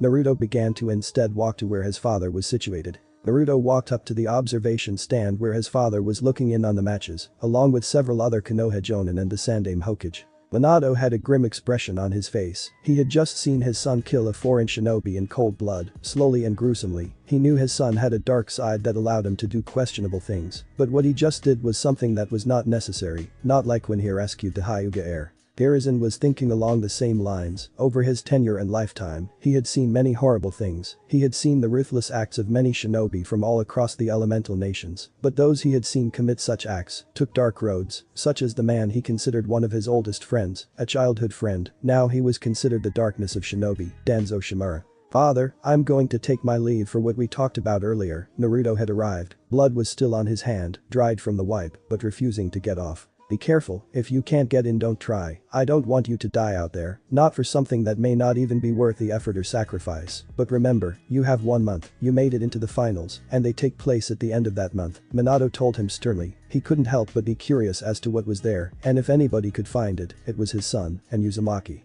"Understood, father." Naruto walked up to him to get closer. "What about the invasion? Do you think we could use some help?" "I'm going to begin the preparations as soon as this is over. What do you have in mind about help?" Minato whispered as low as his son did. He had told Hiruzen and some others, but he wouldn't reveal he was slowly preparing for a counter to a possible invasion, for at least a while. "You'll see when I get back. In the meantime, tell Naoko and Sasuke to get stronger. We're going to need them, and put surveillance on Sasuke. We don't know if Orochimaru is going to make a move." Naruto was not so sure that his friend was out of danger. "Good luck, Naruto. Be careful, please." Minato ruffled his son's hair and hoped that he would come back in one piece. Naruto began to walk out of the arena and found himself in the forest of death. He looked around and activated his Dojutsu that allowed him to teleport, but nowhere near as fast as the Flying Thunder God. Naruto found himself in his family compound and walked up the stairs where family photos were framed on the sides. He walked to the end of the large hall and went to the double doors at the end. He walked into his father's personal study littered with books and scrolls. He walked behind the large desk in the center and grabbed one of his father's large blank scrolls. He then walked to his room and grabbed his other scrolls that carried his weapons and survival backpack from his room, and then grabbed the large map that he kept on his own desk. He would be making several other trips than Yuzushi Agakure to pick up certain items that he deemed necessary to take out of the hands of fate. Naruto began to walk out of the compound and into the streets of Konoha. He reached the gates in short time and was let out by the guards on watch. He looked out to the open area between Konoha and the forest, picturing the battle that would ensue in a month. He began to walk the trail and headed towards the village of his mothers and his ancestors. Naruto arrived at the bridge where Fire Country connected with a land of waves. He couldn't help but smile when he looked at what it was called. The Great Naruto Bridge. He began to walk along and was happy to see that there was a lot of traffic. People looked happy. It was a much nicer picture than when he had come here the first time, tired and depressed faces hating their existence. Now they were seeing better days. As he walked along he saw that the land of waves was indeed doing better, and then he reached the closest point where Wave and Whirlpool Country met. It was in view of Wave, but only as a small speck. He began to walk on the water and then started to run. Wind was starting to blow back his hair. The large scroll he had on his back that he essentially turned into a giant storage scroll was bouncing on his back from the speed that he was running. He reached the whirlpool in a few minutes, and what he saw was not what he was expecting. It looked like a continuous mountain range. As far as the eye could see, the island was littered with mountains. Naruto, using his sensor abilities, began to feel a large concentration of chakra at the center of the island and began to head there. He pulled out a black Hirishin kunai and imbued it with chakra. He had a month to get better with it. Hopefully he could show it off when the invasion began and would be more helpful with it in his arsenal. Naruto threw the kunai diagonally in the air and focused on the beacon. He tried to teleport to that point and appeared into the air some distance from it. He was not discouraged, however. His father did say it would take some time, so he pulled it towards him with a Bansho tenon as he fell from the sky and clutched it before he threw it again. Naruto kept getting the same result, but the distance that he was appearing away from the kunai was getting smaller and smaller with every try. A few hours later he reached the place where the chakra was coming from, and he knew he had reached his destination. His view was of a river running through the middle of village. But the village did not look like any he had ever seen. It was ruined, collapsed, buildings fallen over, and it was desolate. Naruto began to walk down the peak of the mountain he was on, towards where the largest chakra signature was coming from. It was behind the west side of the village. Naruto came upon what was an untouched house. It was 2 stories. It was modest, not something large, but Naruto could tell that it was important just from how it looked and the chakra that was coming from inside. The house had a tree in the front. It was still flourishing. Behind it was a porch that encircled the entire house, it seemed, with a fence on it, except where a small stair was that led up to a double door entrance. The house had a large Uzumaki swirl made by the 2 doors being together. The house looked untouched by whatever attacks thrust the village into chaos. Naruto walked forward and reached for the double door's handle. He touched it 1 second and was blasted backwards the next. A white force field of some kind hit him hard and sent him quite a ways. Naruto was on the floor thrashing around wildly like he was in an immense amount of pain. Within him was that searing pain. His body was electrocuted. When the barrier touched him it sent lightning chakra into his body, forcing his neurons to overwork. His body was stuck in a convulsive and flexed state. Any lesser person would have died for sure, if not for his body's resilience. Minutes later Naruto groaned. He dug his fingers into the ground and pulled himself up and glared at the door. He was pissed now. He hadn't expected it, but he realized he should have. After all, people had died trying to get whatever was inside. Naruto walked toward it again and began to think, but the answer was simple: overpower the barrier. And if it was lightning based it would fall to wind. Naruto stood a good distance back and prepared his jutsu. After he finished his hand signs, he used a technique he had created from one he had seen earlier from a sound ninja, decapitating airwaves. He thrust his hands forward, releasing several blades of wind, and they hit the doors, but nothing happened. The door was untouched. He had seen the barrier for a quick second. It came out for a bit, but disappeared.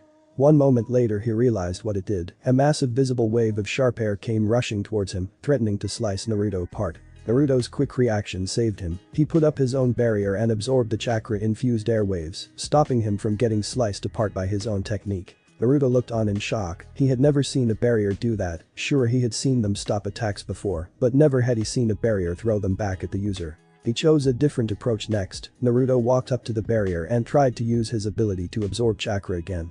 Naruto put up his hand and felt the threshold of the barrier an inch away from his palm. He began to try and absorb the chakra that made up the barrier and pulled, but did not expect what happened after. The barrier was pulling his own chakra out of his body, and at a much quicker rate than he pulled it out of things. He quickly pulled his hand away. Naruto walked around the house, checking the perimeter to see if the barrier encompassed all of it.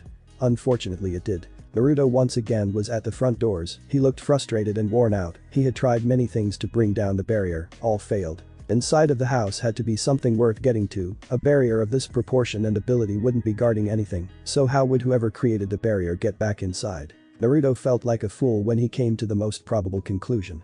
The house was Uzumaki. Naruto bit into his thumb and put it up toward the barrier. Immediately he felt the barrier fall.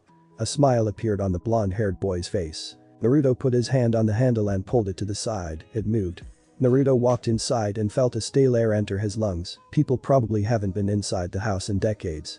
Naruto was happy he was in now and immediately made 50 clones of himself. Search the house, I want every inch checked, report anything you find, anything that looks of significance you grab, and you bring to me. I want 25 of you to search down here, 25 of you to come with me upstairs. Naruto began to head upstairs with his group. The walls leading up were barren, the inside was painted a diluted white. Naruto entered the first door in the hall. It looked to be a bedroom. Check in there, Naruto ordered, and 4 of his clones moved in. Naruto saw 2 other doors in the hallway. Check those as well, tell me if you find anything. Seconds later came a comment that sounded promising. It came from the last door in the hall. Sir, you might want to check in here. Came the excited statement. Naruto moved down the hall and looked in. It looked like a study. The sides were bookshelves that were loaded with books and scrolls. There was a desk close to the window. The curtains were open, allowing the sun to come in as rays, showing the dust floating in the air. Naruto saw something on the desk. It looked like a note. He walked closer and sat in the chair. He grabbed the note and read it. We are at a chaotic point now. We are under siege. We are faltering. But we will not lose who we are. We will fight until the end. If any Uzumaki should find this, then I have failed, and know that you are one of the last of our clan. You must carry on our spirits. Protect who we are and the ideals we held. Protect the power we have been entrusted with. As descendants of the Sage of the Six Paths, our ancestor, our founder, it is our duty to protect these things and keep them from falling into the wrong hands. Good luck, because if you are here, you are my family, and now a heavy burden has been thrust upon you. Head of the Uzumaki clan, Uzumaki Janshi. What was holding it in its place was a scroll. He unrolled it and found that it was a storage scroll, sealed by blood. He bit his finger again and swiped it across the scroll. A puff of smoke later appeared, a sword and a decently sized length box. The sword had a black hilt with an Uzumaki swirl on both sides. It was a katana. Naruto unsheathed it from the black hilt and saw that it was made from black metal. It looked deadly sharp and radiated power. Naruto opened the box next to find a necklace. It had 6 red Magatama jewels on it, and it also radiated power. Naruto was confused, however. He didn't know what these were. All of his studies and knowledge that he had acquired in his lifetime, he had never heard of anything held by the Uzumaki clan to guard. He also never knew that the Uzumaki clan were descendants of the Sage of the Six Paths. It was time to bring in somebody who might know. Naruto entered his mindscape. He looked toward the giant 3-tailed turtle in front of him. Sanbi, I just found something in the home of the Uzumaki clan leader's house. I need clarification on some things. What do you want to know? The raspy reply of the turtle came. I found a sword and a necklace. They were above a note by the Uzumaki clan leader, and it said it was entrusted to the clan, a power that could not fall into the wrong hands. What are they?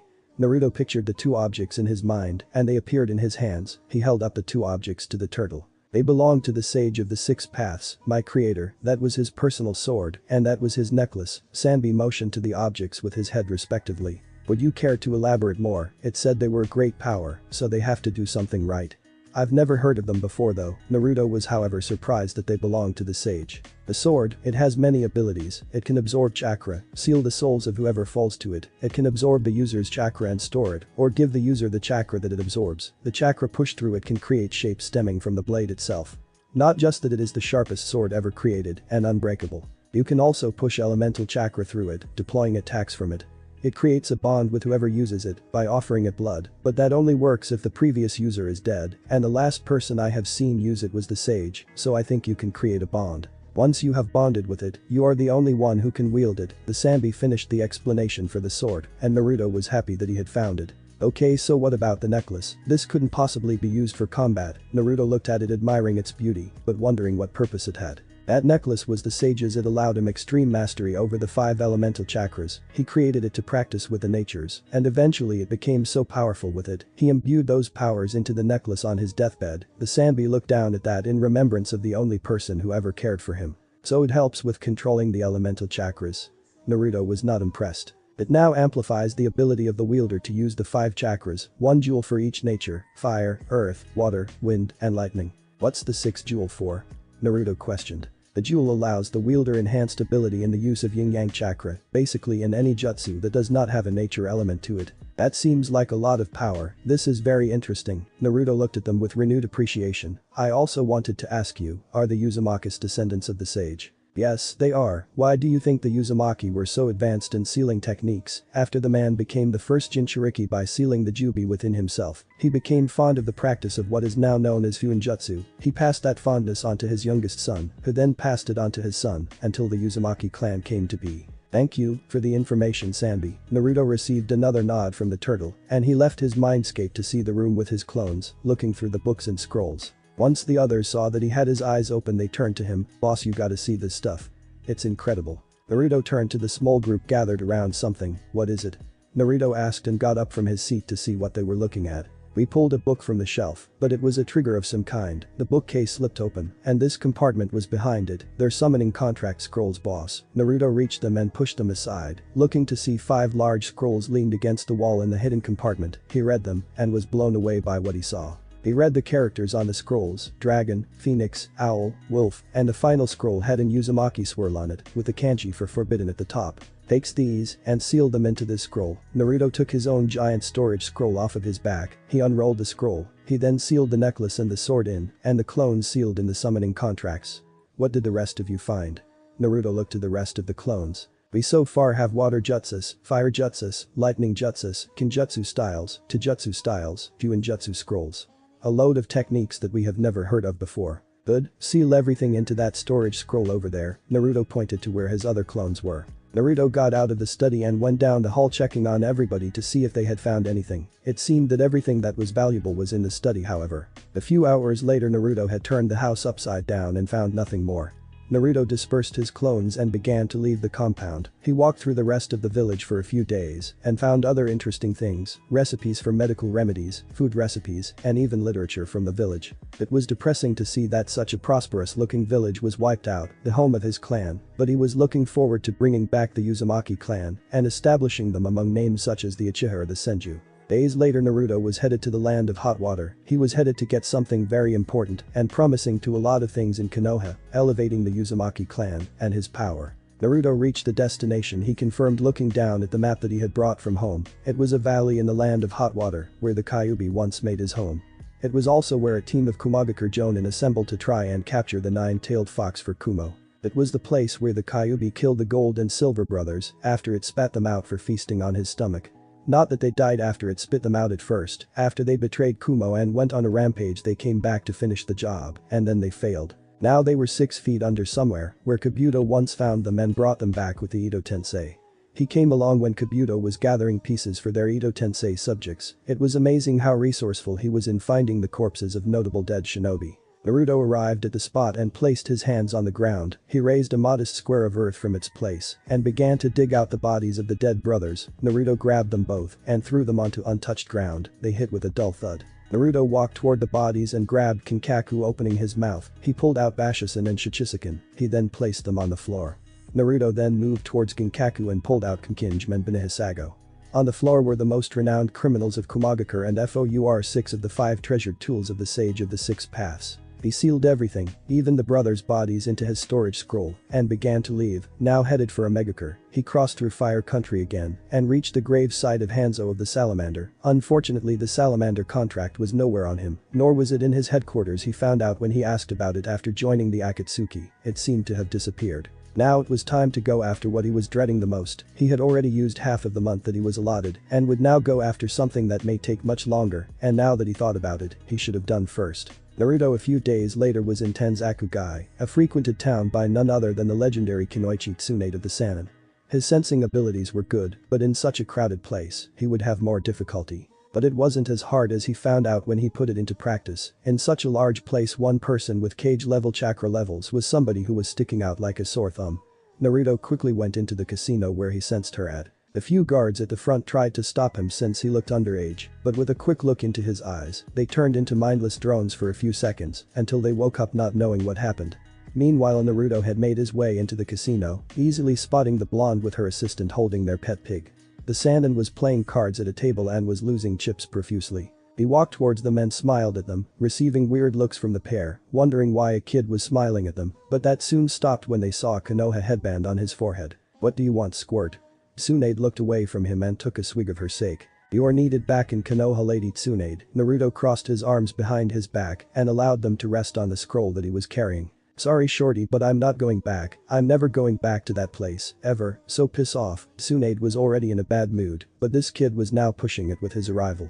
"May we talk outside, Lady Tsunade? Hear me out, and I will pledge 100,000 ryo towards relieving your debts." Tsunade looked at him and snorted. "I highly doubt you have that kind of money, kid. Now go away." Tsunade motioned her hand as if shooing away a pesky cat. I do in fact have that kind of money, please speak with me and listen to what I have to say, if you don't agree, you can leave if you want with some money in your pocket, Naruto said with a serious look on his face. Let's walk kid, I'm losing anyway. Tsunade got up from the table after sizing him up and grabbed her cup of sake. She began to walk toward the casino exit, Shizune and Naruto following closely behind. Once they had reached the entrance they began to walk into the streets. Naruto turned into the first alley he saw wanting privacy. Well kid, what do you want? A Konoha genin coming to speak to the legendary Tsunade of the Sannin, better be big, and if you have 100,000 spend on me it must be.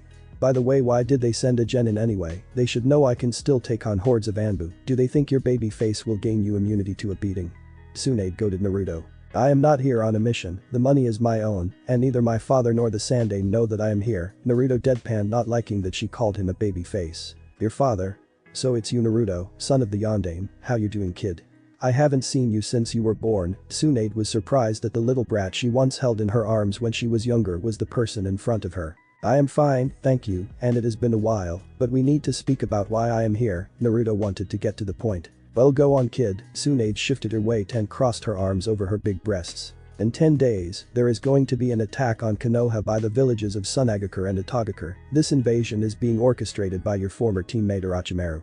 We need you back to organize the hospital in preparation for the casualties and injured, and we need you out there when the invasion begins as a roaming Konoha shinobi providing assistance and medical attention to any other injured Konoha ninja, Naruto finished out. I left Konoha to get away from the Death Kid, so if there's going to be an invasion, I'm staying out of it, now give me my money, Tsunade put out her hand. So you're going to let what your family has worked so much for, what your family has sacrificed everything for, you are going to let the man that betrayed your team and teacher kill countless Konoha shinobi. Naruto knew getting her to come would take time, so he would use everything in his arsenal to speed it up. You can't use that on me kid, my family made their choice, they died as fools, they died protecting a village that they cared for which I respect, but I'm not going back, Tsunade finished getting more annoyed. So you are telling me that Nawaki and Dan died as fools? You would spit on their dreams, on their sacrifice. Because that is what you are doing by not helping to aid in the defense of Konoha. Naruto was taking steps closer. How dare you bring them into this you punk, don't think you know what it is to those who sacrificed, to those who loved those who have sacrificed. Tsunade was beginning to storm off when Naruto grabbed her by the wrist, she turned lightning fast with a fist aimed at Naruto's face, which would have connected and broken his skull, had he not caught it in the air with his own hand. The sound that was made when the two connected was a loud slap that pierced the silence of the alley, the pet pig oinked and Shizune grimaced. Konoha needs you back, or countless of our shinobi will die. You are an expert in medical ninjutsu, you can save lives that no others can. Would you let the ones who protect the village that your loved ones died for fall as well, because you are afraid to face it? Naruto pushed her fist down until it hung by her side. I'll go, until after the invasion, then I'm gone. Tsunade had her head down, thinking about the ones that she had lost, thinking of the ones others had lost, people that wanted to be Hokage to defend their village, people who died on the battlefields of 3 wars for Konoha. Thank you Lady Tsunade, you will save many lives. Naruto walked out of the alley and into the streets, they were now headed into Konoha. So kid, how did you stop my punch? I've killed countless shinobi with that punch, shinobi much stronger than you.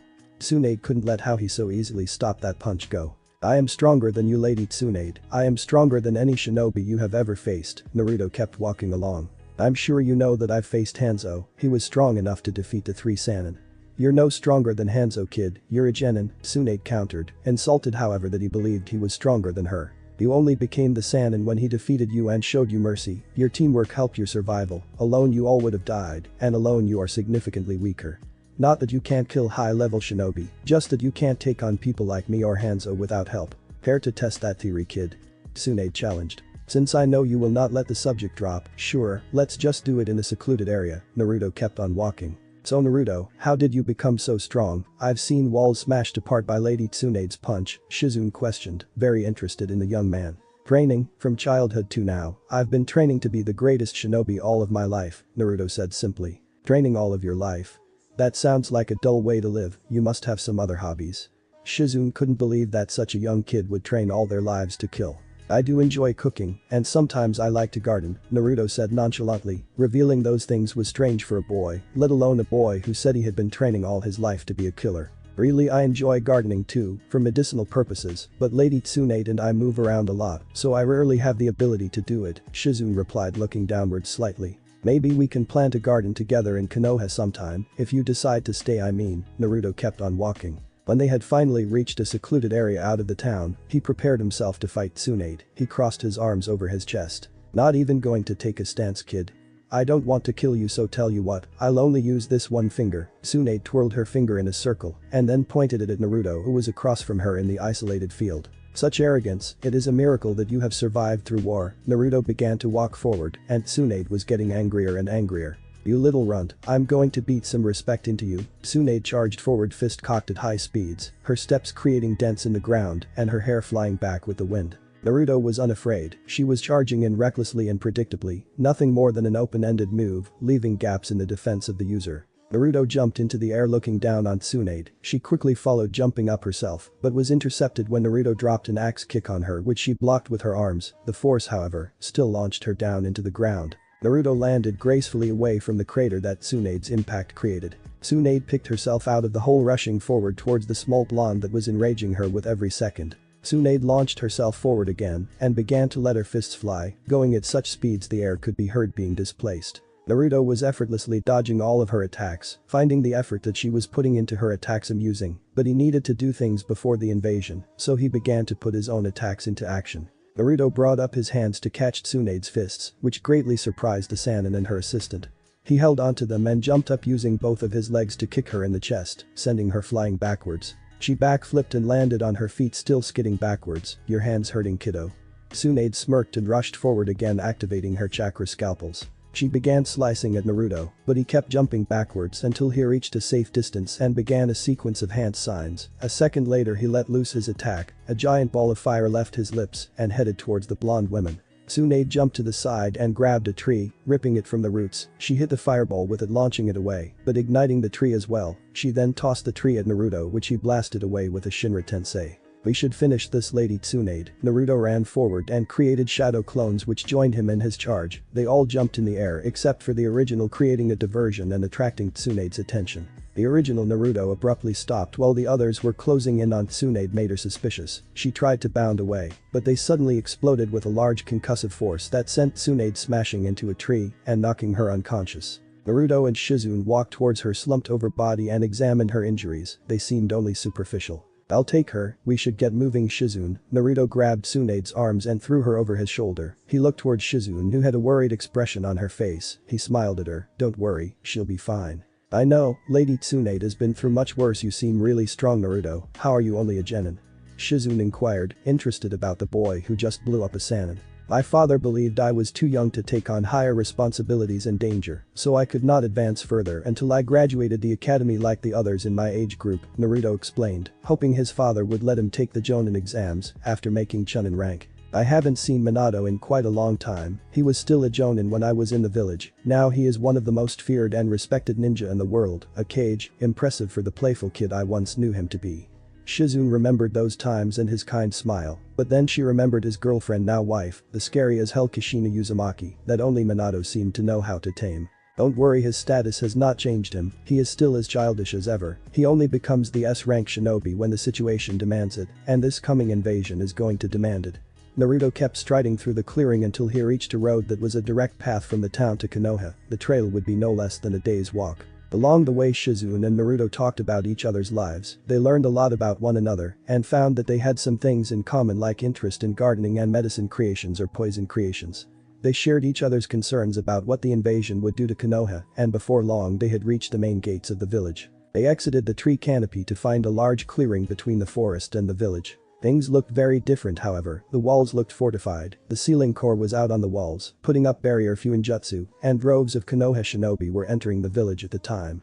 Naruto could sense Anbu were in the trees, probably looking over the work being done and scouting for spies. I've never seen so many shinobi on the walls before. Are these preparations for the invasion? Shizune asked, looking around as the activity was bustling, which was also strange because it was early morning, at the point when activity in the village would begin to rise. I think so. The village is one of the strongest with a shinobi roster of 16,000, the largest in the elemental nations, and it would take a while to even get half of that back into the village. Naruto walked past a couple of Konoha shinobi who were whispering and wondering as to why the Hokage's son was carrying the Sannin Tsunade over his shoulder. We should get going to my father's office. He will want to know that Tsunade is here. He'll tell her how she can help best. Naruto passed the hordes of shinobi in line waiting to be checked for entry into the village. He reached the checkpoint manned by a platoon of chunin. Identification, the chunin said without looking up, waiting to see an identification card that was given to chunin and jonin, but instead received a shinobi registration number that only genin had. Registration number 012607, Naruto said as the chunin looked up. The chunin typed in the number into the large computer that was on the desk that would bring up the profile of the ninja that the registration number belonged to. After typing it in, he saw the photo of said ninja. He looked up after finishing the paperwork he was previously focused on and was surprised to see the screen in front of him. A genin allowed 4 weeks of unrestricted leave by the Hokage himself. He then looked at the photo to see a serious face with piercing eyes and long blonde hair, a black-clothed Konoha headband on his head. Looking to the name, he saw Namikaze Uzumaki Naruto, and then he looked up to see the boy. The chunin saw he was rather tall for his age. What was stranger he now noticed was that the Hokage's son was carrying a woman over his shoulder next to another woman that was holding a pet pig. After staring for a few seconds, a raised eyebrow from Naruto brought him back to his senses. "Sorry, go ahead." The chunin motioned to the side of the desk so he could pass. The trio began walking past the checkpoint and into the village. Inside was much more different from the outside. It looked normal. People were beginning to open their businesses and were starting their day. The trio began to walk towards the fire tower, passing villagers and shinobi alike. "Wow, that is one interesting story," Minato said, looking at the unconscious Tsunade laying on the couch in his office. As he sat behind his desk, Naruto and Shizune standing in front of him, giving their report on what happened when Naruto went to get Tsunade. "Indeed it is, she tried to kill me, twice." Naruto looked at Tsunade from the corner of his eye. "Well, she'll be a great help to the village if Suna and Odo attack. On that note, I've already gotten half of our shinobi forces in the village, a fourth are patrolling the Land of Fire, and the rest are still on missions in foreign lands." Minato now turned to look at Naruto. "Now you've been gone for a little less than a month, so tell me, what have you been doing, Naruto? It better have been worth it with the beating your mother gave me after I told her you were gone. Can I tell you, after the end of the exams, it's actually a lot that I've done over the month, and I want to train a little bit before the finals to at least warm myself up and get me back into the Minsid." Naruto wanted to check out what he found for himself first. "Sure thing, you have a lot to catch up on. Sasuke and Naoko have been training really hard the last month. Sasuke has been training with Kakashi, and Naoko has been training with Jiraiya. She signed the Toad summoning contract. Do you want to sign it too?" Minato asked as he began flipping through intelligence files from the Anbu Black Ops division. "No thanks." Naruto didn't know how many contracts he could sign. His eyes gave him an unlimited number of beasts he could summon, but they were little less than mindless attack dogs, so he moved to leave when his father spoke. "Are you sure? It can be a great asset." Minato looked up, wondering why his son wouldn't want to sign the contract. "Yeah, I'm sure, thank you, father." Naruto walked out of his father's office, leaving Shizune and Tsunade. Naruto arrived in a clearing separated by a mountain from Konoha. The day was reaching its apex, the sun was high in the sky, and the wind was blowing nicely. Naruto unstrapped the scroll on his back and began to unroll it. He bit his thumb and slid it across where the summoning contracts were held, and 4 scrolls erupted in a puff of smoke. He looked over all of them and was interested in signing each one: dragon, phoenix, owl, wolf. Naruto unrolled the dragon contract first and noticed that nobody had signed it. With what he thought was such a powerful contract, he wondered why nobody had tried to sign it. Biting his thumb, Naruto signed his name on a spot and put blood on all of his fingertips and then placed it on the section below. "Let's see what this thing can do." Naruto went through the necessary hand signs and thrust his hand on the floor. The seals began to erupt from his hand and spread onto the ground below, spreading in an intricate circle of writing and symbols, some unknown to him. In an explosion of smoke, something began to erupt from the ground. It was burrowing out of the soft soil below. When it was finished, it was massive, towering over Naruto. It was large, larger than the main gates of Konoha, and he was sure that if the field was not separated from Konoha by a mountain, the whole village would be able to see it. Naruto, getting over his shock, saw that it looked ravenous. It had black scales, a giant tail with a sharp end, massive wings. He was sure that this thing could blend into the night itself. Naruto observed more details as it put itself on all fours. It had 2 large horns, long sharp nails that could shred apart anything. Its nostrils were pushing out hot air, and its teeth were as sharp as razors. "Who has the nerve to summon me?" came a dark voice which sounded old and powerful. Namikaze Uzumaki Naruto, one of the last of the Uzumaki clan. Naruto walked forward, somewhat nervous, but he didn't show it. "I can smell the fear on you, boy. Don't put up a disgusting facade with me. What do you want?" The dragon came closer, coming face to face with Naruto. "I want to be your clan summoner. I want to hold the dragon summoning contract. I also wish to sign other summoning contracts." Naruto spoke as firmly as he could. You seem to think it is your right to become a dragon summoner, however it is not. To become the summoner of the dragon clan is a privilege none have earned. You must earn that right by fighting me, the lord of the summons of the dragon clan. I am Rygus." The dragon reared his head up and began to laugh. It was unlike anything that Naruto ever heard. "Fight you? How the hell am I supposed to fight you? You're a giant dragon." Naruto took a few steps back. He had fought Biju before, but never before had he fought a dragon. He didn't even know what they could do. "Not my problem, kid, don't blame me if you die." Raiga spun around and whipped his tail, the jagged edges threatening to slice apart Naruto. It was moving quickly, cutting through the air. Naruto activated his Dojutsu and blasted the tail away with a Shinra Tensei, but he didn't want to get injured and he wanted to show the dragon who was boss. Naruto quickly activated his Susanoo, his perfect guardian in the imperfect form. A ribcage appeared around him. In seconds the legs of the ribcage emerged, the head soon followed, and after that the forearms came to life. In a clearing surrounded by trees a giant black dragon stood across from a fully formed Susanoo. "Interesting ability, child, but it will take more than a chakra monster to defeat me." Raigas flapped his wings and took flight. Now hovering in the air he reared up his head. A second later he opened his mouth and blew out searing waves of fire. A storm of flames erupted from the dragon's mouth and surrounded the Susanoo. Behind the phantom warrior Naruto felt a searing heat that he was unaware if the Susanoo could handle. Seconds later when the flames died down, what was left was a mess. The ground was scorched, the Susanoo was on its knees. It looked like it was melting, dripping chakra. After his Susanoo, he had very little options to take down an opponent of the dragon's size. Going into action quickly Naruto created hundreds of clones. They all looked at the dragon and began to charge it. Raigas was unaware that as soon as the clones got close enough they would explode with a mighty force. "Puny attacks like these will do nothing to me. I am the Lord of Dragons, child. You will die impaled by my claws." The dragon rushed forward, bounding across the space between them. He began to swipe at the clones of Naruto, but as soon as his claws slashed the first group his hand was blown backwards, and when he saw the others charging he hesitated. The other Narutos bounded forward ready to explode. When they reached the minimum proximity to cause effect they began to explode all around the dragon, pushing it backwards slowly. "You are a fearsome adversary, and you would make a great ally, so I'm going to finish you with dignity and earn the right to become your summoner." Naruto clasped his hands together, secret wood-style jutsu.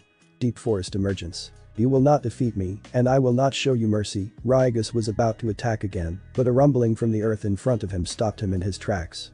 He looked down curious, but was shocked when giant wooden tentacles and trees erupted all around him and began to wrap around his arms, legs, neck, and tail. Raigas tried to struggle, but the more he tried to struggle out of the grasp of the wood and the more trees and tentacles that he broke, the more wood encircled him, bringing him down until he couldn't move, and it was almost burying him in the earth, straining the dragon's body until it couldn't move. Naruto was focusing so hard and exerting so much chakra to create the wooden confines that sweat was dripping from his face. He was starting to feel exhausted, trying to keep the Lord of Dragons down. Naruto started walking forward, still keeping the wooden shackles on the dragon, until he was face to face once more with a fierce-looking creature that was snarling at him. "You yield, Raigas. I can finish you off right here, right now. I can have another summon by my side and the Uzumaki clan side." Naruto kneeled down towards the dragon and looked him in its blood-red eyes. "I yield. You are now a summoner of the Dragon Clan. Dragons will join you in battle when you call, and we will fight alongside the Uzumaki clan. But do not take our power for granted. We will not fight by your side if you summon us for foolish things, nor if you disgrace our clan.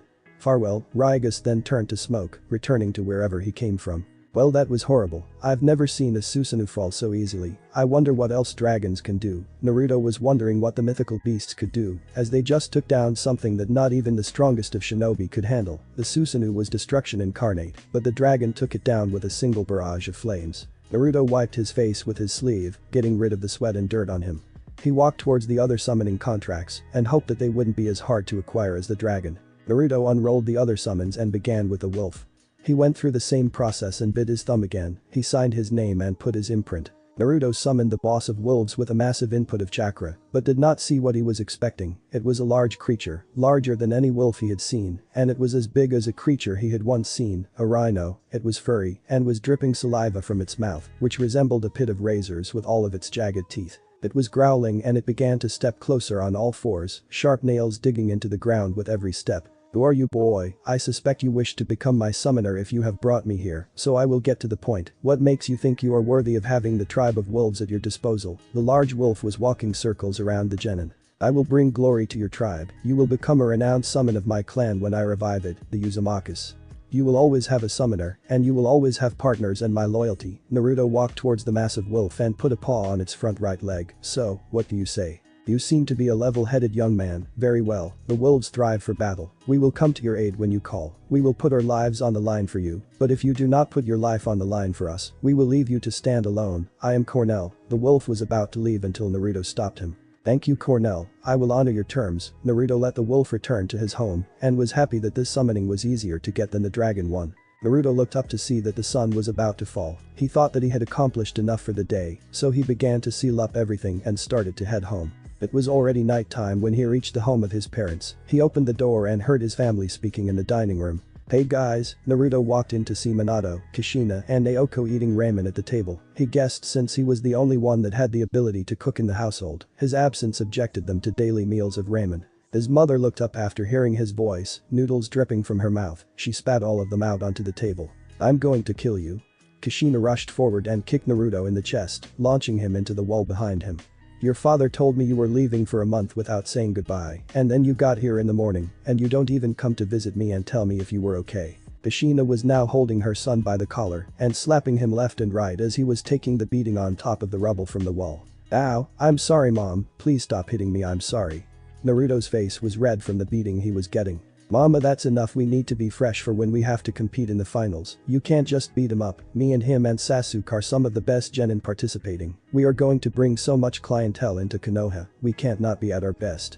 Naoko tried to argue in favor of her brother. Fine then, but don't think you're off the hook, mister. You are in some serious trouble when you and your sister finish the Chunin exams. Kushina ended her statement with another slap to Naruto's face. Yes mother, Naruto picked himself up and dusted himself off, caressing his cheeks. I'm going to sleep, see you guys tomorrow. Yeah mama, me too, tomorrow I'm going to train really hard, the finals are in a few days. Naoko began to follow Naruto upstairs. Babe, I'm going upstairs too, see you up there. Kushina began to follow her kids, leaving Minato eating his ramen, which to him was disgusting. He had no idea how his wife and daughter could eat it every day. He missed his son's cooking. Something then came to mind. Oh man, who's gonna clean up all that rubble? Minato then began to put his mind to work thinking of ways to avoid cleaning that mess. He finally came up with the most brilliant plan ever. He would hire a genin team to clean it up. They would be ecstatic to take a job, no matter how bad it was inside the Hokage's house.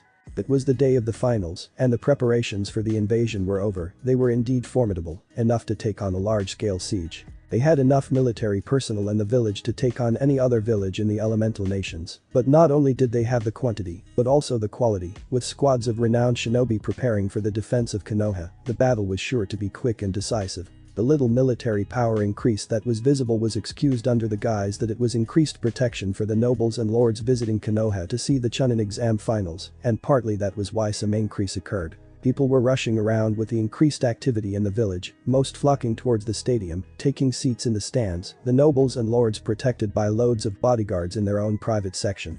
In the participants' box was Naruto, Naoko, and many other genin shinobi that got into the finals by beating an opponent in the preliminaries. Naruto was sitting calmly in his seat close to the back corner. Across his back was the blade of the Sage of the Six Paths.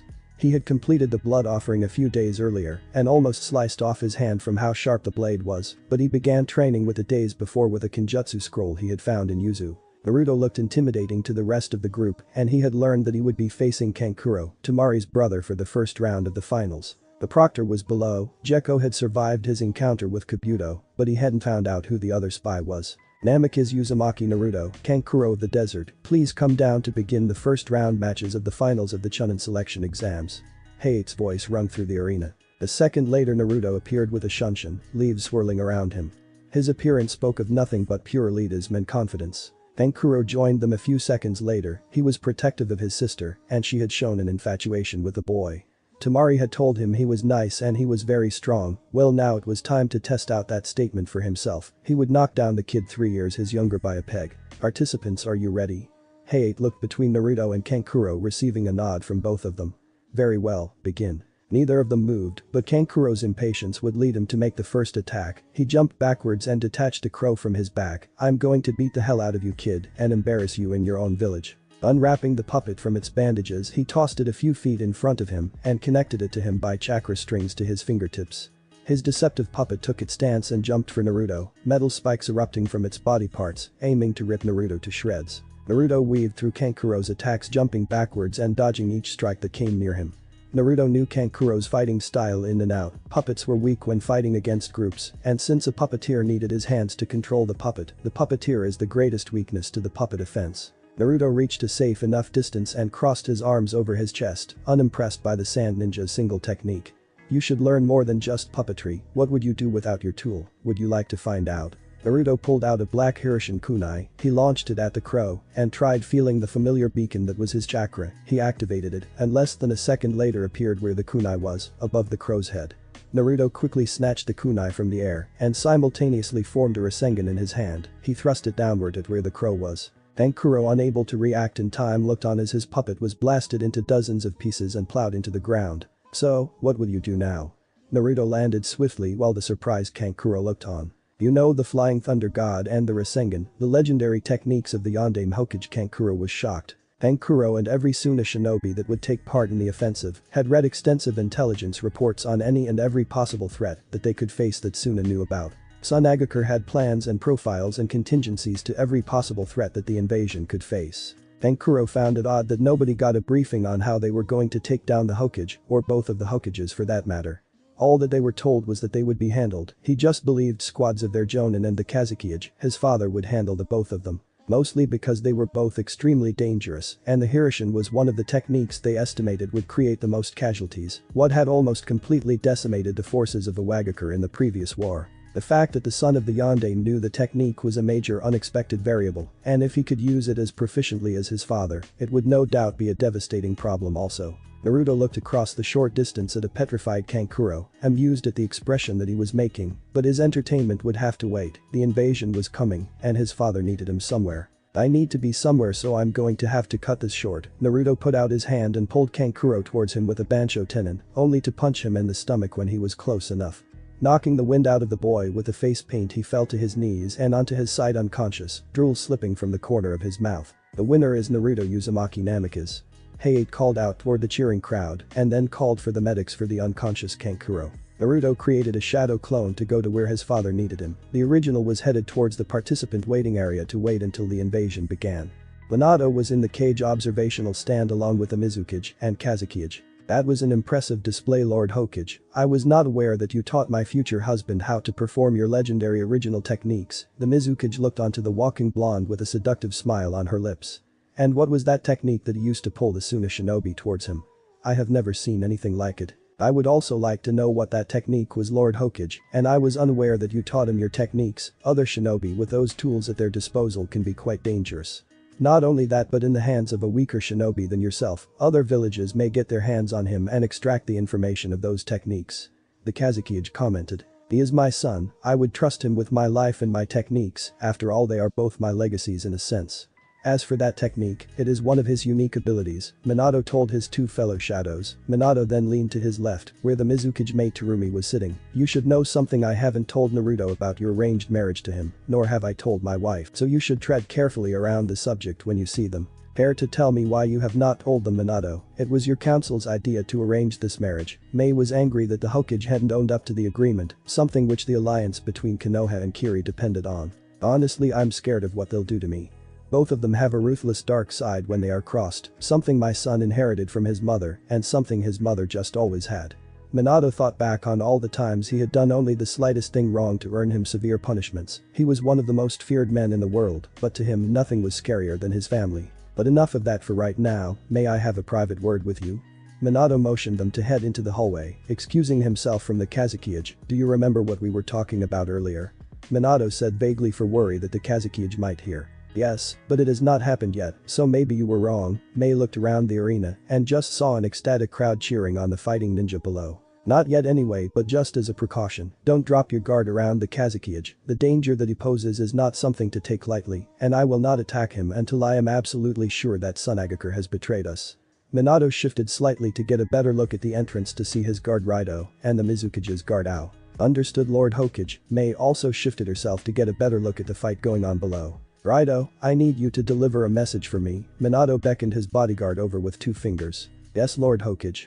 Raido came to bend over to hear the message of his Hokage privately. Go to the barrier department and tell Kaido that under executive orders I want the Kami no Shiheki activated, tell him my son will be the power source, and to await his arrival, and until you hear commotion from here, I want the village-wide alert system on standby to warn any of our shinobi that may be coming in or anybody inside not to cross the village's threshold. Minato told his longtime bodyguard his orders. Sir, are you sure? We don't even know if the threat is real. The Kami no Shiheki is an extreme and secret measure. If we use it now, other villages will become aware of it and the element of surprise will be wasted. Raido was unsure of whether the threats to the village were real, but luckily it was not his place to make the big decisions. That was Hokage's responsibility. It is just a precaution, Raido. We ninja live on the principles of preparedness. If nothing happens, no harm will come to anybody. I have made sure of it. Minato was about to finish the conversation when his bodyguard asked him a very serious question. Sir, the power source for your creation will take tremendous amounts of chakra. How will your son be able to power such a thing? I thought your daughter was to take the place of the power source once she was able to access the chakra of nine-tailed fox demon. Raido spoke concerned for his charge's son. It was the original plan, yes, but she cannot tap its power yet, and it is only fitting that my son be the power source. It was his ability that gave me the idea for the Kami no Shiheki, Minato said with a hand on his chin. Understood, sir. Raido began to walk away towards the center of the village to complete his mission. As Raido ran across the rooftops looking at the peaceful village, he hoped the Hokage's plan would work. He had lived during a war as a child. He knew that it was one's duty to kill and to die for their village, but it didn't mean that he liked it. Peaceful times where parents died before their children were beautiful to him. It was a disgusting thing to see parents outlive their children. And if the Hokage was right, they may soon be in facing times of chaos. Over the months since the beginning of the Chunin selection exams, Minato had been moving in most of the shinobi forces at Konoha's disposal. Only a few weeks ago he had informed them of why. Minato's teacher, one of the famed Sannin, Jiraiya the Toad Sage, had intelligence that would indicate a major military offensive that would be conducted by Sunagakure and a new village that they knew little about, Atogakure. The Hokage was sure that there was an attack incoming, and so now Raido was sent to inform the Konoha barrier team, a secret part of the Konoha shinobi force, that they would be activating the S-class weapon of the Yondaime, something few knew about beyond the Yondaime and Sandaime Hokages and the leader of the barrier team Kaido. Once Raido had reached the secret underground facility in the center of the village near the Hokage Tower, he walked down the hallways. The barrier team resided in a large chamber with 2 levels. Streams ran from the upper level into a large basin on the lower level. Above the basin was a large sphere representing the barrier. In front of the sphere were 4 conical pillars in a square formation. Behind them was a stairway to the upper level, shielded by a large screen with the barrier team symbol on it. On the upper level was a small lounge area where the intercepting team would await instruction. Sir Kaido, Lord Hokage has authorized the activation of the Kami no Shiheki. As soon as his son arrives, he will become the power source. Raido spoke to the man at the head of the room. Behind him was the stone tablet with the Konoha barrier team symbol behind it. Understood. The man known as Kaido got up from his seated position to look behind him where the symbol was. Would you pass me a kunai, Raido? Raido took out a kunai from his pouch and tossed it to Kaido, who caught it and walked forward. He cut the palm of his hand and then placed it at the center of the symbol. The large symbol began to glow and then began to pulse, awaiting a power source to activate. A few minutes later, Naruto reached the barrier team headquarters and found the detection team waiting for him. Sorry I was late, I was preoccupied. Naruto began to walk down the steps after making sure the seal that he placed on his father and the seals he had placed around the village were still functional. It is no problem, Sir Namikaze. Kaido beckoned the boy forward. Naruto is fine, Kaido. Naruto walked to where the barrier team leader was and awaited instruction. It was amazing that he didn't know about his father's creation before. It was his own ability, the Shinra Tensei, that gave his father the inspiration to build the Kami no Shiheki, and it was genius. Naruto never would have thought showing off his ability to his father would lead to such a large change in the future, but this one was for the better, he thought. Naruto, all you need to do is jump into the sphere. The barrier will automatically activate and begin to siphon of your chakra to power itself. Are you sure you have enough chakra to power this thing? Kaido looked at the small boy, wondering how he would do it. Minato's original plan was to have a Jinchuriki, his own daughter Naoko, tap into the power of her Biju to help power the barrier. It took tremendous amounts of chakra, and he was unsure if the boy would survive. Don't worry about me, Kaido. I am more than adequate to power the device. Naruto prepared himself to jump into the barrier, but wanted to have a talk with the Sanbi before he jumped in, and so he closed his eyes and entered his mindscape. Sanbi, I need your chakra to power the Konoha barrier. It will be available to me, right? Naruto spoke to the swimming turtle until it paused in its strokes. My chakra is always available to you, you idiot. Now leave. The Sanbi kept on swimming, not giving his host a second glance. Very well. Naruto opened his eyes and found himself back in the large chamber and saw Kaido looking at him strangely. Sorry about that, I needed to check something first. Naruto then jumped into the large sphere made of water and felt an enormous pull on his chakra system. Thanks for watching this video. If you really enjoy this video, like, subscribe, and comment down below, and turn on that bell notification. Don't forget to support the TheEnderofAllThings for writing that awesome fanfic. See you in the next video. Goodbye.